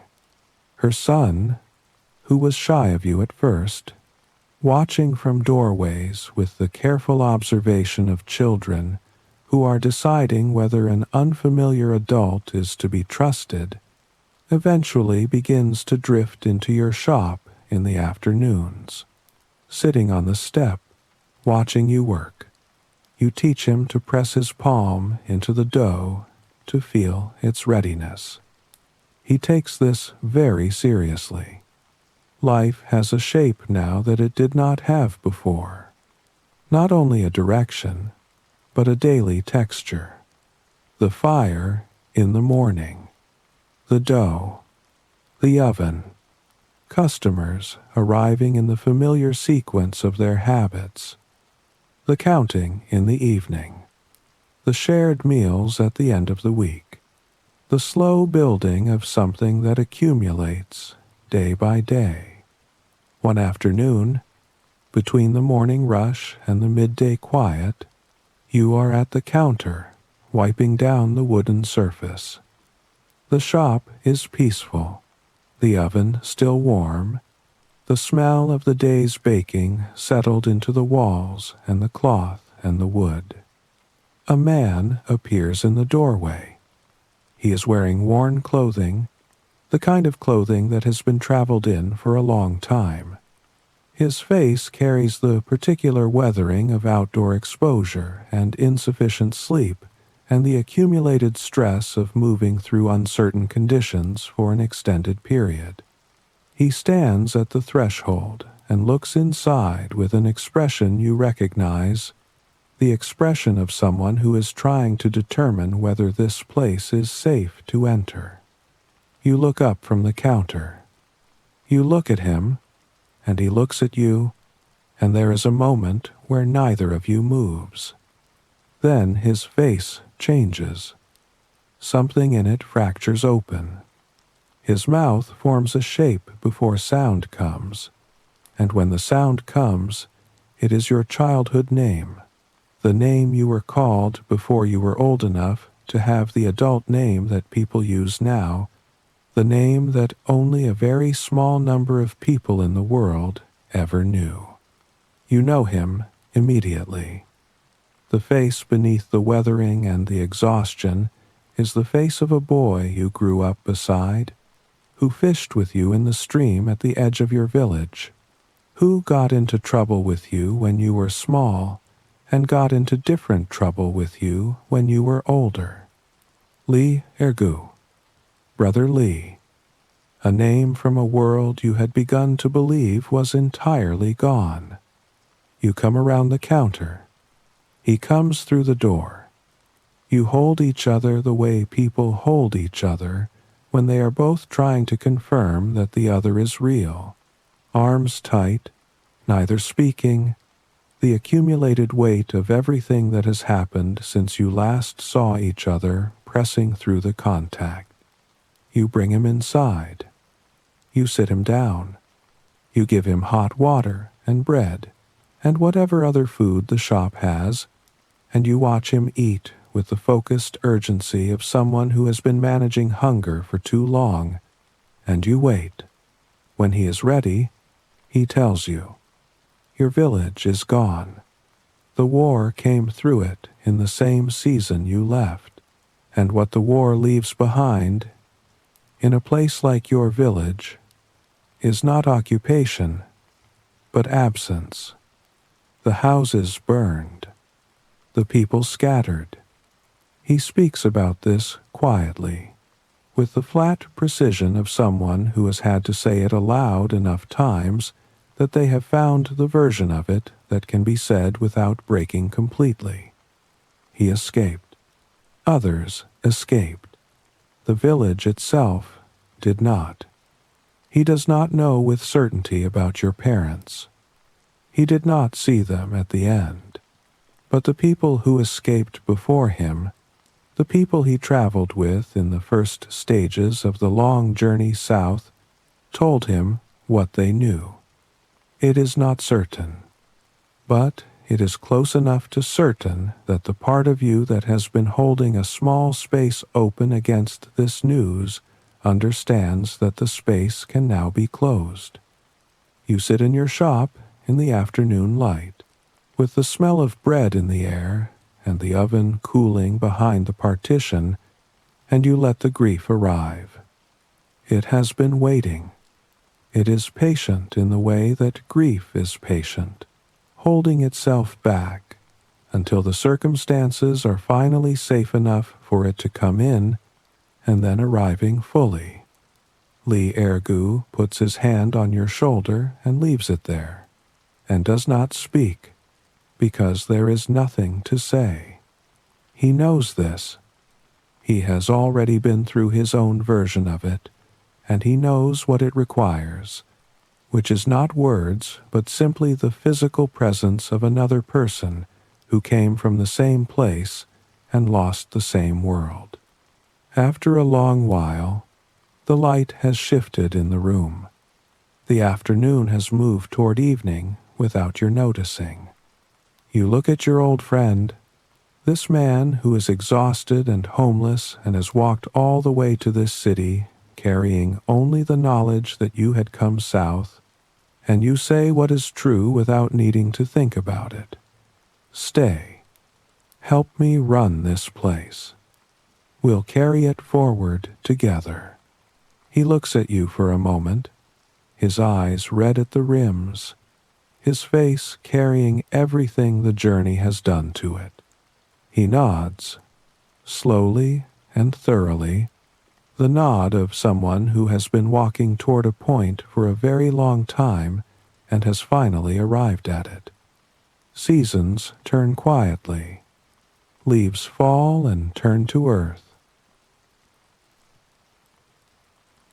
Time moves like a slow river, carrying away the past, leaving only peace in the present.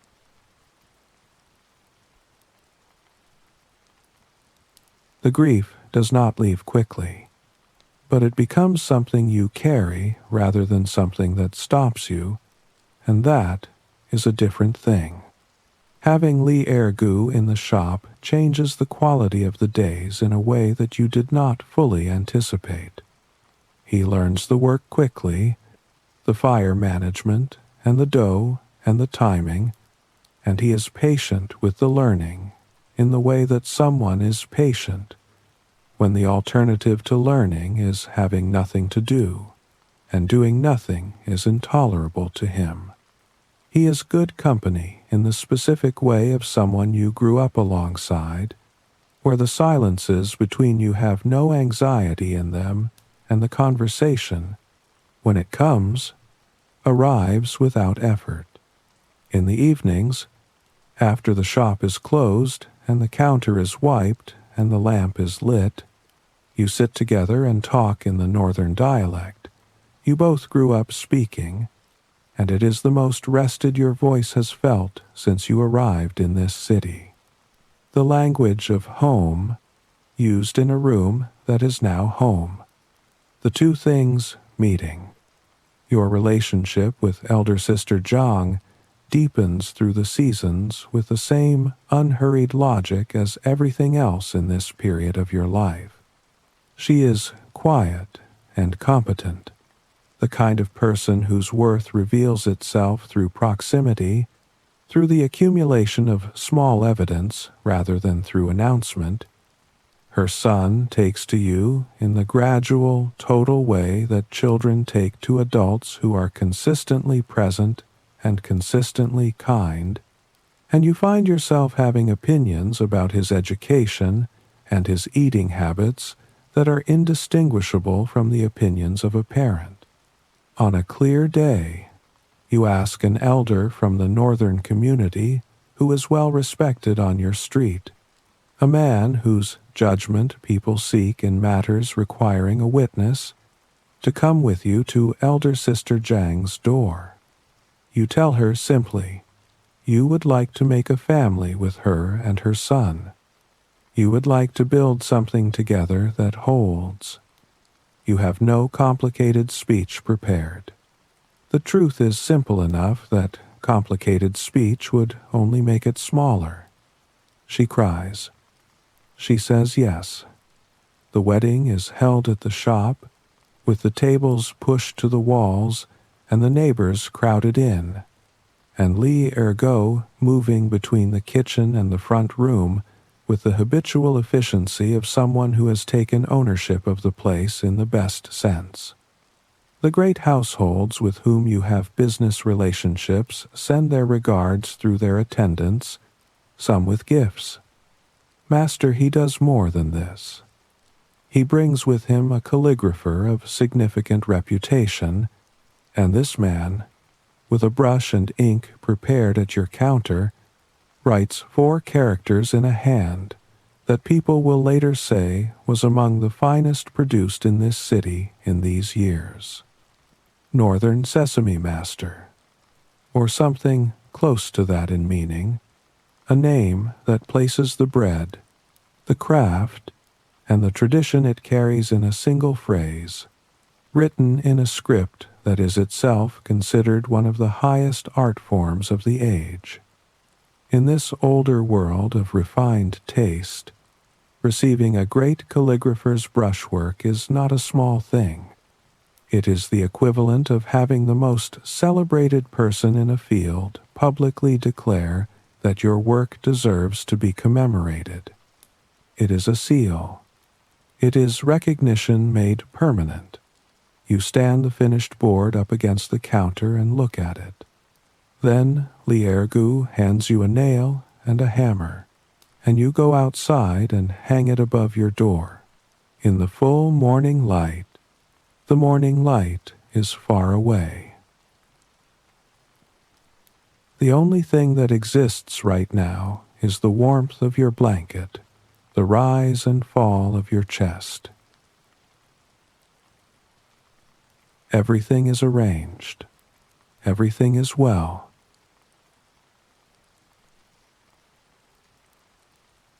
The years do not pass the way the first years passed.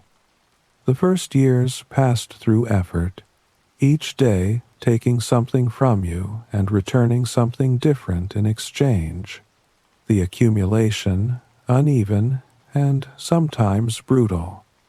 The later years pass through the slower rhythm of an established life, the seasons cycling through the shop and the household, each cycle similar to the last but not identical, the minor variations of weather and family and business making the sameness livable.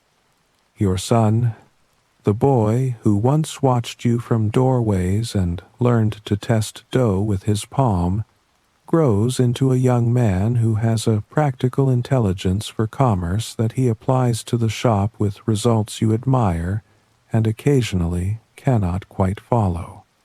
He expands the business.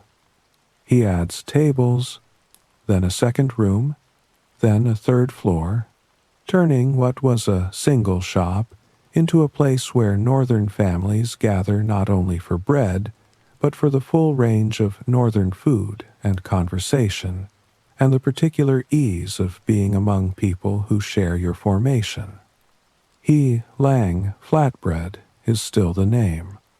He Lang Sesame Bread is still the anchor.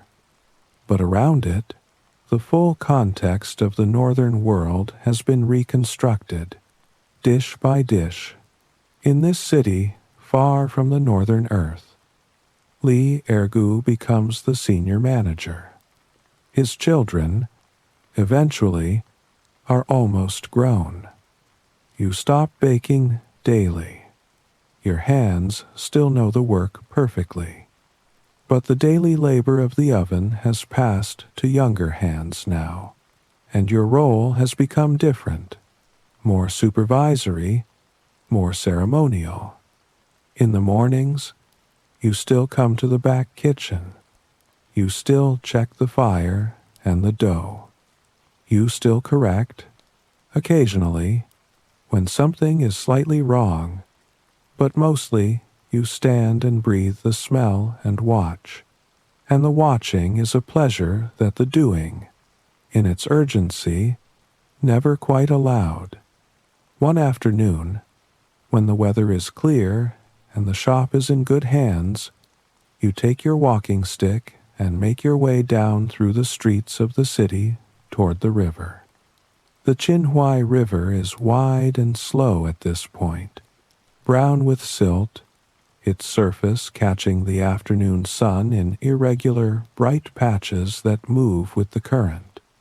The dock area is busy, as it always is, loaded vessels being worked against their moorings by the river's pull, workers moving cargo in the steady relay of labor that does not change, generation after generation, regardless of what else the city does.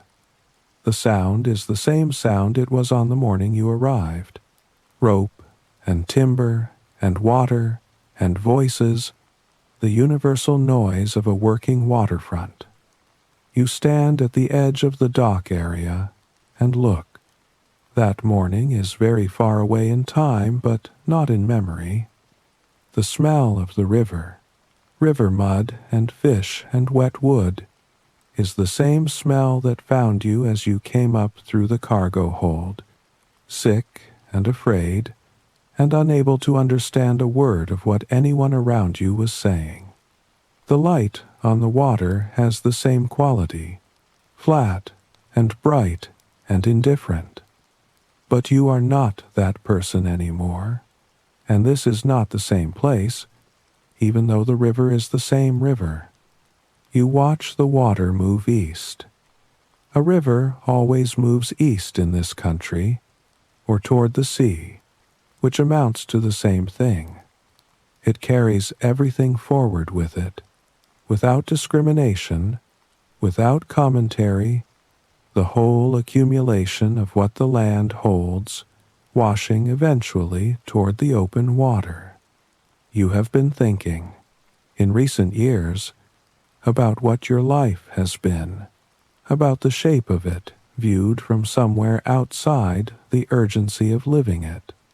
You were one of the countless people driven from the northern heartland by the wars and the upheaval, one drop in the great southward flight of families and officials and ordinary people who crossed the river and tried to make a life in this unfamiliar southern world. History will record the broad outline of that movement. It will not record you specifically, the bread maker from the north who built an oven in an abandoned lot and talked back to a nobleman's son in a grand old lane. But the bread is still being made. The craft your father put into your hands is still alive in the hands of others, continuing forward, having survived the loss of the village and the journey south and all the years of building from nothing. You ask yourself, standing at the river, whether you regret it, whether the life you lived here is a life you would have chosen if choosing had been available to you. You find that you do not have a clean answer. The question is too large and too layered for a clean answer. What you have is something more complicated and more honest than regret or satisfaction. You are proud of what you built. You are glad to have built it. There is a part of you that is entirely here, rooted in this city, in this household, in this family you made rather than the one you were born into. This part of you has no desire to be anywhere else. And there is another part, quieter, older, that lives in a different place entirely. It lives in the northern earth, in the dry weight of the air in winter, in the sound of your mother's voice saying ordinary things in the morning, in the smell of your father's oven on a cold afternoon. This part of you was never transported south. It stayed where it was formed, in a place that no longer exists in any form you could travel back to. You hold both of these things. They do not resolve into each other. They are simply both true, and you have learned, over the long years, that this is what a life is. It is not a single feeling. It is the whole accumulation, grief and pride and loss and love, and the daily work of bread and the sound of a child's voice calling through a doorway, all of it held together in one body that grows older and slower and more still as the years continue their patient movement forward. The river catches the lowering sun. The water goes briefly gold along its center, bright and moving, carrying everything toward the sea. You stand there for a while, leaning on your stick, watching the light. Then you turn and begin the slow walk home. The fire in the shop has burned down to soft, glowing embers. The great river continues its journey, slow, quiet, and eternal. The house is still. The night is deep. You, too, have reached the end of your journey for today. Your mind is as calm as the dark water. Your body is as heavy and warm as the resting doe. There is nowhere else to be.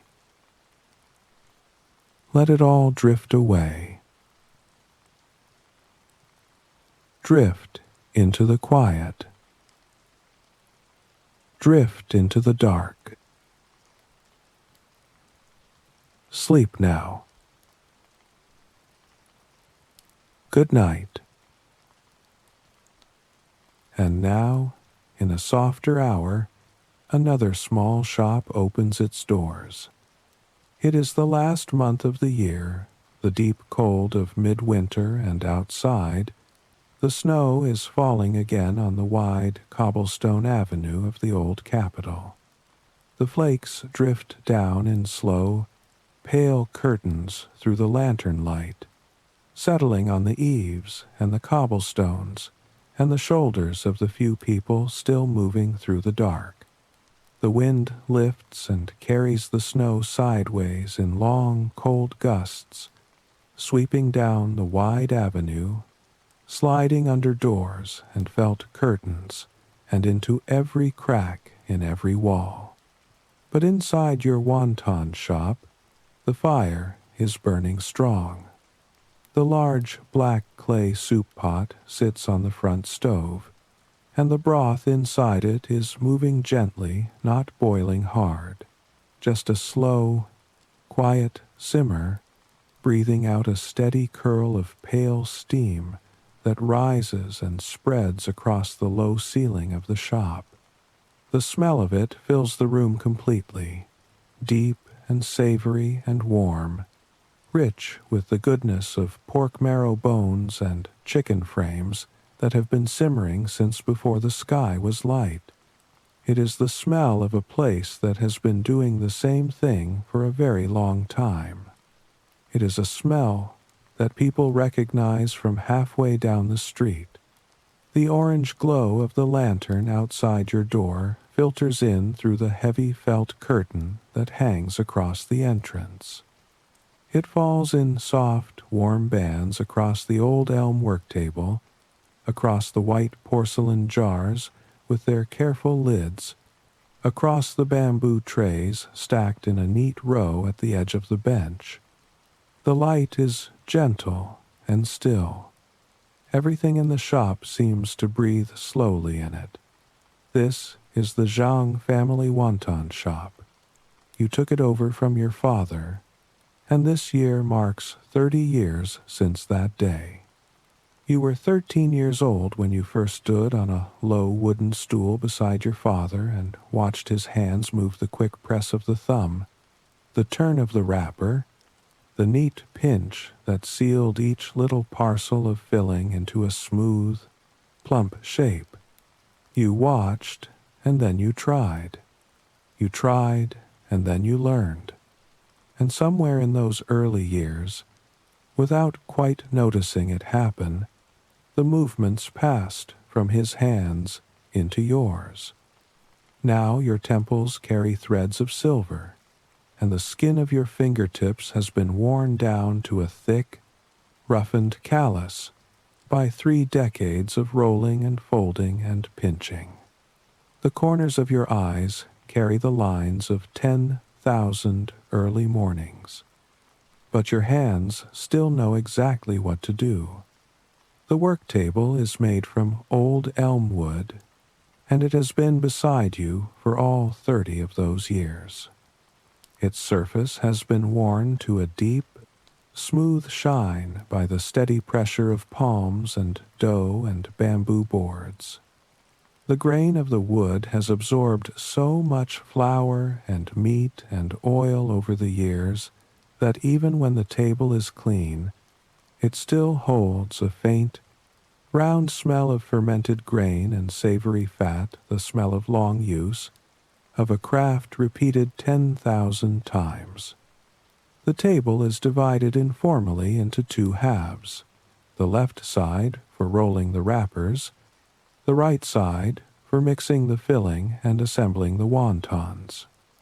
Along the edges sit the bamboo trays and thin bamboo boards, washed and stacked. Beside them stand several white porcelain jars, all sealed with lids to keep out the cold air and the dust, each one holding something specific: sea salt, rice vinegar, finely minced ginger, ground pepper brought in by overseas traders by sea, the kind that sends a hot wave through your chest when you eat it, the kind that drives out cold the way nothing else quite does. Everything is in its place. Nothing is out of order. It has been this way for 30 years.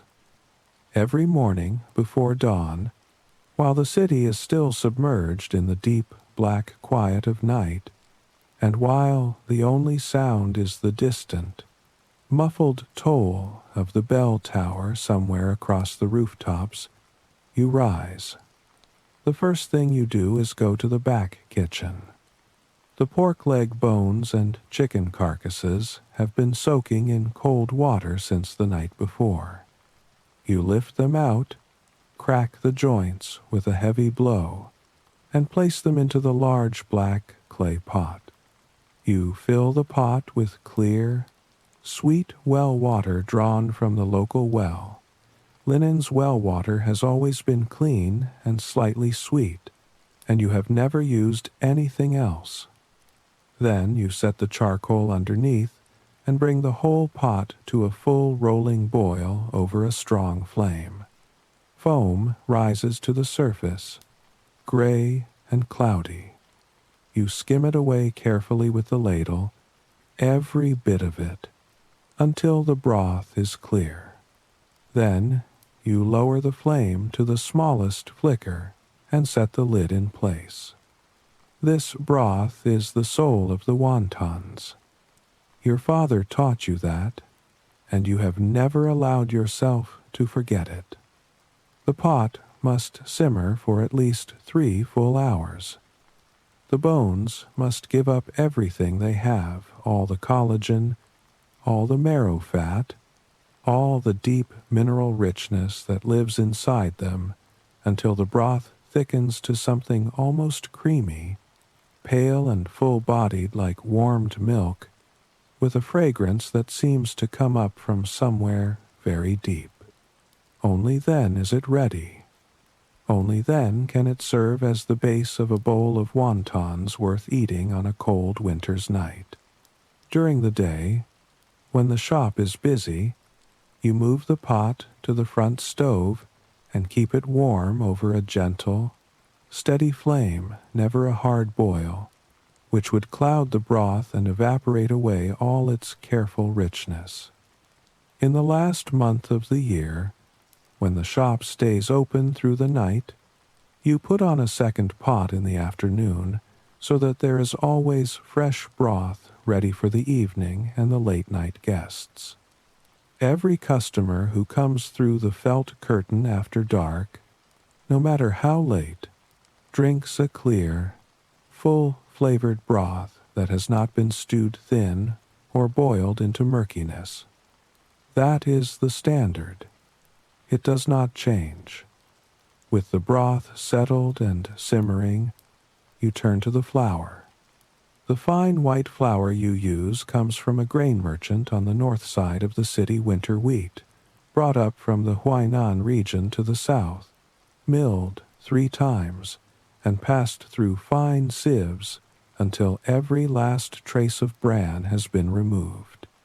The flour that comes out is as white as pear blossoms in early spring, and has a strong natural elasticity that holds up well in hot broth without dissolving or going soft.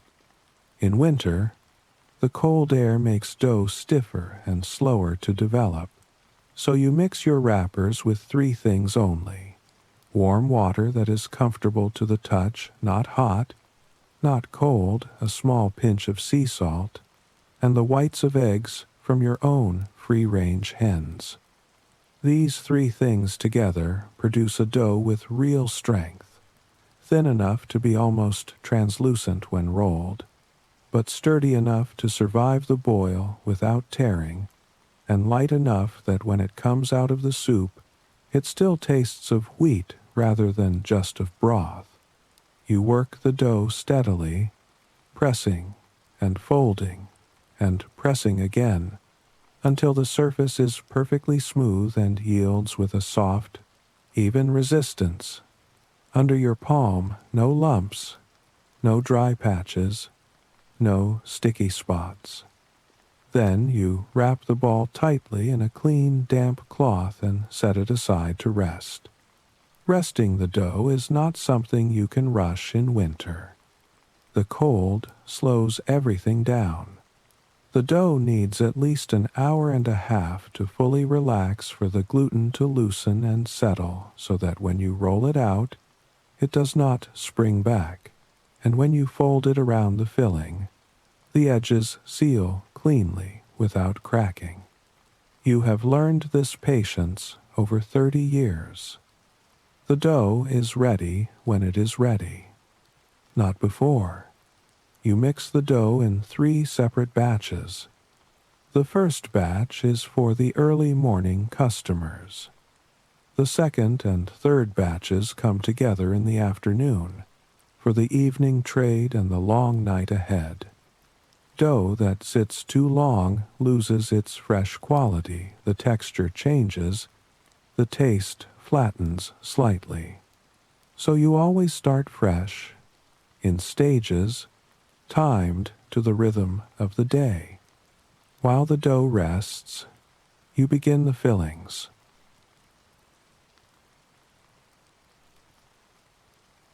The smell reaches you before you lift the first lid. Raw pork still cool from the morning delivery, earthy mushroom soaking in warm water, the clean green bite of freshly blanched bamboo shoots. 4 large ceramic bowls sit in a row along the right side of the elm work table, each one holding a different filling, each one the result of 30 years of making the same thing until it cannot be made better. You never chased after showy new fillings or fashionable variations.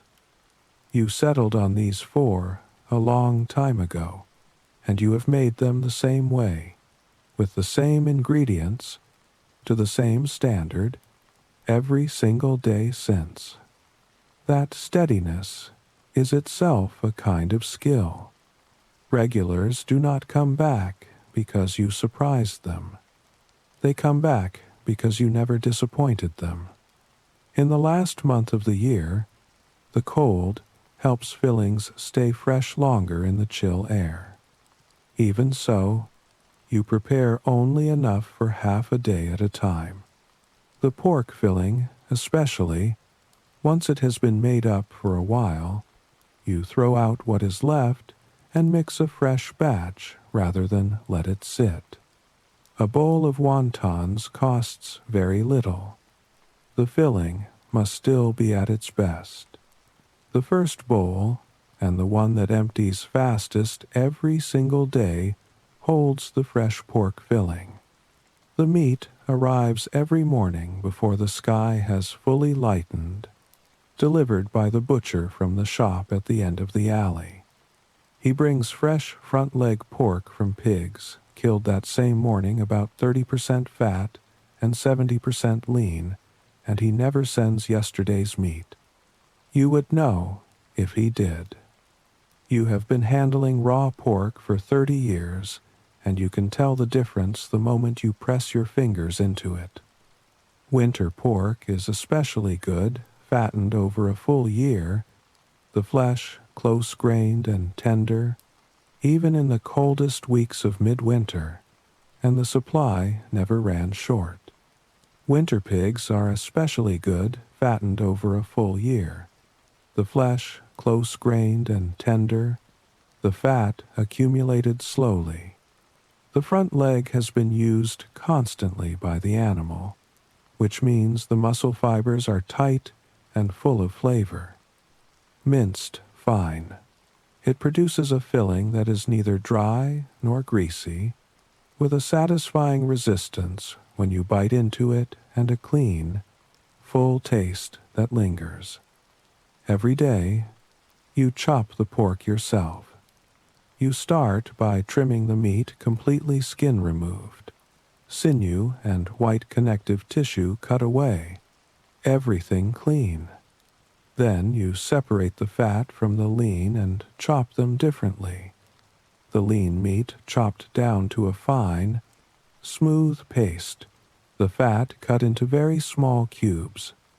You keep them distinct, and then mix them back together, because this combination gives the filling a texture that ground meat alone can never achieve, not just a paste, Not just chunks, but something with dimension, something that feels alive when you bite it. Once the meat is the right consistency, you add it to a bowl and work in the liquid in 3 additions: warm water that has been infused with fresh ginger, combined with a small splash of rice wine to cut the rawness. Only a small pinch of sea salt for seasoning. Then you pick up a pair of bamboo chopsticks and stir in one continuous direction, always the same direction, without stopping, until the filling becomes smooth and cohesive and slightly springy, until it pulls away from the sides of the bowl cleanly and holds together when you pinch a piece of it. This is the point at which the filling has developed its proper texture. The wontons made from it will hold their juice through the boiling and release a small, savory burst when bitten into. That is the taste people have been coming back for 30 years. The second bowl holds the pork and winter bamboo shoot filling. Every morning, farmers from the Tianmu Mountains outside the city come into Linan, carrying freshly dug winter bamboo shoots on shoulder poles.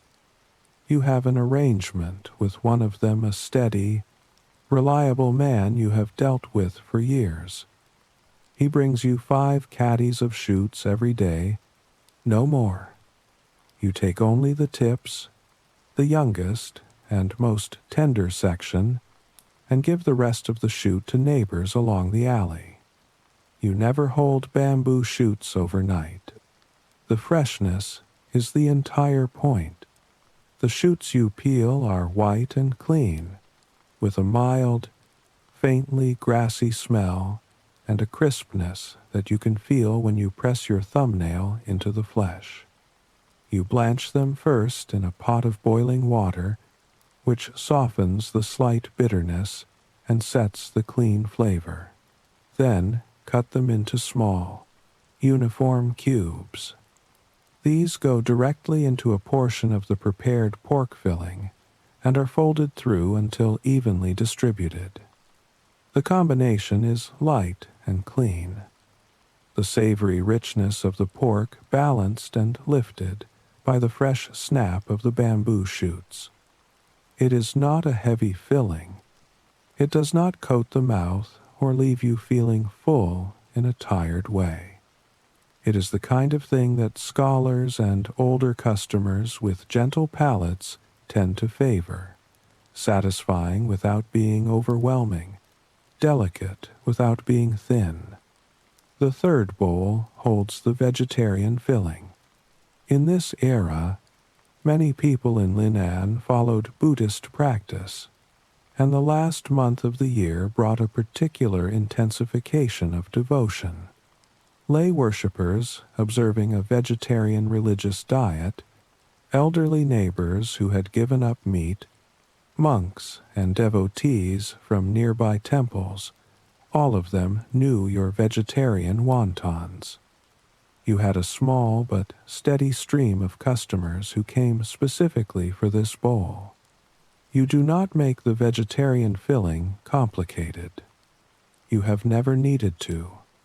The ingredients are 4: dried shiitake mushrooms from the mountains to the south, firm tofu from the old woman who runs the tofu shop at the end of the alley, wood ear mushrooms, and a small amount of diced winter bamboo shoot for freshness and texture.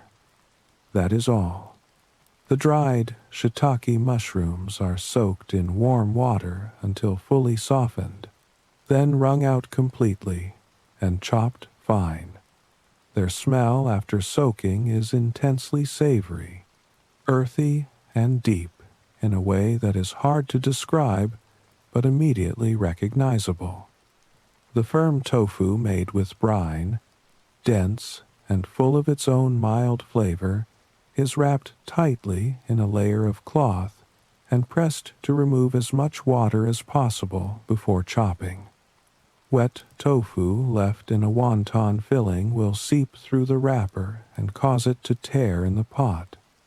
Dry tofu holds its shape, seasons evenly, and gives the filling a soft, grainy body that contrasts well with the other textures.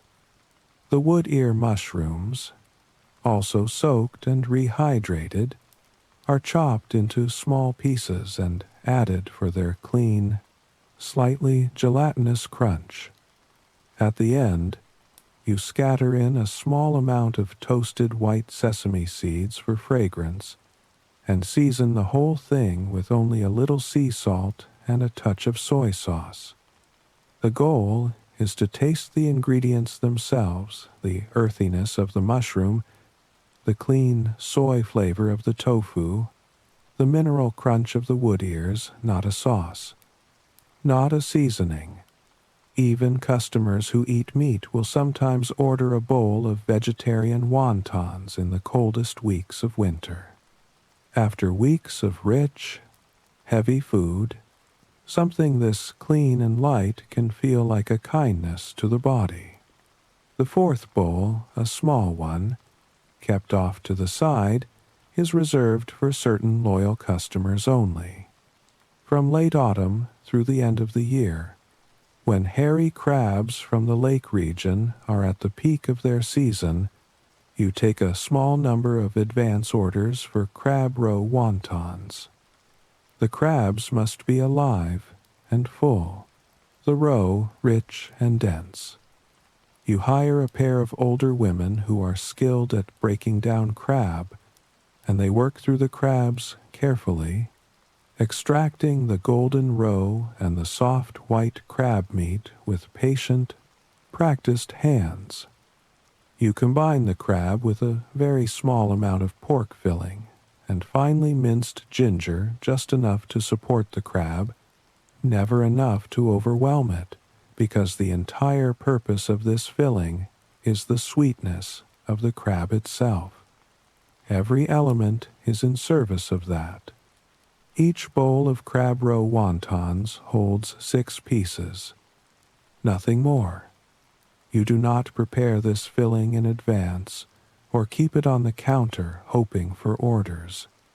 Customers must place their order the day before. If no one has ordered, you do not make it. Good ingredients handled carelessly are worse than no ingredients at all, and the cost of waste would eat through any profit the crab wontons could bring. Better to do it rarely and do it properly. Along the corner of the work table, the white porcelain jars sit in a row with their lids in place. Sea salt in one, rice vinegar in another, finely minced ginger in the third, and in the last, a palm-sized bamboo tube of ground pepper brought into Linnan by overseas traders by sea, the kind of spice that heats the throat and spreads warmth outward from the chest. All the shops and food stalls in the city have started using it. Customers who have been coming for years know exactly what they want. More ginger, less salt, a generous pinch of pepper over the broth. You remember every regular's preference without being asked. The broth is simmering steadily. The dough has rested through its full time and is ready. The 4 bowls of filling sit in their row. The bamboo trays are clean and waiting. You lift the heavy felt curtain away from the doorway and hang the lantern that reads Jang Family Wonton Shop just outside the entrance. The shop is open.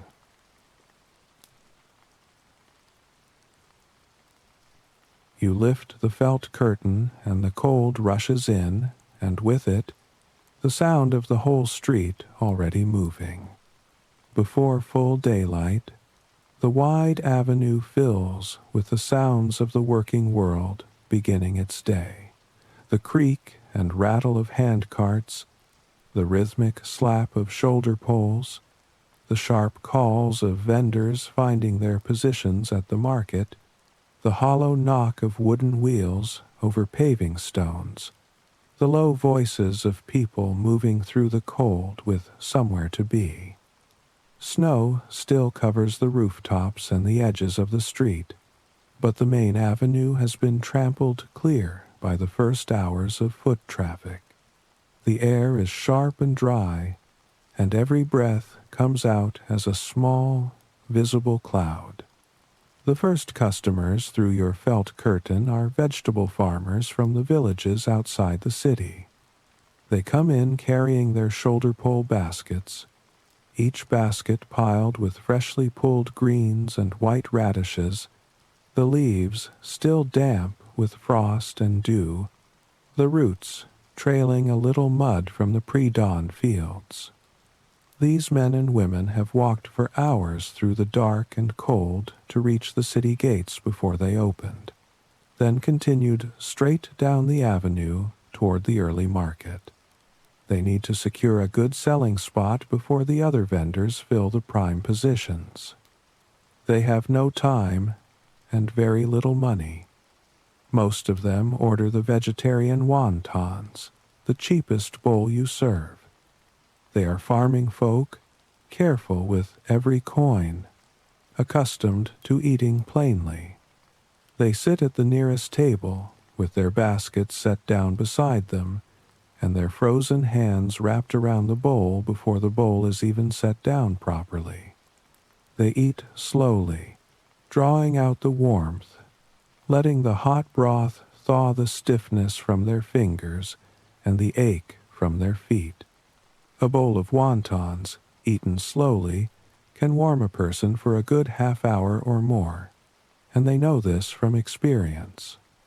You always fill their bowls with a little extra broth not asked for, just given. They do not mention it. You do not mention it either.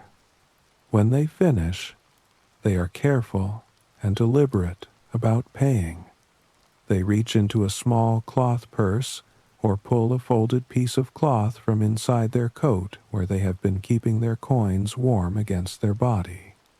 They count out the exact copper coins and place them flat on the table, then look up and say thank you in the quiet, straightforward way of people who mean it.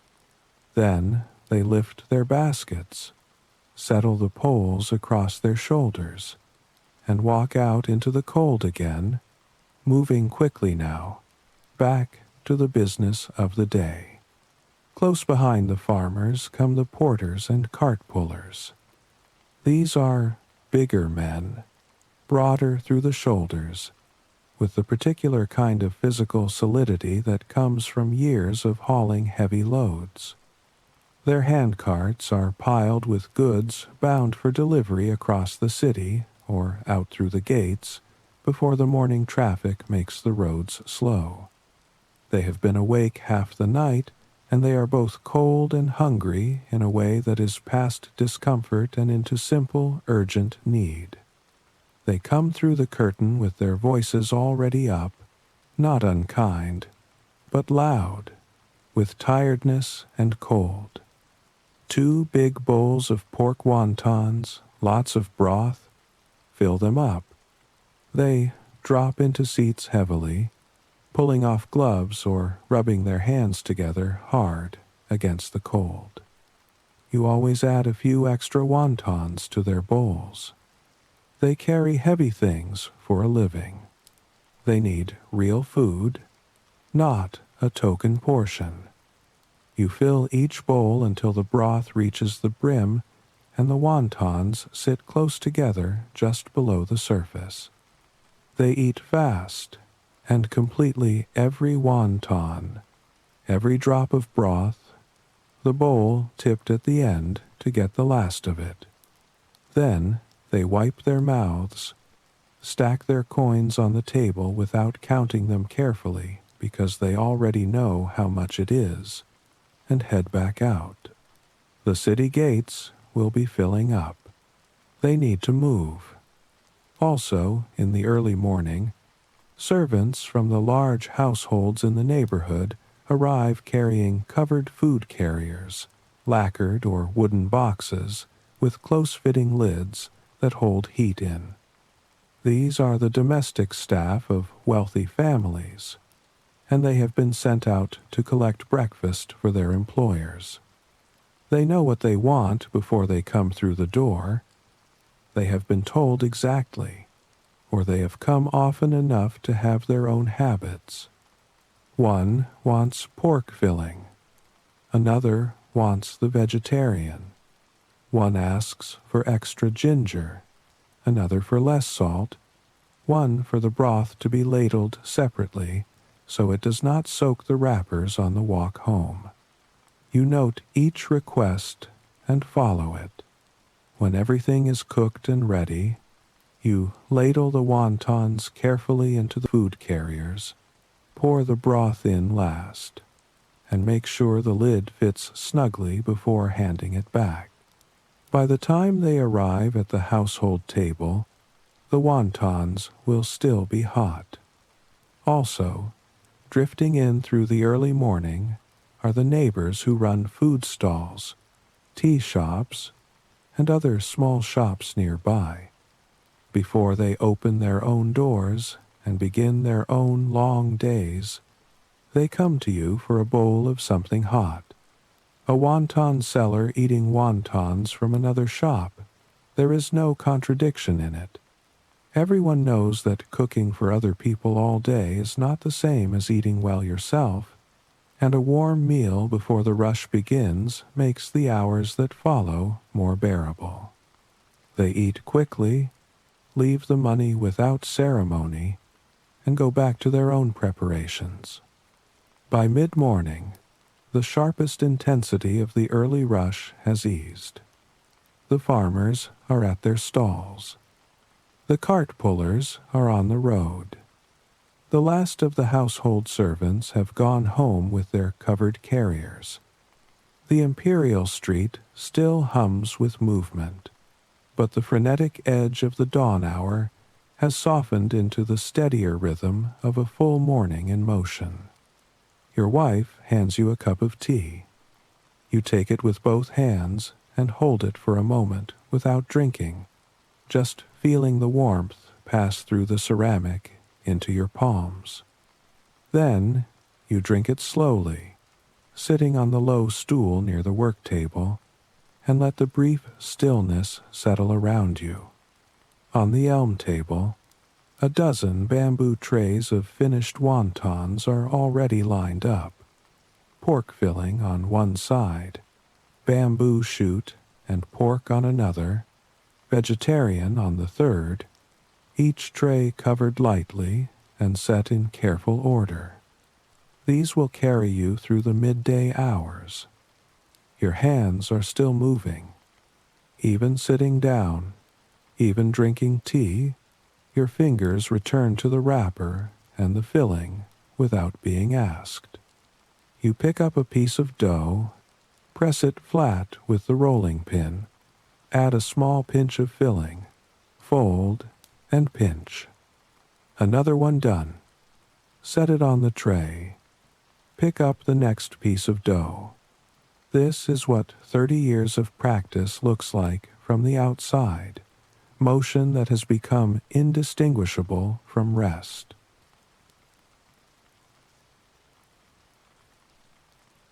When the sun reaches the middle of the sky, the midday customers begin to filter in. These are the craftsmen and artisans from the surrounding neighborhood, men who work with their hands in the old familiar trades, silversmiths, carpenters, coopers who make barrels and wooden tubs. They have been at their benches since early morning, and by midday the hunger is real, and the body needs a rest from the cold and the work. They come in twos and threes. Men who have eaten at this counter for 10 or 15 years, who know the shop the way they know their own tools, by feel, without having to think about it. They settle at a table together, Order bowls of pork wontons with rice vinegar on the side, and begin eating without hurry. The soup warms them from the first swallow. The conversation starts up the way it always does. A complaint about the cold, something about a difficult job, a piece of neighborhood news. The bodies that were tight with effort and concentration slowly release. Shoulders come down, backs ease against the bench. Voices that were held quiet for hours of focused work find their natural volume again. You serve them without fuss. The wontons are ready before they have finished deciding what to order. The broth is the right temperature. The rice vinegar is on the table. This is what a meal looks like when the cook and the customer have been in the same rhythm for a long time. Nothing needs to be explained, and nothing needs to be decided. It just happens.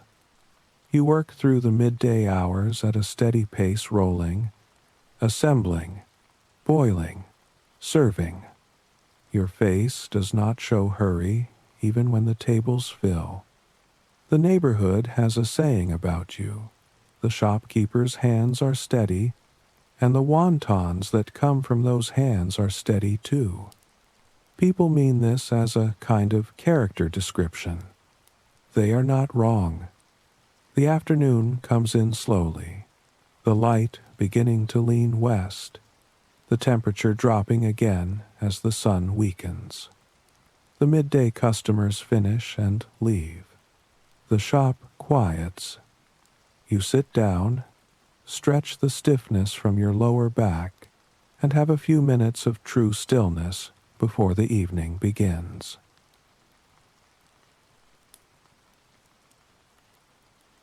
The last month of the year brings short days and long nights, and in Lin'an the sun falls fast.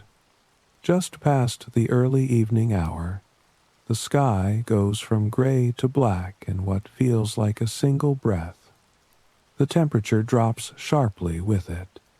The wind picks up along the Imperial Street, driving the snow in horizontal gusts that find the gaps in coats and scarves and the worn places in the edges of shop curtains. Along the avenue, lanterns are hung out one by one, amber and warm, swaying slightly in the wind until the whole length of the street glows with a broken, shifting light that the snow scatters and multiplies into 1,000 soft halos. And then the night market opens, and the street comes alive in a completely different way. The food vendors set up their braziers. The smell of roasting chestnuts comes first, carried on the cold wind, sweet and smoky and unmistakable.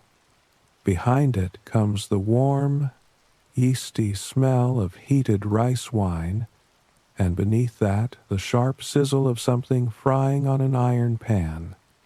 The calls of the vendors stretch out in long, musical tones, each one slightly different, each one trained by years of practice to carry over the noise of the street. These sounds push in through the felt curtain in muffled waves, reminding you that the city outside is not sleeping, it is changing shifts, moving into a different kind of wakefulness.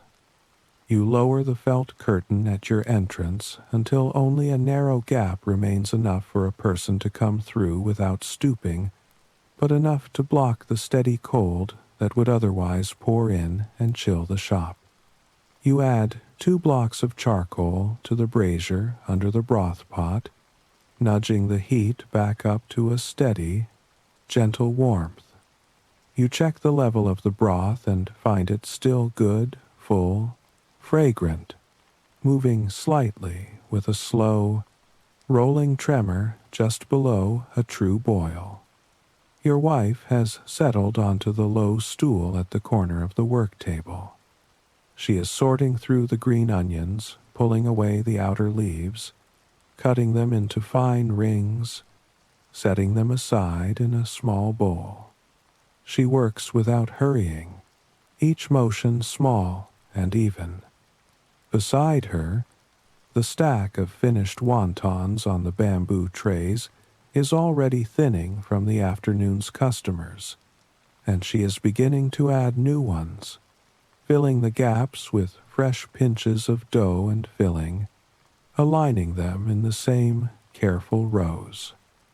In the back, your hired helper, a half-grown boy from a village outside the city, quick with his hands and good-natured about hard work, is splitting the hard charcoal blocks into smaller pieces in the rear courtyard, then stacking them into the bamboo basket beside the stove.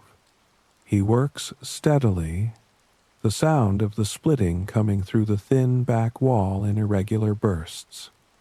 The smaller pieces will be easier to manage through the night, when the fire needs adjusting in the dark, and it is better to have everything ready now than to be searching for charcoal at midnight with a crowd of cold customers waiting. The three of you move through the space in a rhythm that does not need words. 30 years of the same shop, the same stove, the same work, the coordination has long since passed beyond habit into something more like instinct. You each know where the others are and what they are about to need. You hand a bowl up before being asked. The charcoal basket is refilled before it runs low. The bamboo trays are replaced before they go empty.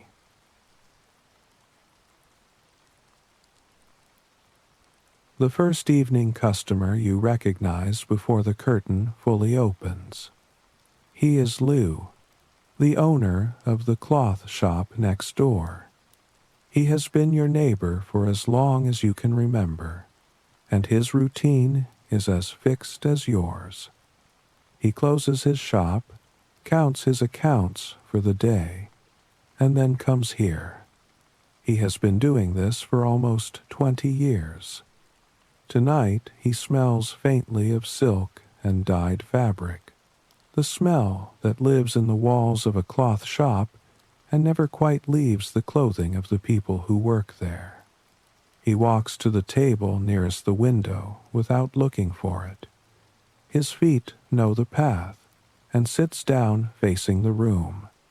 He raises one hand and holds up a single finger, then points at the vegetarian filling jar, then makes a small dismissive wave. You understand immediately.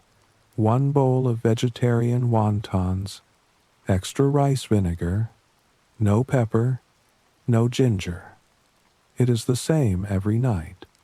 He has been keeping to vegetarian food for nearly 10 years now, a private practice that he maintains without explaining it to anyone. You take a bamboo tray from the stack, count out 20 vegetarian wontons, and carry them to the stove. The large iron pot on the front burner is at a steady rolling boil, the water turning and churning with a deep, consistent sound, the steam rising in a broad column that thins as it reaches the low ceiling. You slide the wontons in gently along the edge of the pot, one by one, then take up the slotted ladle and move it slowly across the bottom in a wide, easy arc, lifting the wontons just slightly from the surface they landed on, so they do not stick to the iron. The vegetarian wontons need care here. The wrapper is thin, and with a soft filling of tofu and mushroom, there is no firm core to resist the pressure of a rough hand. They want to be moved gently, given space, allowed to float upward on their own when they are ready. Vegetarian wontons cook faster than pork. When the water returns to a full boil and every one of them has risen to the surface, they are done. Not a moment longer the bamboo shoots will lose their crunch, The tofu will begin to tighten and go rubbery, and the wood ear mushrooms will go soft in a way that diminishes them. The window between just right and too long is narrow, and it requires attention. You take a white ceramic bowl from the rack, ladle in half a scoop of warm broth from the second pot, the one kept just off the boil, calm and clear. Add a very small amount of salt and a spoonful of rice vinegar. Then transfer the wontons into the broth one at a time with the slotted ladle. A small scatter of finely cut green onion on top. You carry the bowl to Lou's table and set it down in front of him. He nods once. He picks up his wooden spoon. The shop goes quiet. There is the faint crackle from the charcoal in the brazier, a brief hiss when a drop of condensation falls from the lid of the broth pot onto the hot surface of the stove. Outside, the night market continues its distant, muffled commerce, a voice stretched long, calling out a price, the sound of wheels on stone, the faint clatter of someone's cart hitting a curb. But inside, the quiet is real. The curtain holds the sounds of the world at a comfortable remove. Lou eats slowly. He always has. He takes small spoonfuls and sets them down between each one. He chews without hurry. He has the manner of a man for whom this meal is not a refueling stop, but a deliberate pause, the one moment in a long working day where he does not have to be anything in particular. He sits with his bowl in both hands sometimes, just holding the warmth, not eating, simply present with it. He finishes in about half an hour. He reaches into his coin purse without fumbling. He knows the amount, always has the right coins ready, and places them on the table in a quiet row. He nods at you again. Once, the same nod as when the bowl arrived. Then he stands. He adjusts his outer coat and lifts the felt curtain.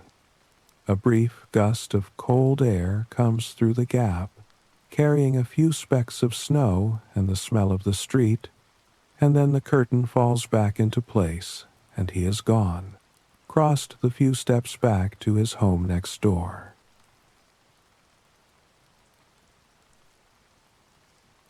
Not long after Lou leaves, the curtain is pushed open again, with more energy than it has seen all evening. 4 young men come in together, talking over each other, their breath clouding in the cold air they have brought in with them. They are students from one of the academies nearby, recognizable by their dress and their posture, and the particular combination of tiredness and restless energy that belongs to young men who have been studying hard and are now, briefly, free. They have been out walking the night market, probably the kind of aimless, companionable wandering that students do between sessions of work. They find a table near the door and settle into it noisily, pulling off outer layers, folding them over their knees, arranging themselves. One of them speaks for the group. 4 bowls of pork wontons, extra ginger in each. They lower their voices slightly after the order is placed, not because they mean to be polite exactly, but because the shop is calm and they feel it. You hear them talking about the provincial examinations coming in the spring, what their teacher thinks about their chances, which texts they have been memorizing. There is a mixture of bravado and genuine anxiety in the conversation. They are trying to sound more certain than they feel, the way young people do when they are frightened of something important. You cook their wontons and bring the 4 bowls to the table without comment. They eat the way young men eat when they are hungry, quickly and completely, with great appreciation and very little ceremony. The bowls empty in minutes. They pool their coins to pay, count it out once together, leave the money, and push back out into the night with their coats still half on, still talking. A trail of their energy remains in the shop for a moment after they leave the particular warmth of young people's company, loud and alive, and then it dissipates, absorbed back into the quieter, ambient heat of the room. The next customer you recognize from years ago, though now she comes in with a child of her own. She is a young woman from the lane to the east. You remember her when she was small. She used to come here with her own mother, sitting on the bench with her feet not quite reaching the floor, watching her mother eat and waiting for the bowl she would get when her mother was done. That was when you had just taken over the shop from your father, when you were still a young man yourself.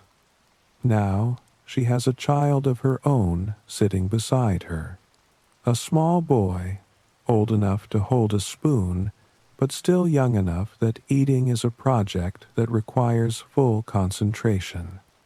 She orders 2 bowls of pork wontons. For her son's bowl, she asks for only a small pinch of salt and nothing else, no ginger, no pepper, no vinegar. A child's palate wants clean flavors. You cook both bowls, and when you ladle the boy's serving, you cook the wontons a little longer than you normally would, not long enough to make them fall apart, but enough to soften the skin from smooth to yielding, the way very young children prefer. You add an extra half ladle of warm broth to his bowl, clear and mild, something he can drink easily. The boy eats with terrific seriousness, holding the spoon in his fist, dipping it in with great purpose, bringing it to his mouth with the total concentration of someone for whom each spoonful is its own small achievement. Broth runs down his chin. His mother watches him with a smile she is not trying to suppress. She reaches over with a small cloth and wipes his face while he is mid-chew, and he tolerates this with the air of someone who has decided that certain inconveniences must simply be endured. You watch all of this from behind the counter and say nothing. You just tend the stove and let them have their meal in peace.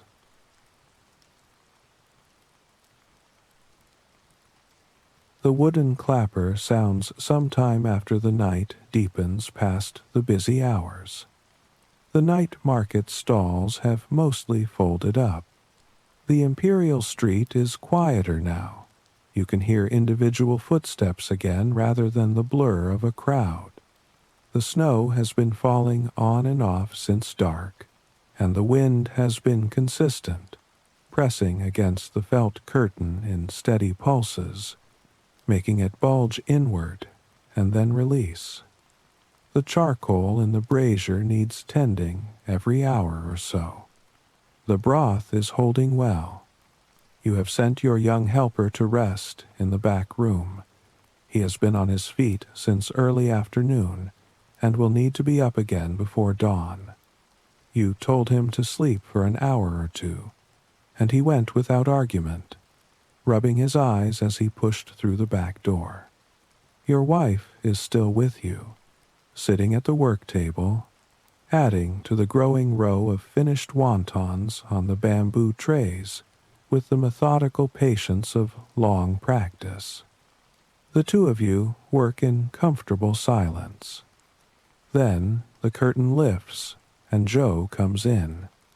Old Joe, or not so old, really, but the job ages a man. He works the night patrol for this part of the ward. walking his circuit through the lanes and along the avenue, checking doorways, watching for fire and trouble, marking the hours with his wooden clapper. He does this every night, in all weather.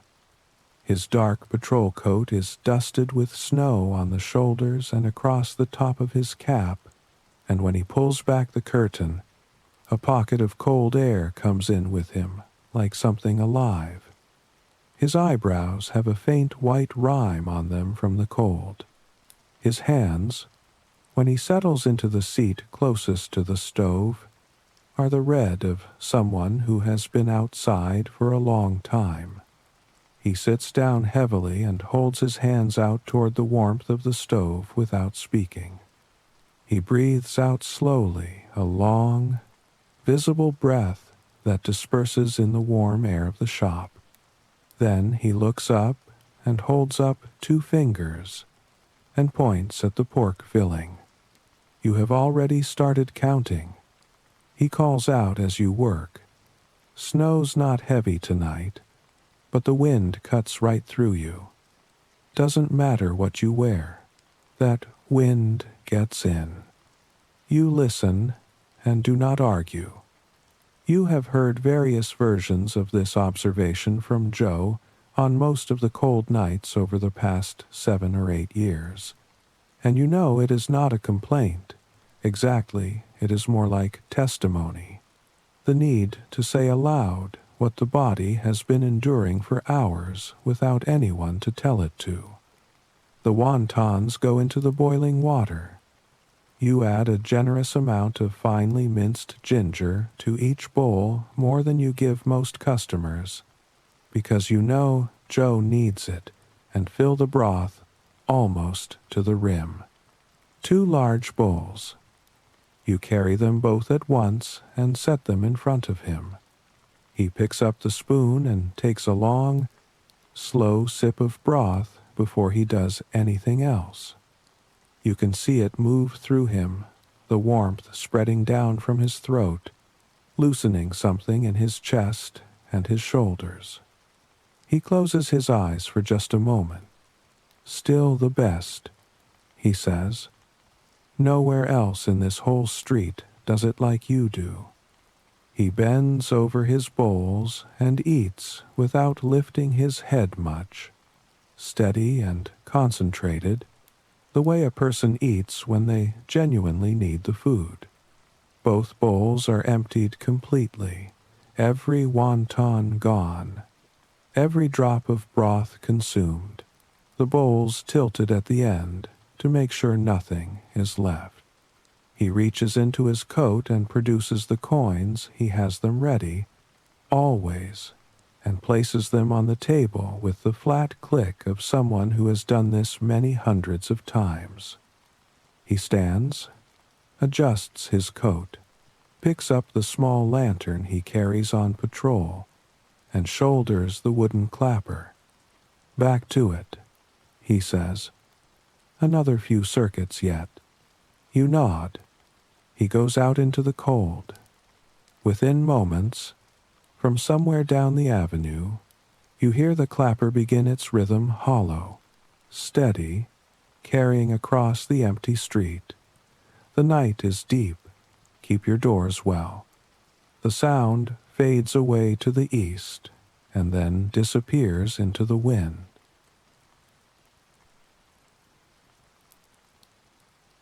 The city sleeps. You can feel it in the texture of the silence outside, heavier now, more complete. The last vendors left the street an hour ago.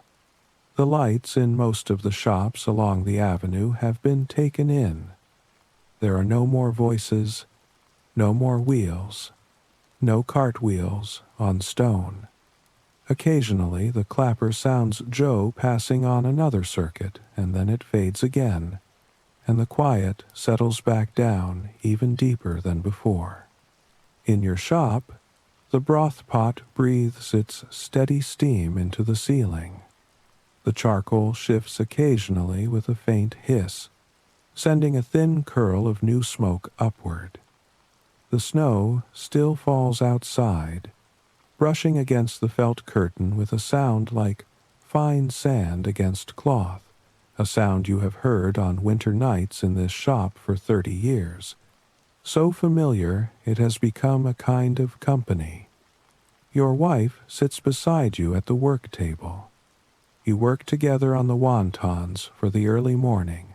One piece of dough, a pinch of filling, one fold, one pinch. Set it down, take the next. Neither of you speaks.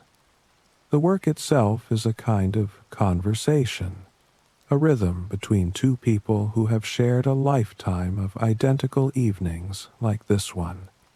Two night patrolmen come in sometime deep in the night, just as Joe did, but louder and more thoroughly chilled than he was. They wear their dark uniform coats and carry small patrol lanterns, and their faces are vivid red from the cold ears. Cheeks, the tips of their noses, all the same urgent scarlet.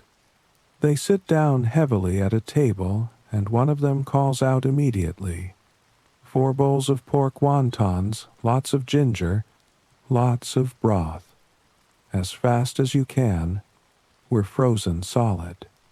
You count out 80 wontons without hesitation, drop them into the boiling water, and work quickly. 4 large bowls, each one full to the top, ginger scattered generously over the broth, steam rising in thick columns. You bring all 4 at once, 2 in each hand, and set them on the table. They eat without ceremony, bending over the bowls with both hands around them, pulling the warmth in from the outside and filling themselves from the inside.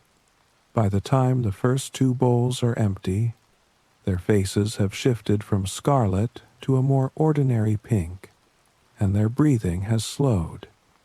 By the time all 4 are gone, they are talking again.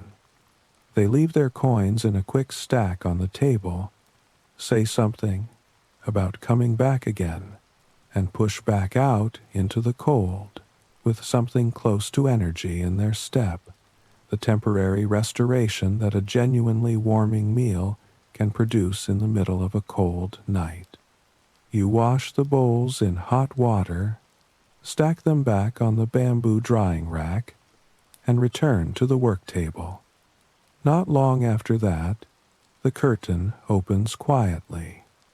The young scholar who comes in carries a book, as he always does, a worn scroll tucked under one arm, the edges of the pages soft from handling. He lives at a small inn in the alley behind the street. He is from somewhere in the provinces, here in Linnan, to sit the provincial examinations in the spring, and he studies through most of the night. He has been coming here at roughly the same late hour for weeks now, always quiet, always the same seat, the small table in the corner, slightly separated from the rest of the room, where the light is dim and the sound from the street is least. He sits down and places his book on the table beside the space where the bowl will go. He looks up and holds up one finger, then points to the bamboo shoot and pork filling, and makes a small gesturing motion, a slight reduction of something that you have come to understand as less salt, less ginger, no pepper. He eats lightly. He always has. You prepare his bowl with care, a clean, mild broth, very light seasoning, no pepper, the ginger measured to barely a suggestion. The bamboo shoot and pork wontons go in and come out at the right moment, 12 of them, 12, clean, smooth crescents in a pale, fragrant broth. You bring the bowl to his corner.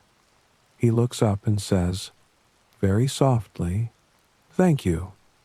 It is the first time anyone has spoken directly to you in hours. The voice is slightly rough with tiredness, and with the kind of interior focus that comes from hours of reading the voice of a man who has been alone with his thoughts for a long time.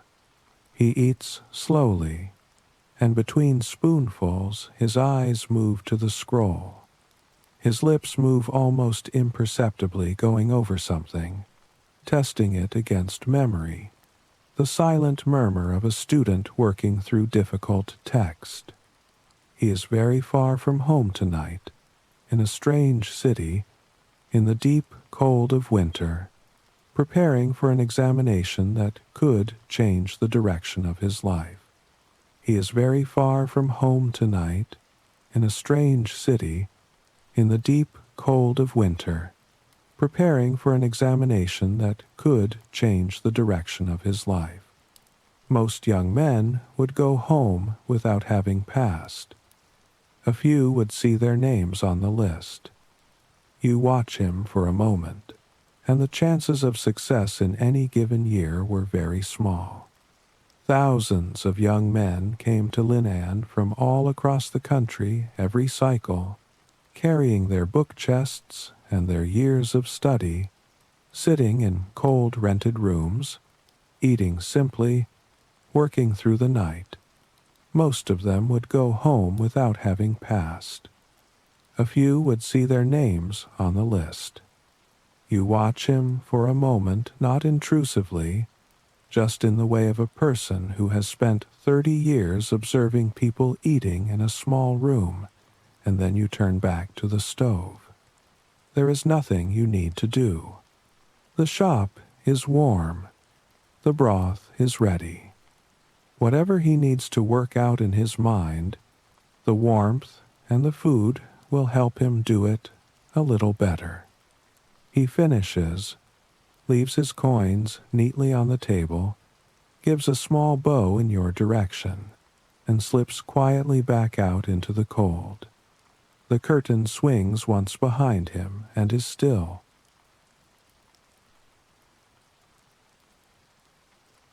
The snow has stopped. At some point in the deep middle of the night, you cannot say exactly when the sound of snow against the curtain went silent, and when you check by lifting the edge of the curtain and looking out, the air is calm and dry and still. The clouds have pulled apart in places, and between them, stars show cold and far away, small, bright points above the dark bulk of the roof lines. The snow on the ground has a faint luminosity to it in the starlight, white against the darker gray of the stone street. You let the curtain fall back and return to the stove. Your wife has made tea. She sets a cup on the edge of the work table near you, the rough earthenware cup that has been yours for years, the one with the small chip at the rim, and takes one for herself and leans against the wall near the warmth of the stove. You pick up your cup and hold it without drinking for a moment, just standing close to the charcoal heat, letting the warmth work into your lower back and the backs of your thighs. 30 years of standing in this shop have settled into your body in the particular ways that long labor settles. Your lower back aches with a deep, chronic ache that worsens in cold weather, an ache that begins before you are fully awake in the morning and does not leave until you lie down at night. Your legs carry a heavier tiredness than they used to, and after a night like this one, the arches of your feet are tender and your ankles feel thick. Your hands, even with the pig-fat salve your wife makes and applies every night, crack in the knuckles in deep winter, and the small splits along your fingertips sting when they meet cold water or rough dough. You rub them near the brazier when no one is looking, not because you think it will help much, but because it is something to do. You have never talked about this very much. The shop requires what it requires, and you give it what you give it. That is simply the shape of a life built around this kind of work. The neighbors say your wontons are the best in Linan, and perhaps they are right, but they do not see the 30 years of 5 in the morning risings, the 30 winters of cold hands on cold water, the slow accumulation in the joints, and the back of 10,000 long days standing at this table and this stove. You finish the tea. You set the cup down. Your wife is already back at the work table, filling in the bamboo trays with the last batch of wontons for the early morning wave. You go and stand beside her and begin to do the same. 1 piece of dough, a pinch of filling, 1 fold, 1 pinch. Set it down. The rows grow slowly and evenly, each wonton nestled against the next, round and smooth and sealed tight. You have done this so many times that you no longer think about the movement. Your hands know it entirely on their own. Some time before the first light, the distant bell tower tolls again. The sound is low and round, rolling across the rooftops and dissolving into the cold air. But almost immediately after it fades, other sounds begin faint at first, then growing. The creak of a cartwheel, the knock of a handcart, the high, rhythmic creak of a shoulder pole under load. Voices, still far away, but becoming distinct. The city is waking up. You go to the back room and tap on the door. Your young helper comes out still blinking, his hair pressed flat on one side, pulling his coat on as he walks. He goes immediately to the well in the back courtyard and throws cold water on his face, gasping at the shock of it. Then he is awake, and he moves to his tasks without being told, wiping down the tables, feeding charcoal into the brazier, pulling a fresh bucket of water and setting it to heat. Your wife adds to the trays with renewed speed. The pre-dawn preparation, having everything assembled and ready before the door fills with people, is itself a form of hospitality. The farmers and laborers who come at this hour have no time to wait. They need to eat and go. Sure enough, within minutes of the first street sounds, the felt curtain begins to move. Early travelers, pre-dawn market workers, the same kinds of people who came yesterday and the day before, and the day before that tired people, cold people, people who have been walking since before the light, who smell of night air and effort, who want nothing in the world right now more than something hot. You and your helper fall into the familiar rhythm. You at the stove, he taking the bowls to the tables and collecting the coins and wiping up after. Your wife replenishes the trays as fast as the wontons are used. The shop fills and empties and fills again, bowl after bowl, going out across the counter, the pot kept at a steady boil, the broth maintained clear and fragrant. And slowly, almost without your noticing it, the darkness outside the curtain begins to change.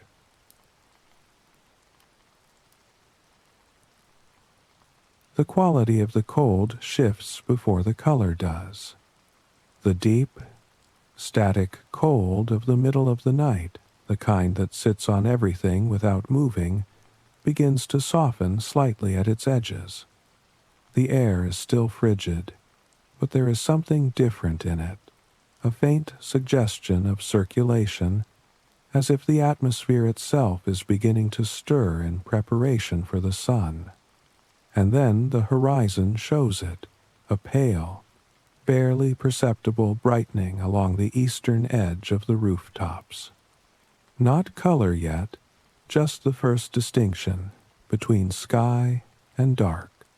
It spreads slowly, the darkness thinning from black to the deep blue-gray of pre-dawn, and then, in the space of a few minutes, the first true light arrives, a thin strip of pale gold that sits just above the roofline and begins to warm.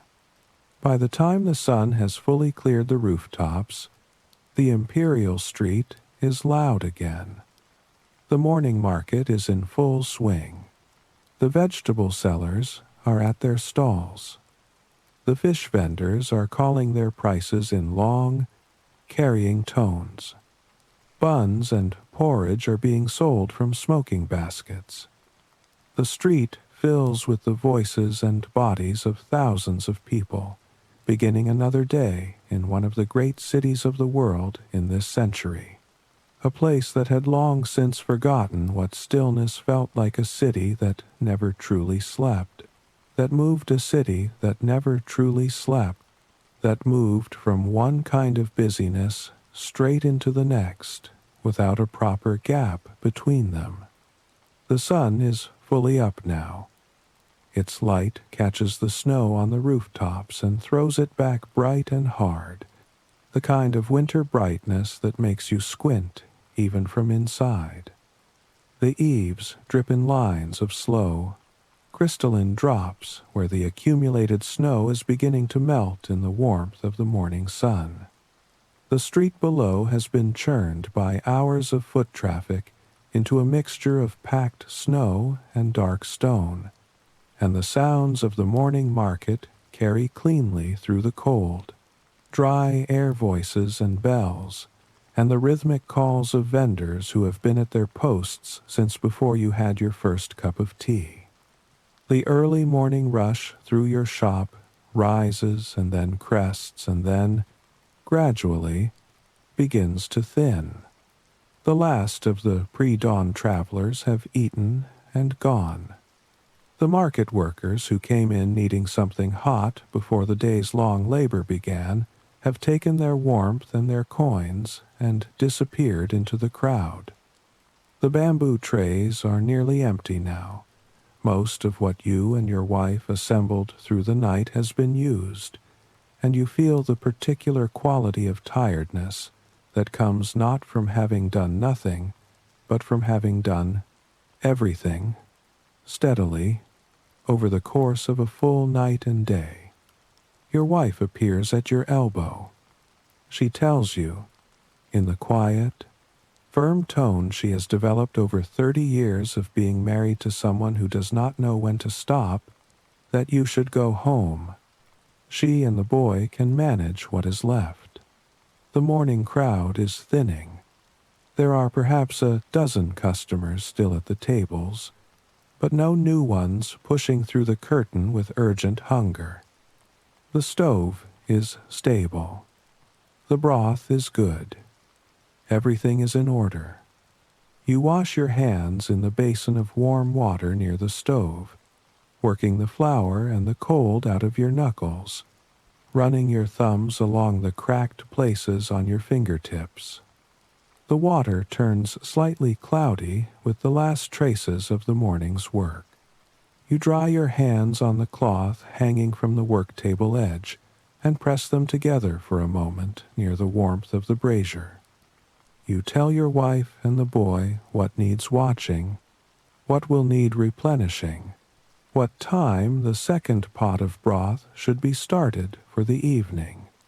You say it quietly and without fuss, not because the instructions are unimportant, but because you have said them so many times that they are half theirs already, carried in the same deep memory that carries all of this. They nod. The boy is already wiping down the tables. You take your outer coat from the hook near the back door, shake the flour dust from the front of it, and put it on. You step through the low side door of the shop into the cold morning air.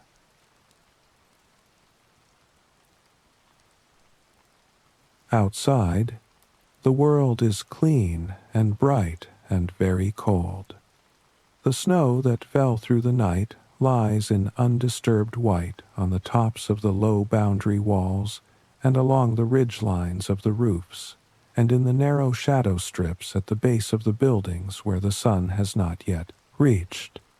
In the center of the lane, it has been compressed and broken by foot traffic into a pale, roughened path that crunches under your boots with each step, a sound that is oddly satisfying in the still morning air, the dry squeak and press of cold-packed snow giving way.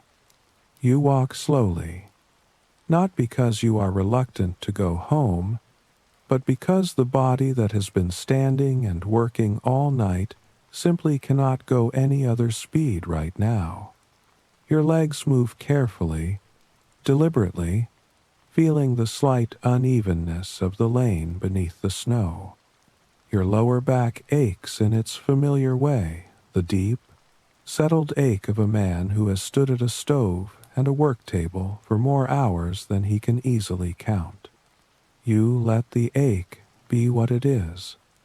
You have long since stopped expecting it to leave. The sun is low still, but it is fully present, and it falls on your left shoulder and the left side of your face as you turn into the lane behind the shop. It is a winter sun, not warm enough to do very much, but warm in the way that all sunlight is warm, which is to say that where it touches you, you feel it, and it is something rather than nothing. The cold is still real, but the sun is real too. The lane is coming alive in the particular way of a residential alley in midwinter morning. Doors are opening. The smell of something cooking drifts out from behind a wall, a thin, savory steam that might be congee, or a simple broth heating up for a household's morning meal. A dog barks somewhere and is answered briefly by another farther away, and then silence returns. A small child is sitting on a doorstep bundled so thoroughly in padded clothing that only his face is visible, watching you pass with the uncomplicated attention of a person who has nowhere to be. You raise a hand as you pass. He watches you with round, serious eyes. You pass the house of the family who have been your neighbors for as long as you can remember. Their front gate is open, and you can hear voices inside the low exchange of a household waking up together, the sound of water being poured, the creak of furniture. An ordinary morning in a house full of ordinary life, and it is one of the most calming sounds in the world when you are tired and walking home through the cold. Your home is at the end of the lane, set slightly back from the path. From outside the gate, you can already smell it, the particular warm smell of your own kitchen, of the stove that has been burning since before dawn, of the congee that your wife put on the pot before she came to help at the shop, and which has been sitting on the low fire all night, thickening and deepening, so that by the time you arrive home, it is the right kind of dense and soft, the kind that does not need chewing, that gives itself over completely to exhaustion and warmth. You push the gate open. You take off your coat in the entrance and hang it up. You pull off your boots. The floor under your feet is cool, but not cold. The smell of the congee is stronger now, coming from behind the inner door. You press your palm flat against the inner wall for a moment, an old habit, something you started doing years ago without quite knowing why. Just the simple reassurance of your own wall, your own home, solid and warm. After a long night,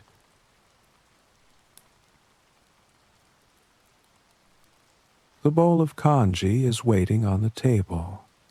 It is thick and pale and still steaming, the surface broken by the slow, lazy bubble of something that has been kept just below a boil for many hours.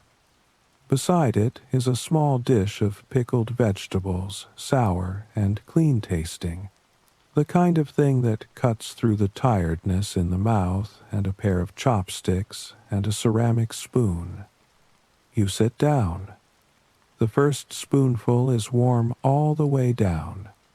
The second is warmer. By the fourth or fifth, the tightness in your chest from the night's cold has eased, and you can feel the heat spreading outward from your stomach into the slow, fatigue-heavy muscles of your back and arms. You eat without hurry. You have nowhere to be for the next several hours. That simple fact, nowhere to be, is one of the quietly profound pleasures of the day, available only after the long night is finished and the shop is in other hands. You finish the congee. You wash the bowl. You move to the inner room. The bedding has been warmed. Your wife, before she left this morning, placed a stone bed warmer wrapped in cloth beneath the covers, and the warmth has spread through the quilted layers so that when you press your hand into the bedding, it is like pressing it into something that has been storing heat patiently all morning, waiting for you. You sit on the edge of the bed for a moment and rub your feet with your palms, working the stiffness out of the arches and the ache from the ankles. Then you lie down. The weight of the night settles around you all at once. The sound of the lane outside is very faint from here, distant voices, the occasional cart, the ambient murmur of a neighborhood in the middle of its morning. The light through the paper window is soft and indirect, the winter sun just bright enough to fill the room with a pale, diffuse glow that is entirely without harshness. You close your eyes. You will sleep until the afternoon. Then you will rise, eat something light, and return to the shop. The evening crowd will come again, the craftsmen and the neighbors and the students and the patrolmen. The broth will be simmering. The dough will be rested. The bamboo trays will be lined in their careful rows. The felt curtain will hold back the cold, and the first customer of the evening will lift it, and a gust of midwinter air will come in with them, and you will look up from the work table. 30 years of this. From the 13-year-old standing on a stool beside his father's hands, watching the fold and the pinch, to the man with silver at his temples and calluses worn into every joint. 30 years of rising before the city wakes. 30 years of the black clay pot and the clear broth and the careful separation of fat and lean. 30 years of the elm work table, its surface worn to a deep, familiar shine by the daily pressure of flower and palm and bamboo. 30 years of felt curtains lifting in the cold, of faces red from the wind, of hands wrapped around bowls, of copper coins set down quietly on the table. You never did anything remarkable by the city's measure. You did not sit the provincial examinations or win a place on any list. You did not build a grand household or accumulate the kind of wealth that gets spoken of at banquets. What you built is smaller than that, and more durable. A shop that people trusted, a craft that people came back to, a small room of warmth that stayed open through every cold night of every winter, where anyone who needed it could come in out of the dark and be fed.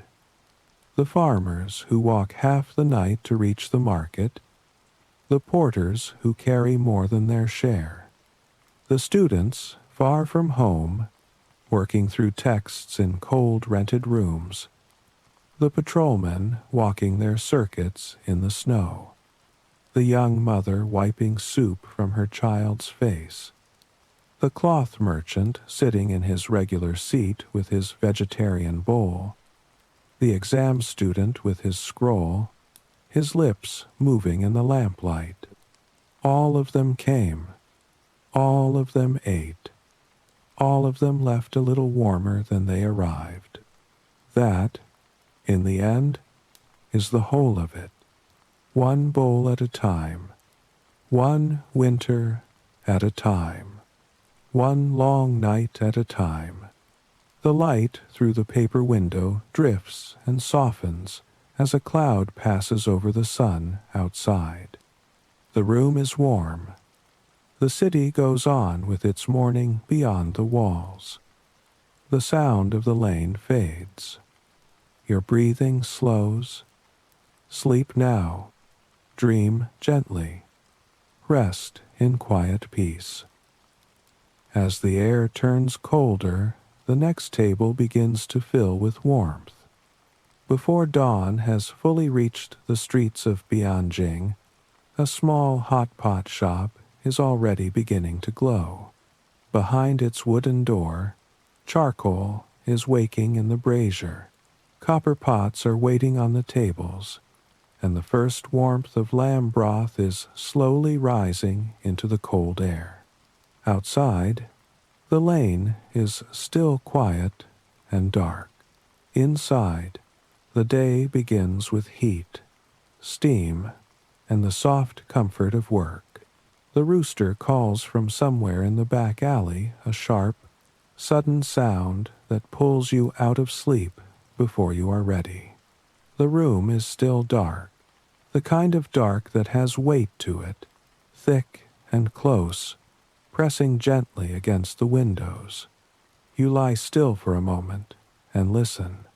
Somewhere outside, the air moves slowly off the Bian River, carrying a faint smell of water and cold earth. It drifts through the gap beneath the door, curling against the floor, cool enough to make you curl a little tighter before you remember that the day is already waiting.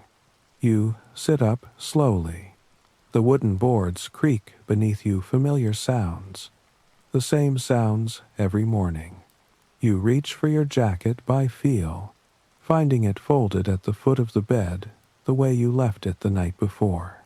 The cloth is rough under your fingers, washed so many times it has gone stiff at the edges. There is still a faint smell of charcoal ash clinging to the weave. Your wife made this jacket last winter, stitching it through the slow, cold evenings when the fields were empty and there was time for such things. The seams are neat and close. The cuffs have worn soft with use. You have thought about replacing it more than once, and each time you have thought better of it. You pull it on quietly. The room is very still.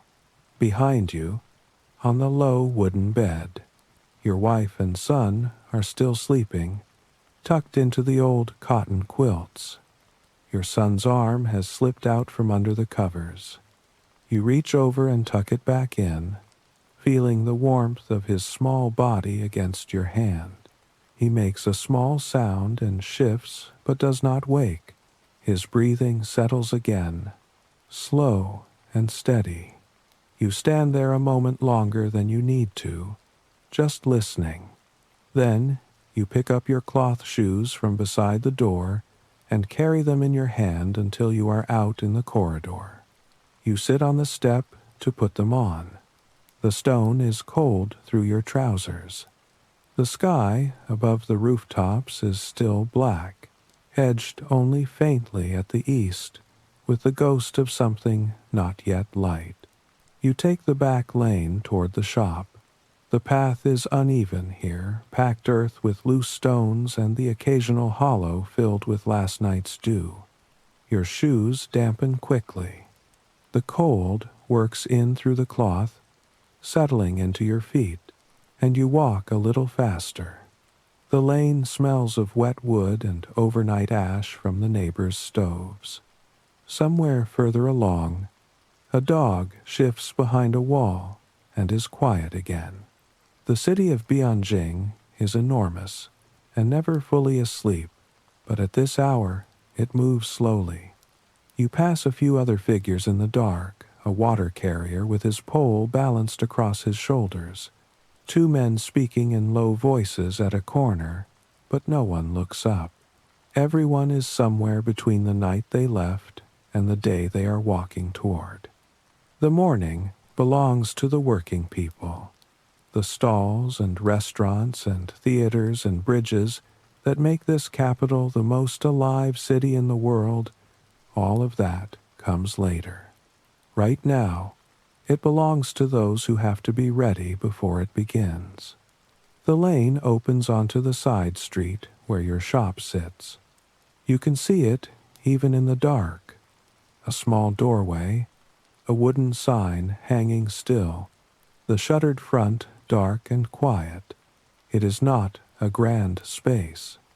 3 paces wide, maybe 10 paces deep, but it is yours, or nearly. Anyway, you pay the landlord his rent each month and keep the space running, and that is enough. You pause outside for just a breath. Above you, a strip of sky shows between the rooftops. One star is still faintly visible. Then you take out the key, fit it into the lock, and let yourself in. Inside, in the stillness before dawn, the first work of the day can begin. The door gives a long creak as it swings open. The hinge needs oiling, has needed it for weeks. You make a note to yourself again, the same note you make most mornings. Tonight, after closing, you will get to it. Inside, the air is dense and still. It smells of last night's work, charcoal, lamb fat, the faint sweetness of broth that soaked into the wood and dried there. It is not an unpleasant smell. It is the smell of a place that is used, that earns its keep, that has fed people. You have come to think of it as simply the smell of this room. You find the oil lamp by memory and light it. The flame catches small and low, then steadies. The room comes up slowly out of the dark 4 square tables arranged in 2 rows, the wooden chairs pushed in neatly from the night before, the walls bare except for a few hanging tools and a shelf of pottery jars. Each table has a round hole cut through the center, just wide enough to cradle a copper pot. Below each table, set into the floor, is a shallow pit for the brazier. You check them each in turn, crouching down to look, making sure the ash from yesterday has been fully cooled and cleared. Along the back wall, the supply shelves hold everything the day will need. Stacked pottery bowls, bamboo chopsticks bundled together with twine, a row of clay jars with cloth plugs, salt, dried spices, bean paste. You lift one of the jar lids and breathe in, sharp and fermented and warm. You press the cloth back down firmly. In the corner, a stack of hardwood charcoal from the western hills. You chose it carefully, paying a little more than you might for softer charcoal. This kind burns hot and long and puts out almost no smoke. When a shop is full of people sitting low over steaming pots, smoke is the last thing anyone wants. You take a few pieces now and begin setting the braziers. Building a charcoal fire takes patience. You place the smaller pieces at the center first, then layer the larger ones around them, leaving gaps for air. You use a few scraps of dry wood to get the first one started, cupping your hands around the small flame to shelter it. The fire takes hold slowly, the wood catching, the charcoal beginning to glow at the edges. You move on to the next table and do the same.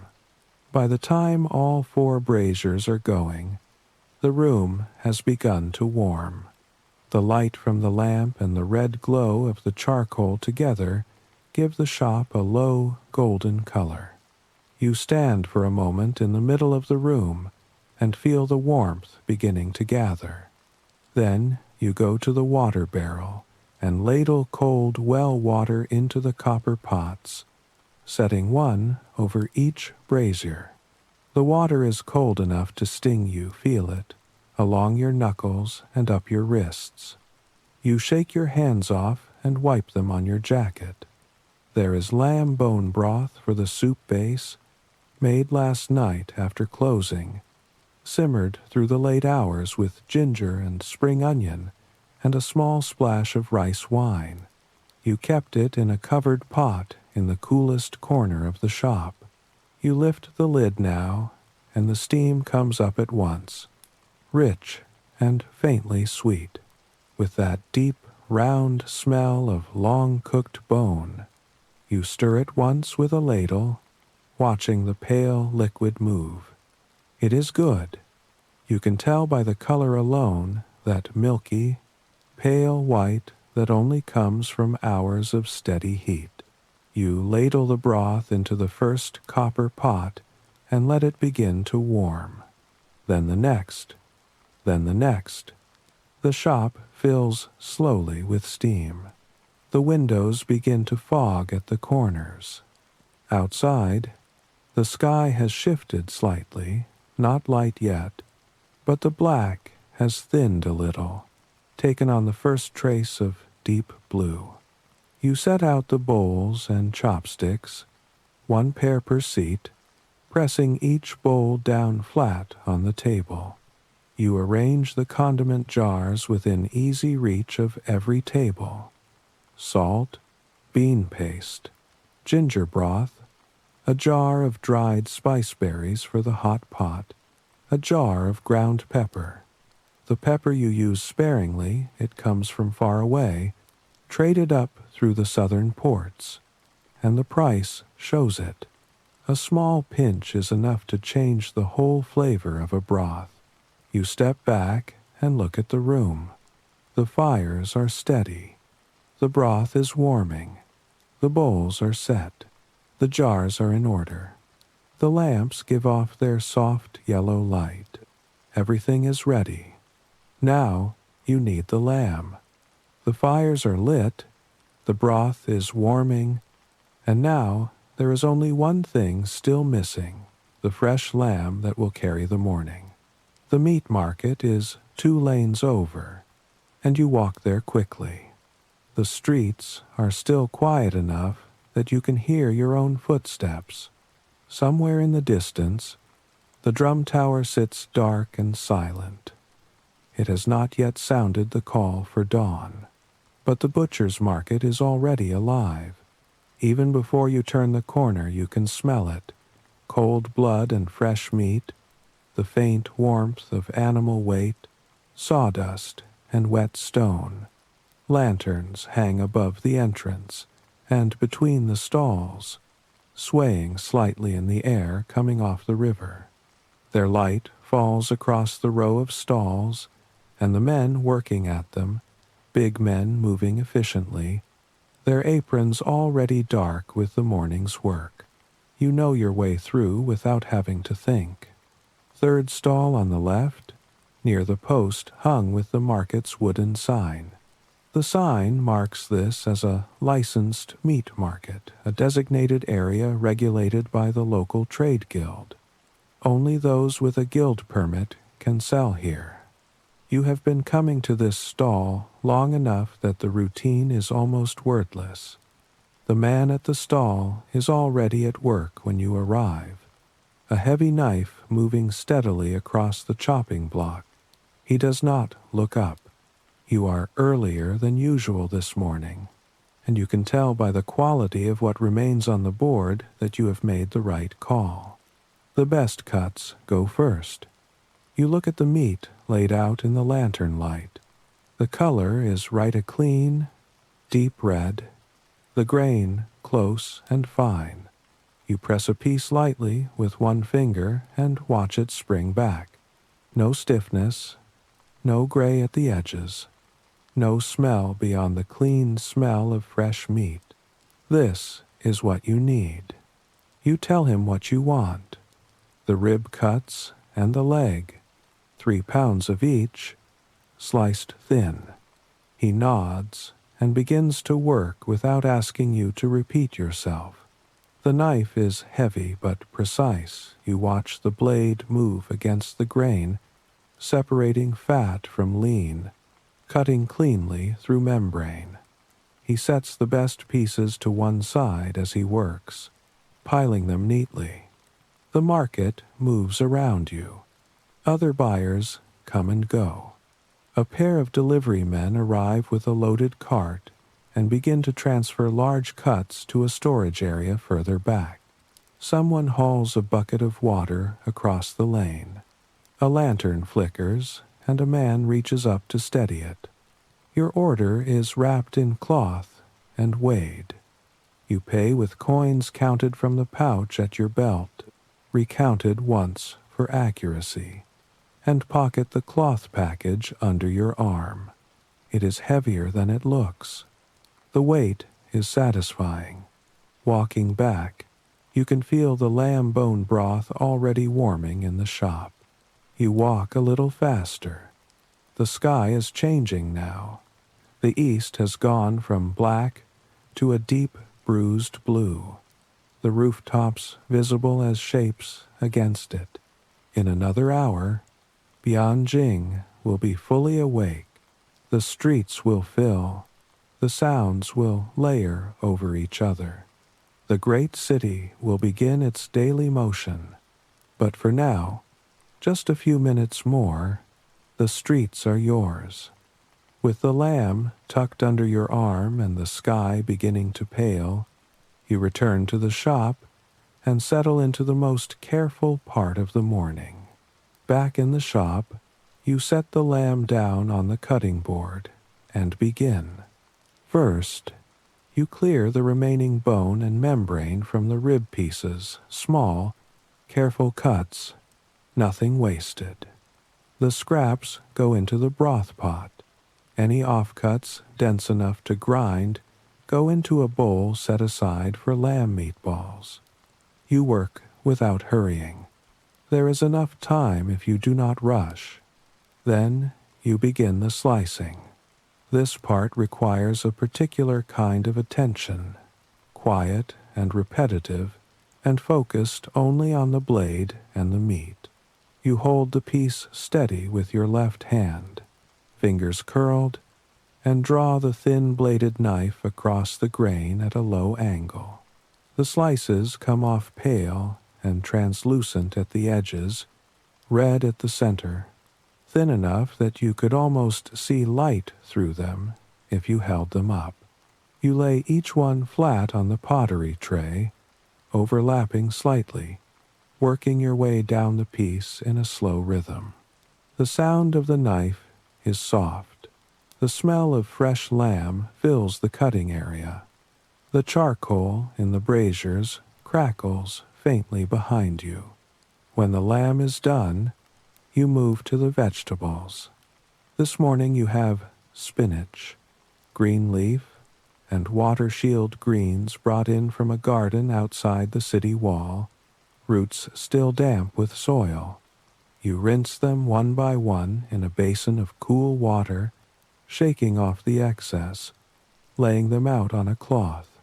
The water shield greens are slick and smooth, their surface covered with a fine, natural gel that makes them feel like something between a leaf and a soft river stone.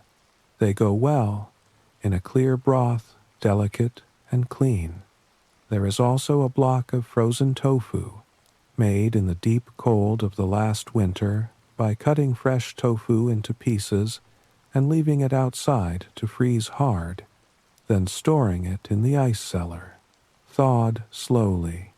The inside has turned porous and spongy, full of tiny channels that open up when you set it in hot broth.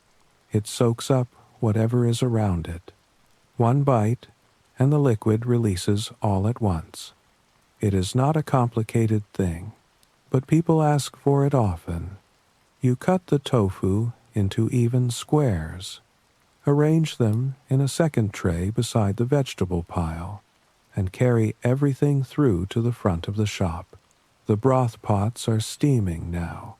You taste the clear soup base from a ladle, the lamb bone broth, a small amount of salt, a few dried berries of red wolfberry floating on the surface, clean and round and deeply warm. Then you move to the second pot, the one with the spiced base. Into this one, you have already added crushed spice berries and a measured pinch of pepper, a spoonful of bean paste stirred until it dissolves. The color is amber with a faint reddish tinge. The smell is sharp and faintly sweet at once. You taste this one too, then add a small amount of additional pepper. Not much. Enough. For a third option, a smaller pot set quietly to one side, you have prepared something lighter. A mixture of floral sweet broth, honey, dried ginger, and a small piece of dried tangerine peel. It is subtle. A few guests prefer it, especially the women who come in together in the morning, and the older residents of the neighborhood who find the spiced version too heating. You always have this one ready without announcing it. The meatball mixture comes last. You fold the ground lamb scraps with a pinch of salt, a little crushed ginger, and a small amount of starch. Then work it between your hands until it comes together. You roll each ball quickly, pressing lightly to compact it, and set it into a small clay dish. They will go into the pot fresh when a customer orders them. The inside stays soft. The outside catches the broth and becomes something else entirely. The sky outside the door is now a pale, gray gold. The air is cold, but still. Somewhere close, a cart is moving along the lane, the slow groan of its wheel, the footsteps of the man guiding it, fading toward the main road. The shop is ready. The broth is hot. The preparations are done. You wash your hands in the cold basin, dry them on a cloth, and set the cloth by the door. The first customer will not be long. By now the room is warm. The steam is rising, and it will not be long before the first familiar footsteps sound at the door. He comes just as the broth begins to simmer with purpose, the surface lifting and falling in slow, easy circles, a thread of steam rising from each pot. He is a regular, a dock worker who comes most mornings before heading to the canal wharf, his carrying pole already slung over one shoulder, a coil of rope hanging at his side. His face is broad and tired. He does not bother to look at anything when he comes in. He has been here enough times that the shop is simply an extension of his morning routine. He sits down at the nearest table, lowers his pole beneath the bench, and looks at you. Clear broth, 2 pounds of lamb, and flatbread, if there's any. You bring the copper pot out and set it over the brazier. The hot broth goes in with a ladle, and within moments it is moving again. You set the tray of lamb beside it, a small dish of dipping sauce, a bowl of bean paste, the flatbread thick, sesame crusted, baked until the surface is gold. You wrap in cloth and bring over warm. He picks up a piece of lamb with his chopsticks and lowers it into the pot. The meat curls almost at once in the heat, its color changing from red to pale in a matter of seconds. He lifts it out, lets it sit for just a moment, then eats. He does not say anything for a while. He just eats. Two more men arrive together not long after, friends of his, or at least acquaintances from the same work. They have just finished unloading a grain shipment that came down from the south, 20-some days on the water. They smell of river and rope. They are very hungry. They sit across from the first man and immediately begin to settle themselves in the way people do when they intend to eat properly and not in a hurry. 3 pots of clear broth between them, 4 pounds of lamb, warm wine in a clay flask. You set the wine to heat in a small water bath beside one of the braziers and begin building up the fires. The room fills with the smell of broth and lamp oil and the faint sweetness of warming wine. The men talk while they eat low, easy conversation about the canal crossing, the weather on the water, the price of grain this season. You hear fragments of it as you move. A storm delayed them. The river was high. They slept 2 nights on the boat with the hatches open because the air was too close to breathe. Their voices are not loud, but they fill the small room in a comfortable way. The sound of chopsticks on pottery, the small clatter of a flask being set back down, the low sound of broth just at the edge of a boil. 2 young scholars come in not long after. They are neatly dressed, despite the early hour, pale blue robes, ink-stained fingers. Light packs over their shoulders. They take the table furthest from the door and sit with the careful posture of people accustomed to sitting at desks. They order quietly. A clear broth, lamb, greens, and some of the flower-like mushrooms you have set out in a small basket on the counter. One of them asks if you have fresh ginger dipping sauce. You do. You bring it in a small clay cup. They eat without much conversation at first. One reads from a folded paper he has taken from his pack. The other watches the pot. The mushrooms go in gently. They are soft and pale and curl slightly at the edges when the heat reaches them. The scholar, watching the pot, fishes them out with careful attention, one at a time. He eats slowly. He is clearly someone who pays attention to food. The room is warm now. The 4 braziers are all going steadily. The windows have fogged over at the lower edges, and the morning light coming through them is soft and diffuse. Outside, the street has come alive. Footsteps, voices, the rumble of a handcart, but inside the shop, the sound is muffled and gentle. You refill the dockworker's broth with a ladle of fresh stock from the back pot. He nods without looking up. His flatbread is half gone. He is working through the lamb slowly now, the urgency of the first few bites behind him, settling into the warmth. A small clay pot of ginger flower broth sits warming at the side of the stove, sweet and fragrant, barely touched. It will have its moment later. But for now, the morning belongs to the clear pot, the lamb, the fog on the windows, and the easy sound of people eating.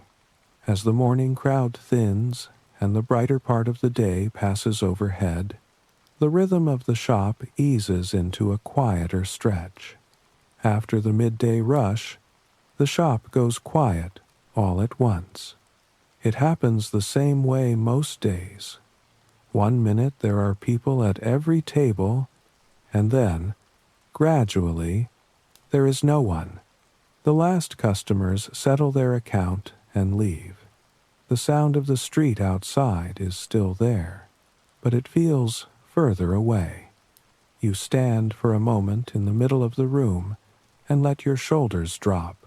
Your helper, a boy from the countryside, 15 years old, quick-handed and good-natured, begins clearing the tables without being asked.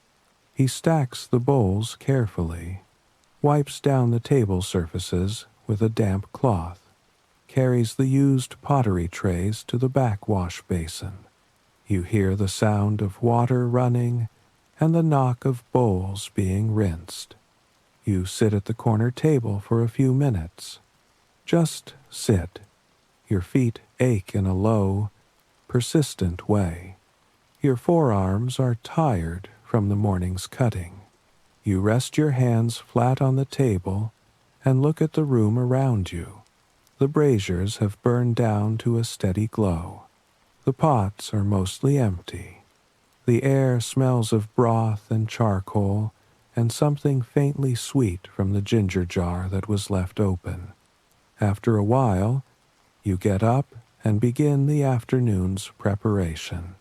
The leftover lamb trimmings from the morning go onto the cutting board. You work through them slowly, cutting away any remaining membrane, then chopping the rest into a fine, even mince. Salt, a little crushed ginger, a spoon of starch, worked in with a folding motion until the mixture begins to hold together. Then you begin rolling the meatballs one between each palm, pressing lightly, rolling until smooth. You set each one in a clay dish and work your way through the bowl. It takes a while. Your hands fall into the rhythm of it easily. The boy finishes the washing and comes back in. He asks if there is anything to cut. You gesture at the pile of water shield greens and the fresh vegetables that arrived this morning from the garden outside the city. He takes up a small knife and begins to separate the leaves, working neatly. He is not fast yet, but he is careful, which matters more. You check the ice barrel in the back corner. It holds fresh fish and river shrimp packed in with coarse salt and a layer of chipped ice. The evening customers tend toward river food. The canal brings it in fresh every day, and there is a pleasure in the lightness of it after a day's work, the way a clear broth with river shrimp feels different from the heavier warmth of the lamb. You lift a piece of the fish and press it. Firm. Good. You lay it back and replace the cloth cover. Then you make a quick trip to the apothecary on the next street over. The man behind the counter is old and unhurried, with a precise way of measuring that you have always found reassuring. You buy dried chrysanthemum, a small bunch of honeysuckle, and a handful of dried mint leaves. In the hot months, many customers find the spiced broth leaves them flushed and overheated.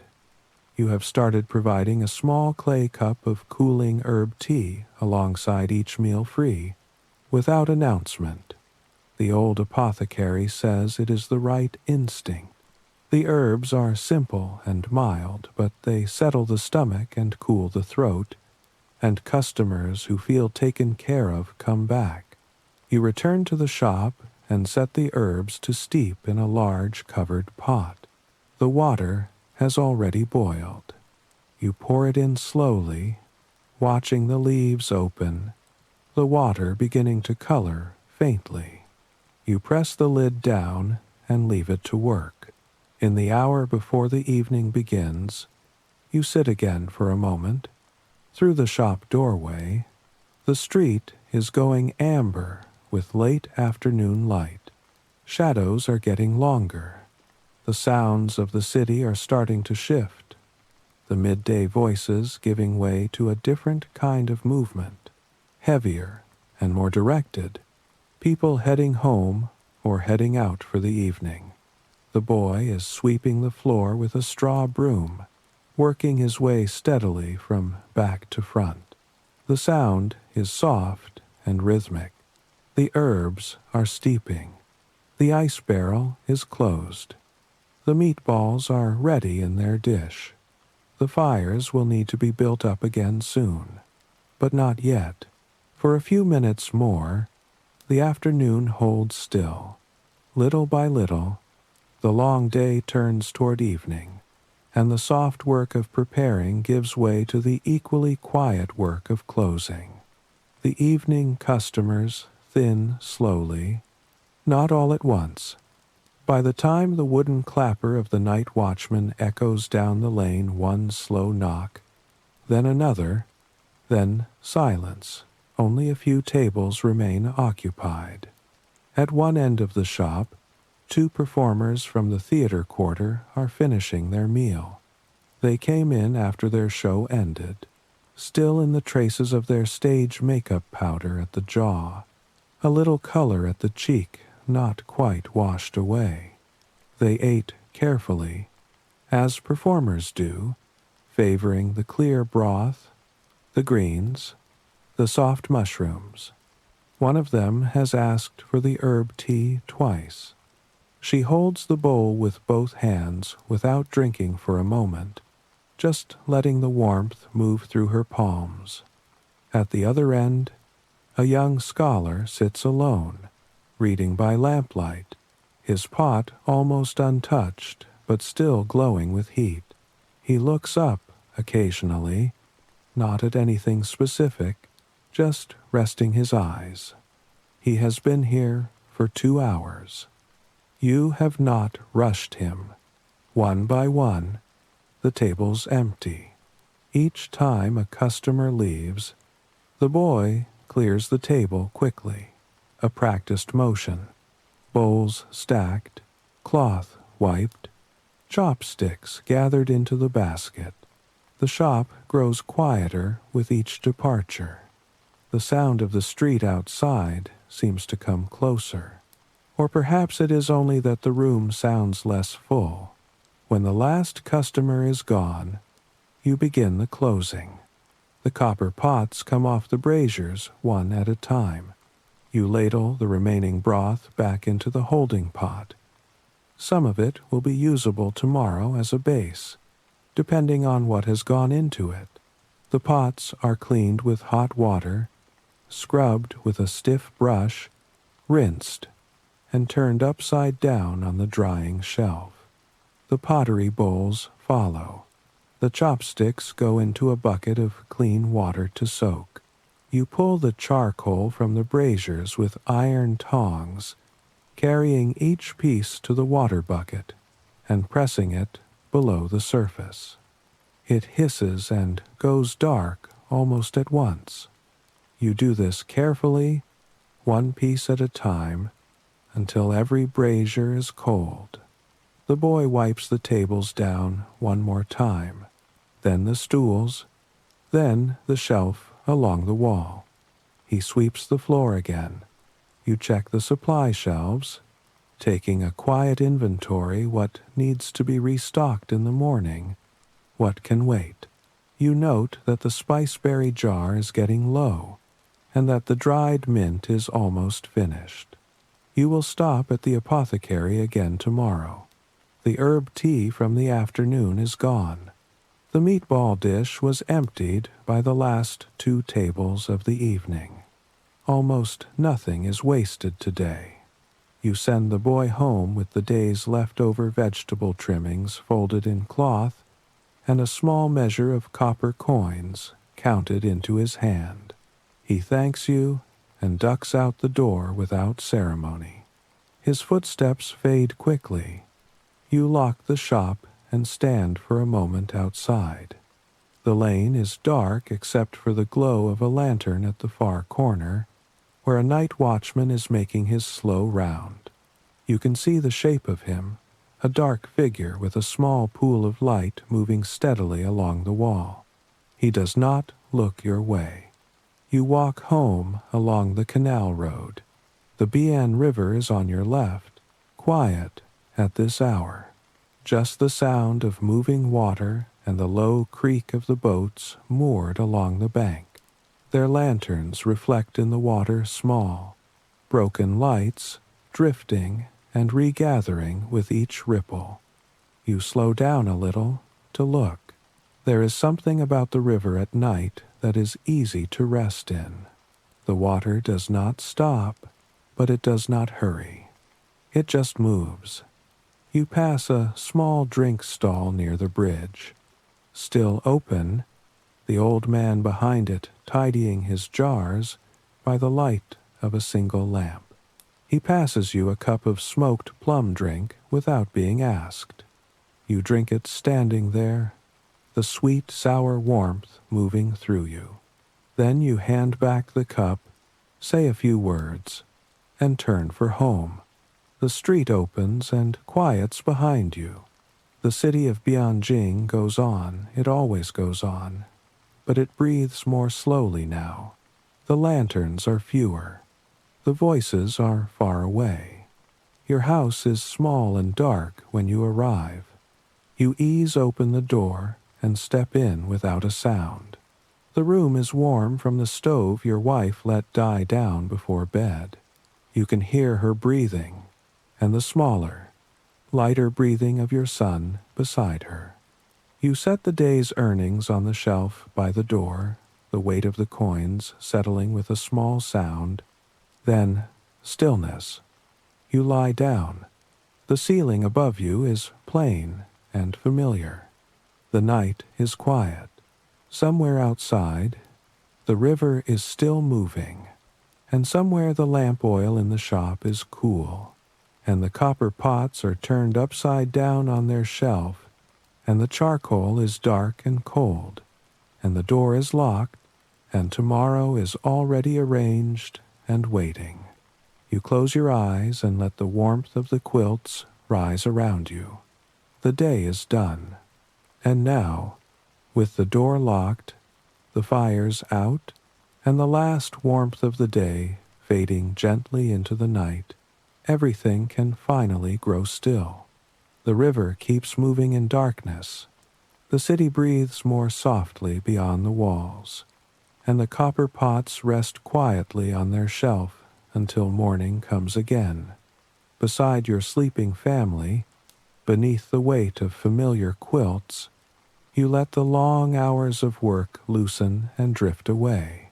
There is nothing more to prepare tonight, nothing more to carry, nothing more to tend, only the fading warmth, the deepening quiet, and the slow comfort of knowing that when dawn returns, the little shop, the broth, the charcoal, and the city will all be waiting for you once more.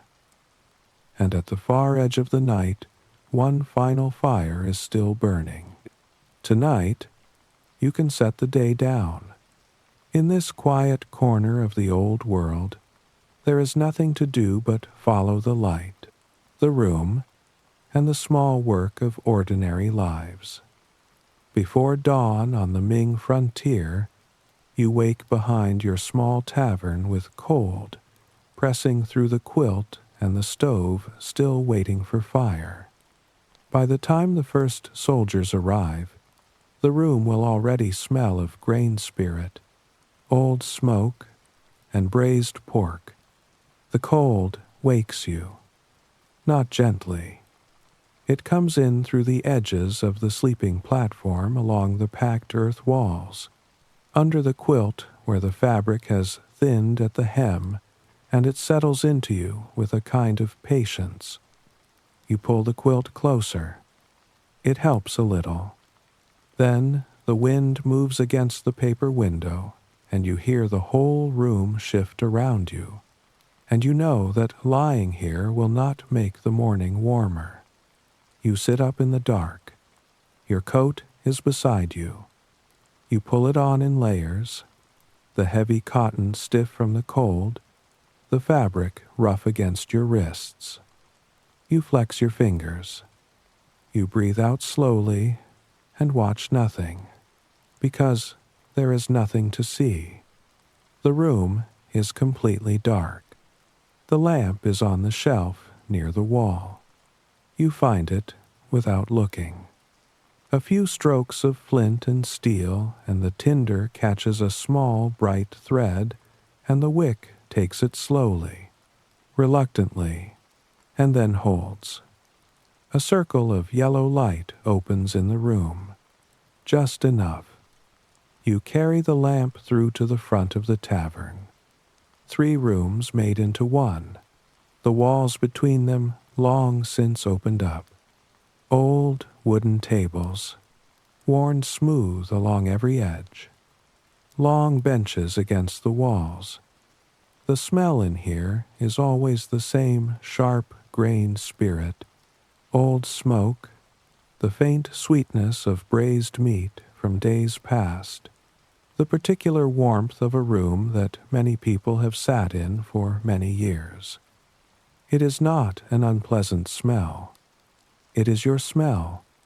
In the corner, near the wall, the basket of dried dung fuel cakes sits where you left it last night. You gather several in your arms, dry and surprisingly light, and carry them to the main stove. You open the iron door at its base. Deep in the ash, the faintest glow is still alive. You feed it some dry grass first, bending close, and watch the flame feel its way forward. Then the fuel cakes go in, one by one, and the fire begins to breathe properly. Warmth moves outward from the stove in slow degrees. You stand over it with your hands open. The fire settles. A low hiss. A small crackle. Steam begins to form along the inside of the iron lid above. The chill in the room does not leave all at once. It never does, but it begins, slowly, to step back. You fill the large pot with water from the courtyard jug. Clear water, cold and faintly sweet, drawn from the deep well out back. You set the pot over the heat and step away. Outside the paper window, the sky is beginning to change. The darkness is not total anymore. At the horizon there is the faintest line of gray cautious, not yet committed to being morning. The great wall is somewhere out there in that gray, its towers running along the ridgeline. You cannot quite see it yet. You know it is there. You take your bowl from the shelf and spoon in some roasted grain flour. When the first threads of steam rise from the pot, you ladle hot water over it and stir. The smell that rises is rough and wheaten and warm in the back of the throat.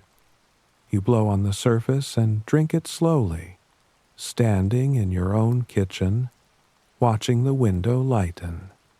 The stove pops quietly. The paper trembles. A new day begins, same as every other, with cold, and a small fire, and a bowl of something simple, and the waiting. By the time the first warmth gathers around the stove, the room is ready to become a tavern again. The bowl goes upside down on the shelf. You wipe your hands and move to the large wine jars along the wall.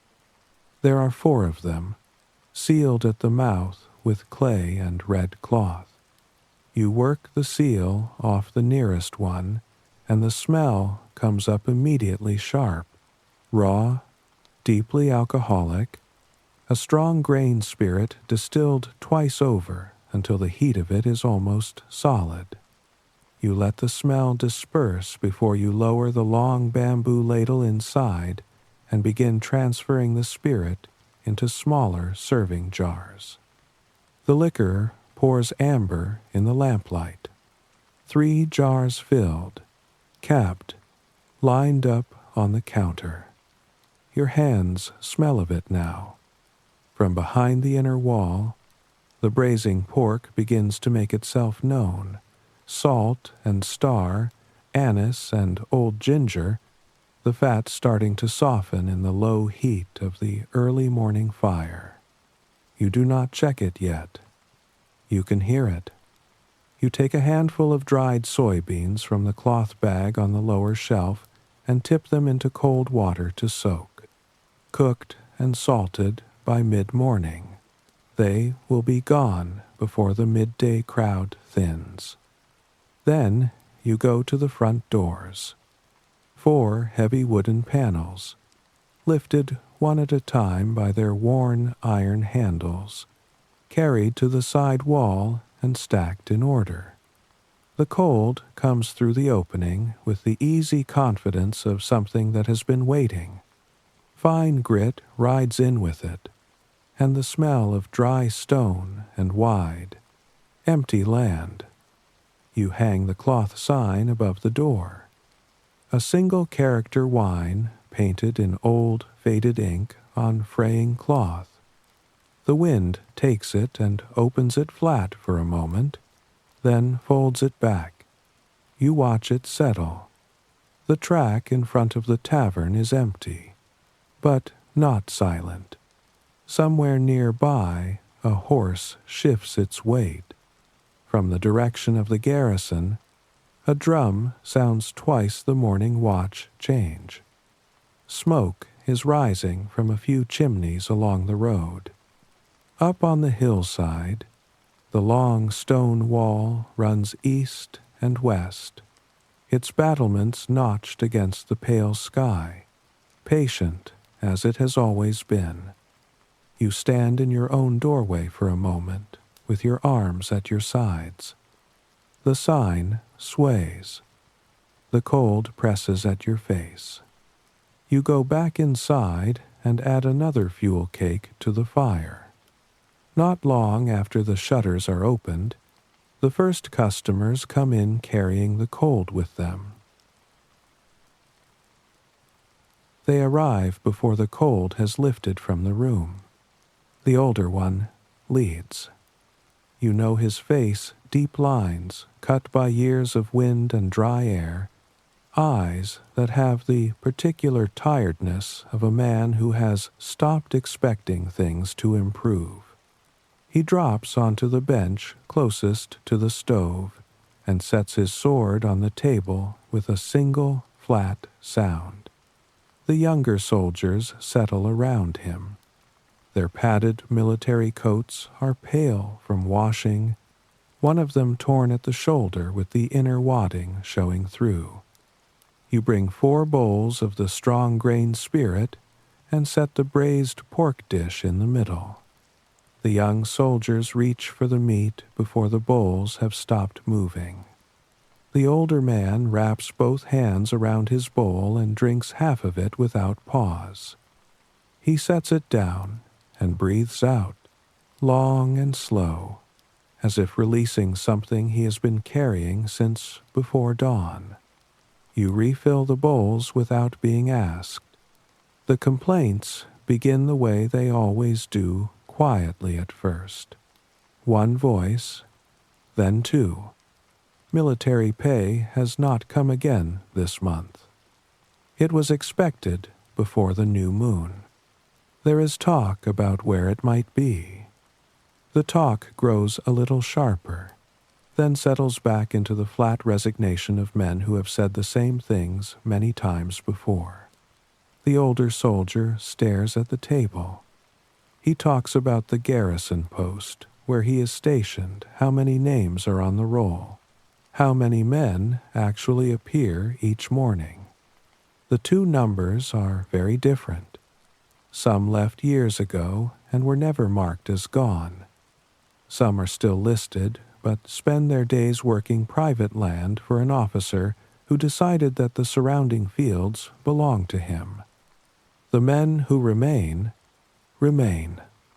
A young soldier mentions a wool coat that was issued on paper last winter and never arrived in any other way. No one responds to that. The stove settles quietly. The older soldier refills his own bowl this time. He is quiet for a while, looking at the smoke-darkened wall behind the counter. Then he says something about a great military defeat from his father's time, a catastrophe that took most of the Empire's best soldiers in a single campaign, and changed the whole character of the frontier from that day forward. His father died in it. The wall, you can see from the door, was reinforced and extended in the years that followed. He says this without drama. It is simply something that happened, the way weather happens. A younger soldier tells him to stop talking about old disasters and drink. The older man drinks. You bring the bean dish out and set it beside the meat plate. Steam lifts from the bowl in a slow curl and spreads across the table and disappears. Outside, a gust moves against the paper window. The room shivers once, and then goes still. Their bowls are only half finished when another sound reaches the door from the road outside. The bell comes first, thin and clear, moving fast from the east, then slowing. You hear the hoofbeats, then a man dropping to the ground. The horse snorts. The door opens, and a lean, wind-burned figure comes in, still moving at a traveler's pace, already reaching for the water jug on the sideboard before he has fully looked at anything. He tilts the jug back and drinks with his eyes closed, water running down both sides of his chin. He does not care. He sets the jug down and breathes.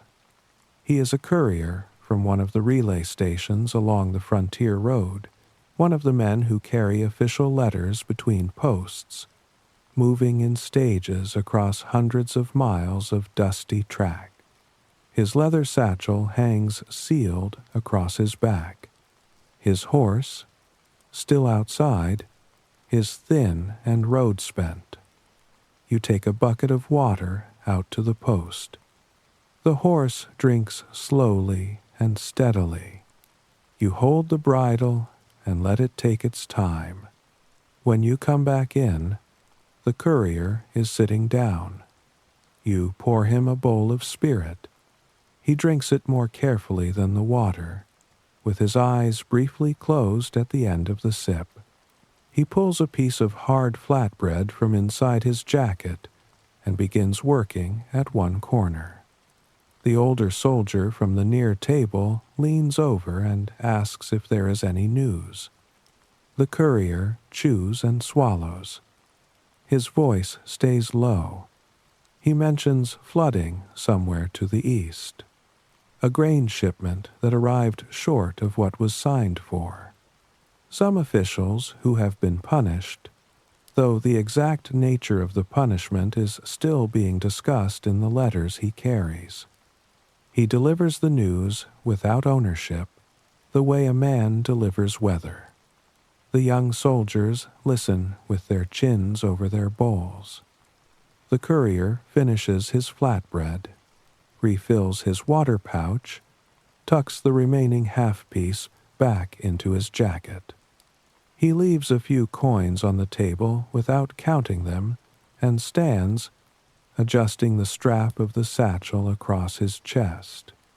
At the door he settles his hat against the wind. The bell on the horse's neck rings once as he mounts, twice as the animal turns west. The sound moves away across the hard ground, thinning steadily, and then the wind takes it, and there is nothing. The door settles in its frame. Once the courier has gone, the room settles again, until wheels and hooves find the frozen track.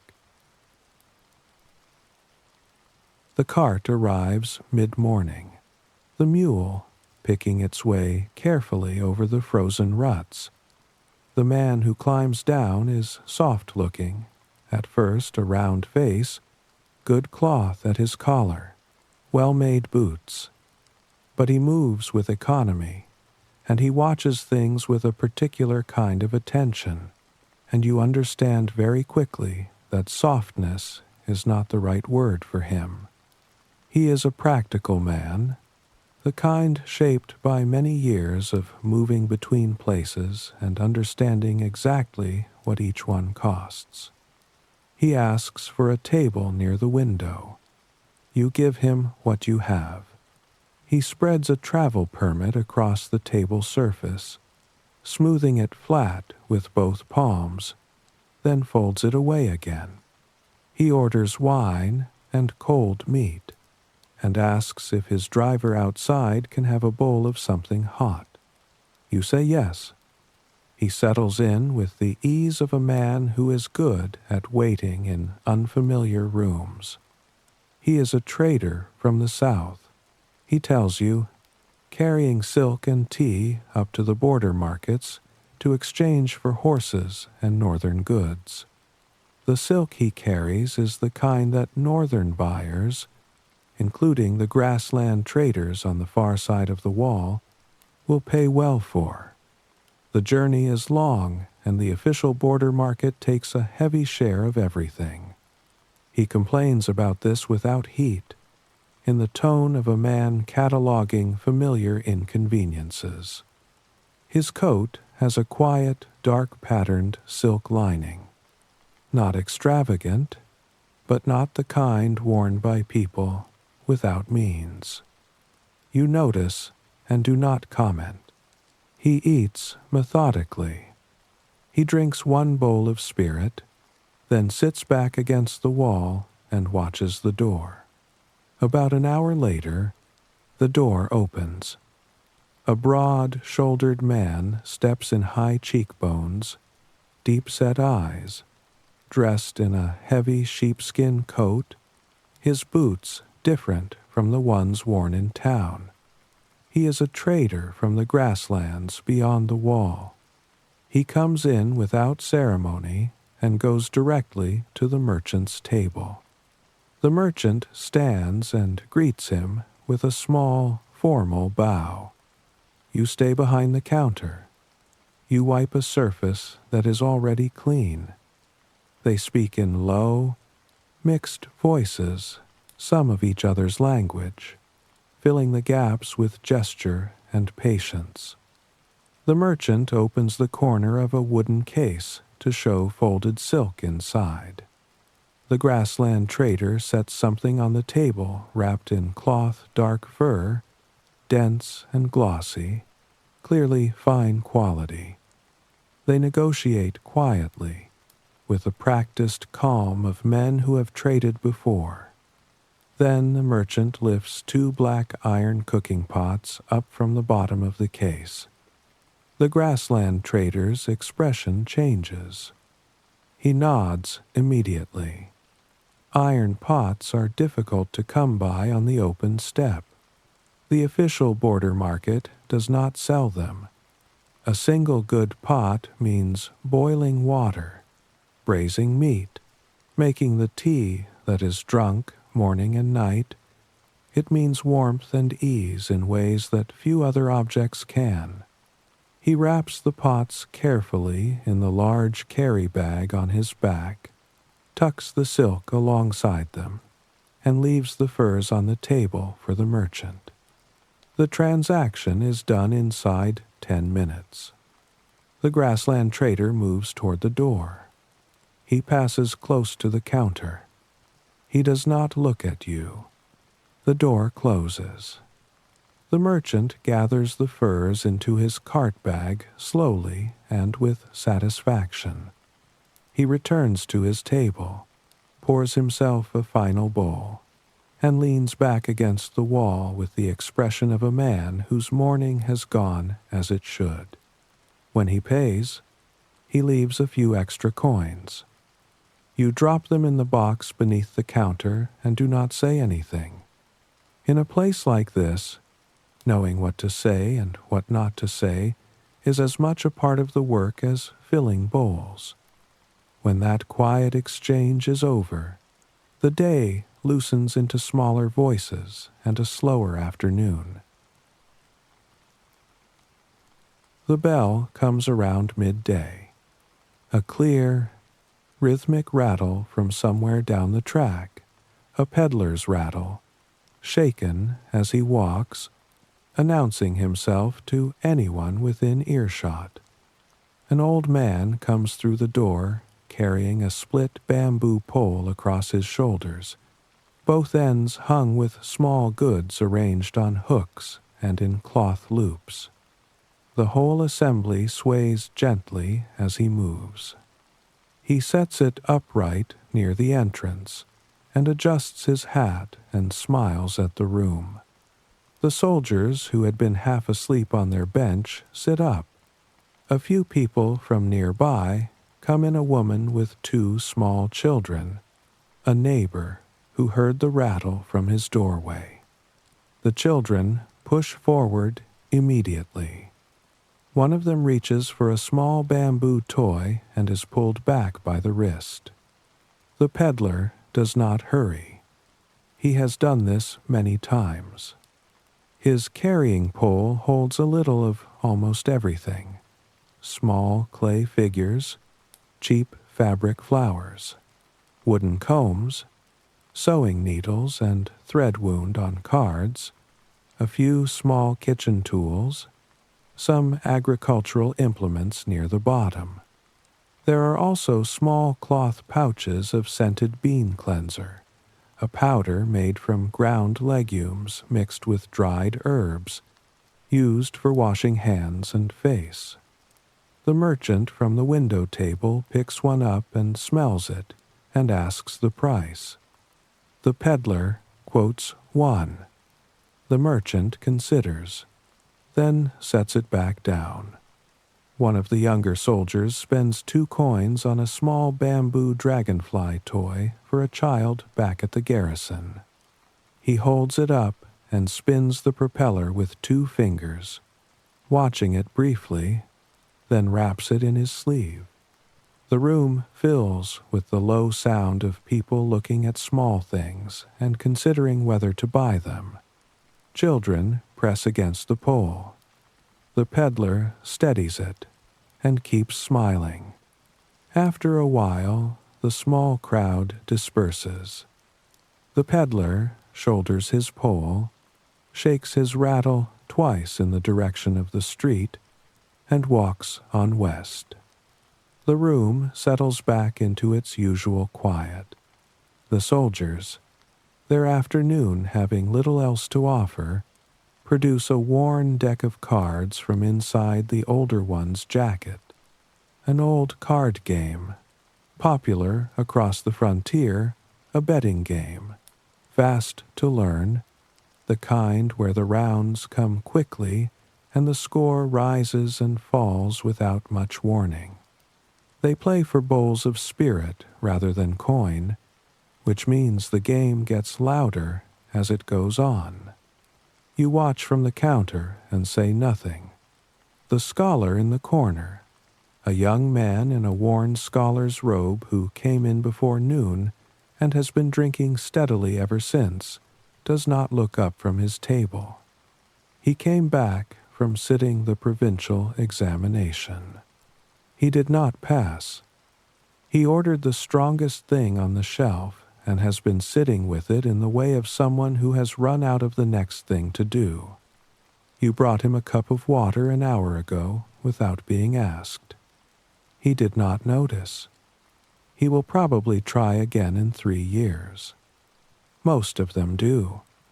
You add a fuel cake to the stove and listen to the card players argue about a hand. By the time the card game begins to lose its energy, the last of the daylight is already thinning over the ridge. The sun goes down into the western hills like something too tired to argue anymore. The sky turns amber and gray in uneven bands, and the wall on the ridge catches the last light along its crest before going dark. The afternoon customers have mostly gone. A few traveling merchants sit quietly with their cups. Two local herdsmen from outside the wall are on the bench near the door, speaking to each other in low voices in their own language. One of them stands up suddenly. He is looking past the doorway, past the track, out toward the ridgeline. His voice drops to something careful. Smoke. Everyone in the room moves toward the door. You step outside with them and follow their eyes east. On one of the beacon towers along the wall, 3 ridges away, maybe 4, a single column of dark smoke is rising straight into the orange sky. Dense and black, unmistakable. As you watch it, a single muffled thud reaches you on the wind. One signal. 1. The merchants begin folding their things away, moving their bags closer to their bodies. The older herdsman remains still, watching the smoke with narrowed eyes. He says quietly that it is probably nothing serious, a small raiding party, maybe fewer than 100 men, looking for salt and winter stores. He has seen this before. The smoke says small numbers. Small numbers usually mean they circle back before dark. His voice is steady. The room is not entirely steady. You go back inside and fill every bowl on the occupied tables. The candlelight flickers. The faces around the room are quieter than they were. Nobody says anything much. The smoke has already begun to thin at the edges, pulling apart in the upper wind, and by the time the sky darkens fully, the column is gone. Then the bell sounds from the gate. 2 slow, heavy strokes. Then silence. Then 2 more. The gate is closing for the night. Anyone outside the wall stays outside. Anyone inside stays in. You go to the front and begin replacing the door panels, fitting each one into its slot. The sound of the track cuts off. The cold comes through the last gap before you seal it with the bar. The tavern becomes its own small world. The scholar is asleep in his corner, his head on his folded arms, breathing slowly. The merchant has settled near the stove with his back against the wall and his coin purse held to his chest, even in drowsiness. The 2 herdsmen move to the back room and the big sleeping platform there. You sit behind the counter. The fire is low and steady. The lamp makes its small yellow circle on the wood. Outside the paper window, the wind runs along the wall and down the track and through the gaps in the eaves, but it is just wind. The gate is closed. The bar is set. The night is as contained as it can be made. Later, you go out to the courtyard. The cold is total and very clean. Above you, the sky is enormous, more stars than you can hold in your vision at once, the whole vault of them turning with a slowness you can almost feel. The broad path of the Milky Way crosses from one horizon to the other, pale and dense, and impossibly far away. One of the herdsmen has followed you out. He leans against the courtyard wall and lights his pipe and draws on it slowly. He points upward with the stem of the pipe. That group there, he says, the 7 in the shape of a ladle. His people call it the Sky Horse. You have always called it the Big Dipper. You have known those 7 stars since you were a child. On clear nights they tell you which way is north. He points to another part of the sky and says 2 stars, far apart, that rise and set at opposite ends of the year, and never share the sky at the same moment. He tells you there is an old story about 2 brothers, sent to opposite ends of the earth by their father, never to meet again. The 2 stars became their names. 2 things that are always separated by exactly the width of the sky. He says this simply, without emphasis. You stand beside him for a while and look up. The beacon tower is a dark shape against the stars. The wall runs away from it in both directions, following the ridgeline until it disappears into the dark. There is no smoke from it now. The grasslands on the far side are quiet, or at least they appear quiet from here. The cold becomes too much. You go back inside, add a last fuel cake to the stove, and blow out the counter lamp. You go through to your room in the back, sit on the edge of the sleeping platform, feel the faint warmth the day's fire has left in the clay. You lie down and pull the quilt up. From the other room you can hear the scholar breathing slowly in his corner, the merchant turning once on his bench, the wind at the paper window, quieter now than it was this morning, moving against the house with less insistence. The bar is across the door. The fire is soft and low. Outside, the stars continue their slow turning above the wall. You close your eyes. The day loosens the cold of early morning, the smell of spirit and anise, the sound of the cards and the soldiers, the dark thread of smoke against the orange sky, all of it softening, blurring at the edges, becoming less like memory and more like weather, and then less like weather too, and then simply quiet, and then nothing much at all. The bar is set across the door. The fire has gone low and steady in the stove. Outside, the stars turn slowly above the wall. Inside, the room is small, warm, and finally still. You pull the quilt a little closer and let the whole day drift quietly out of your hands. When this story ends, another quiet room in the old world will be waiting.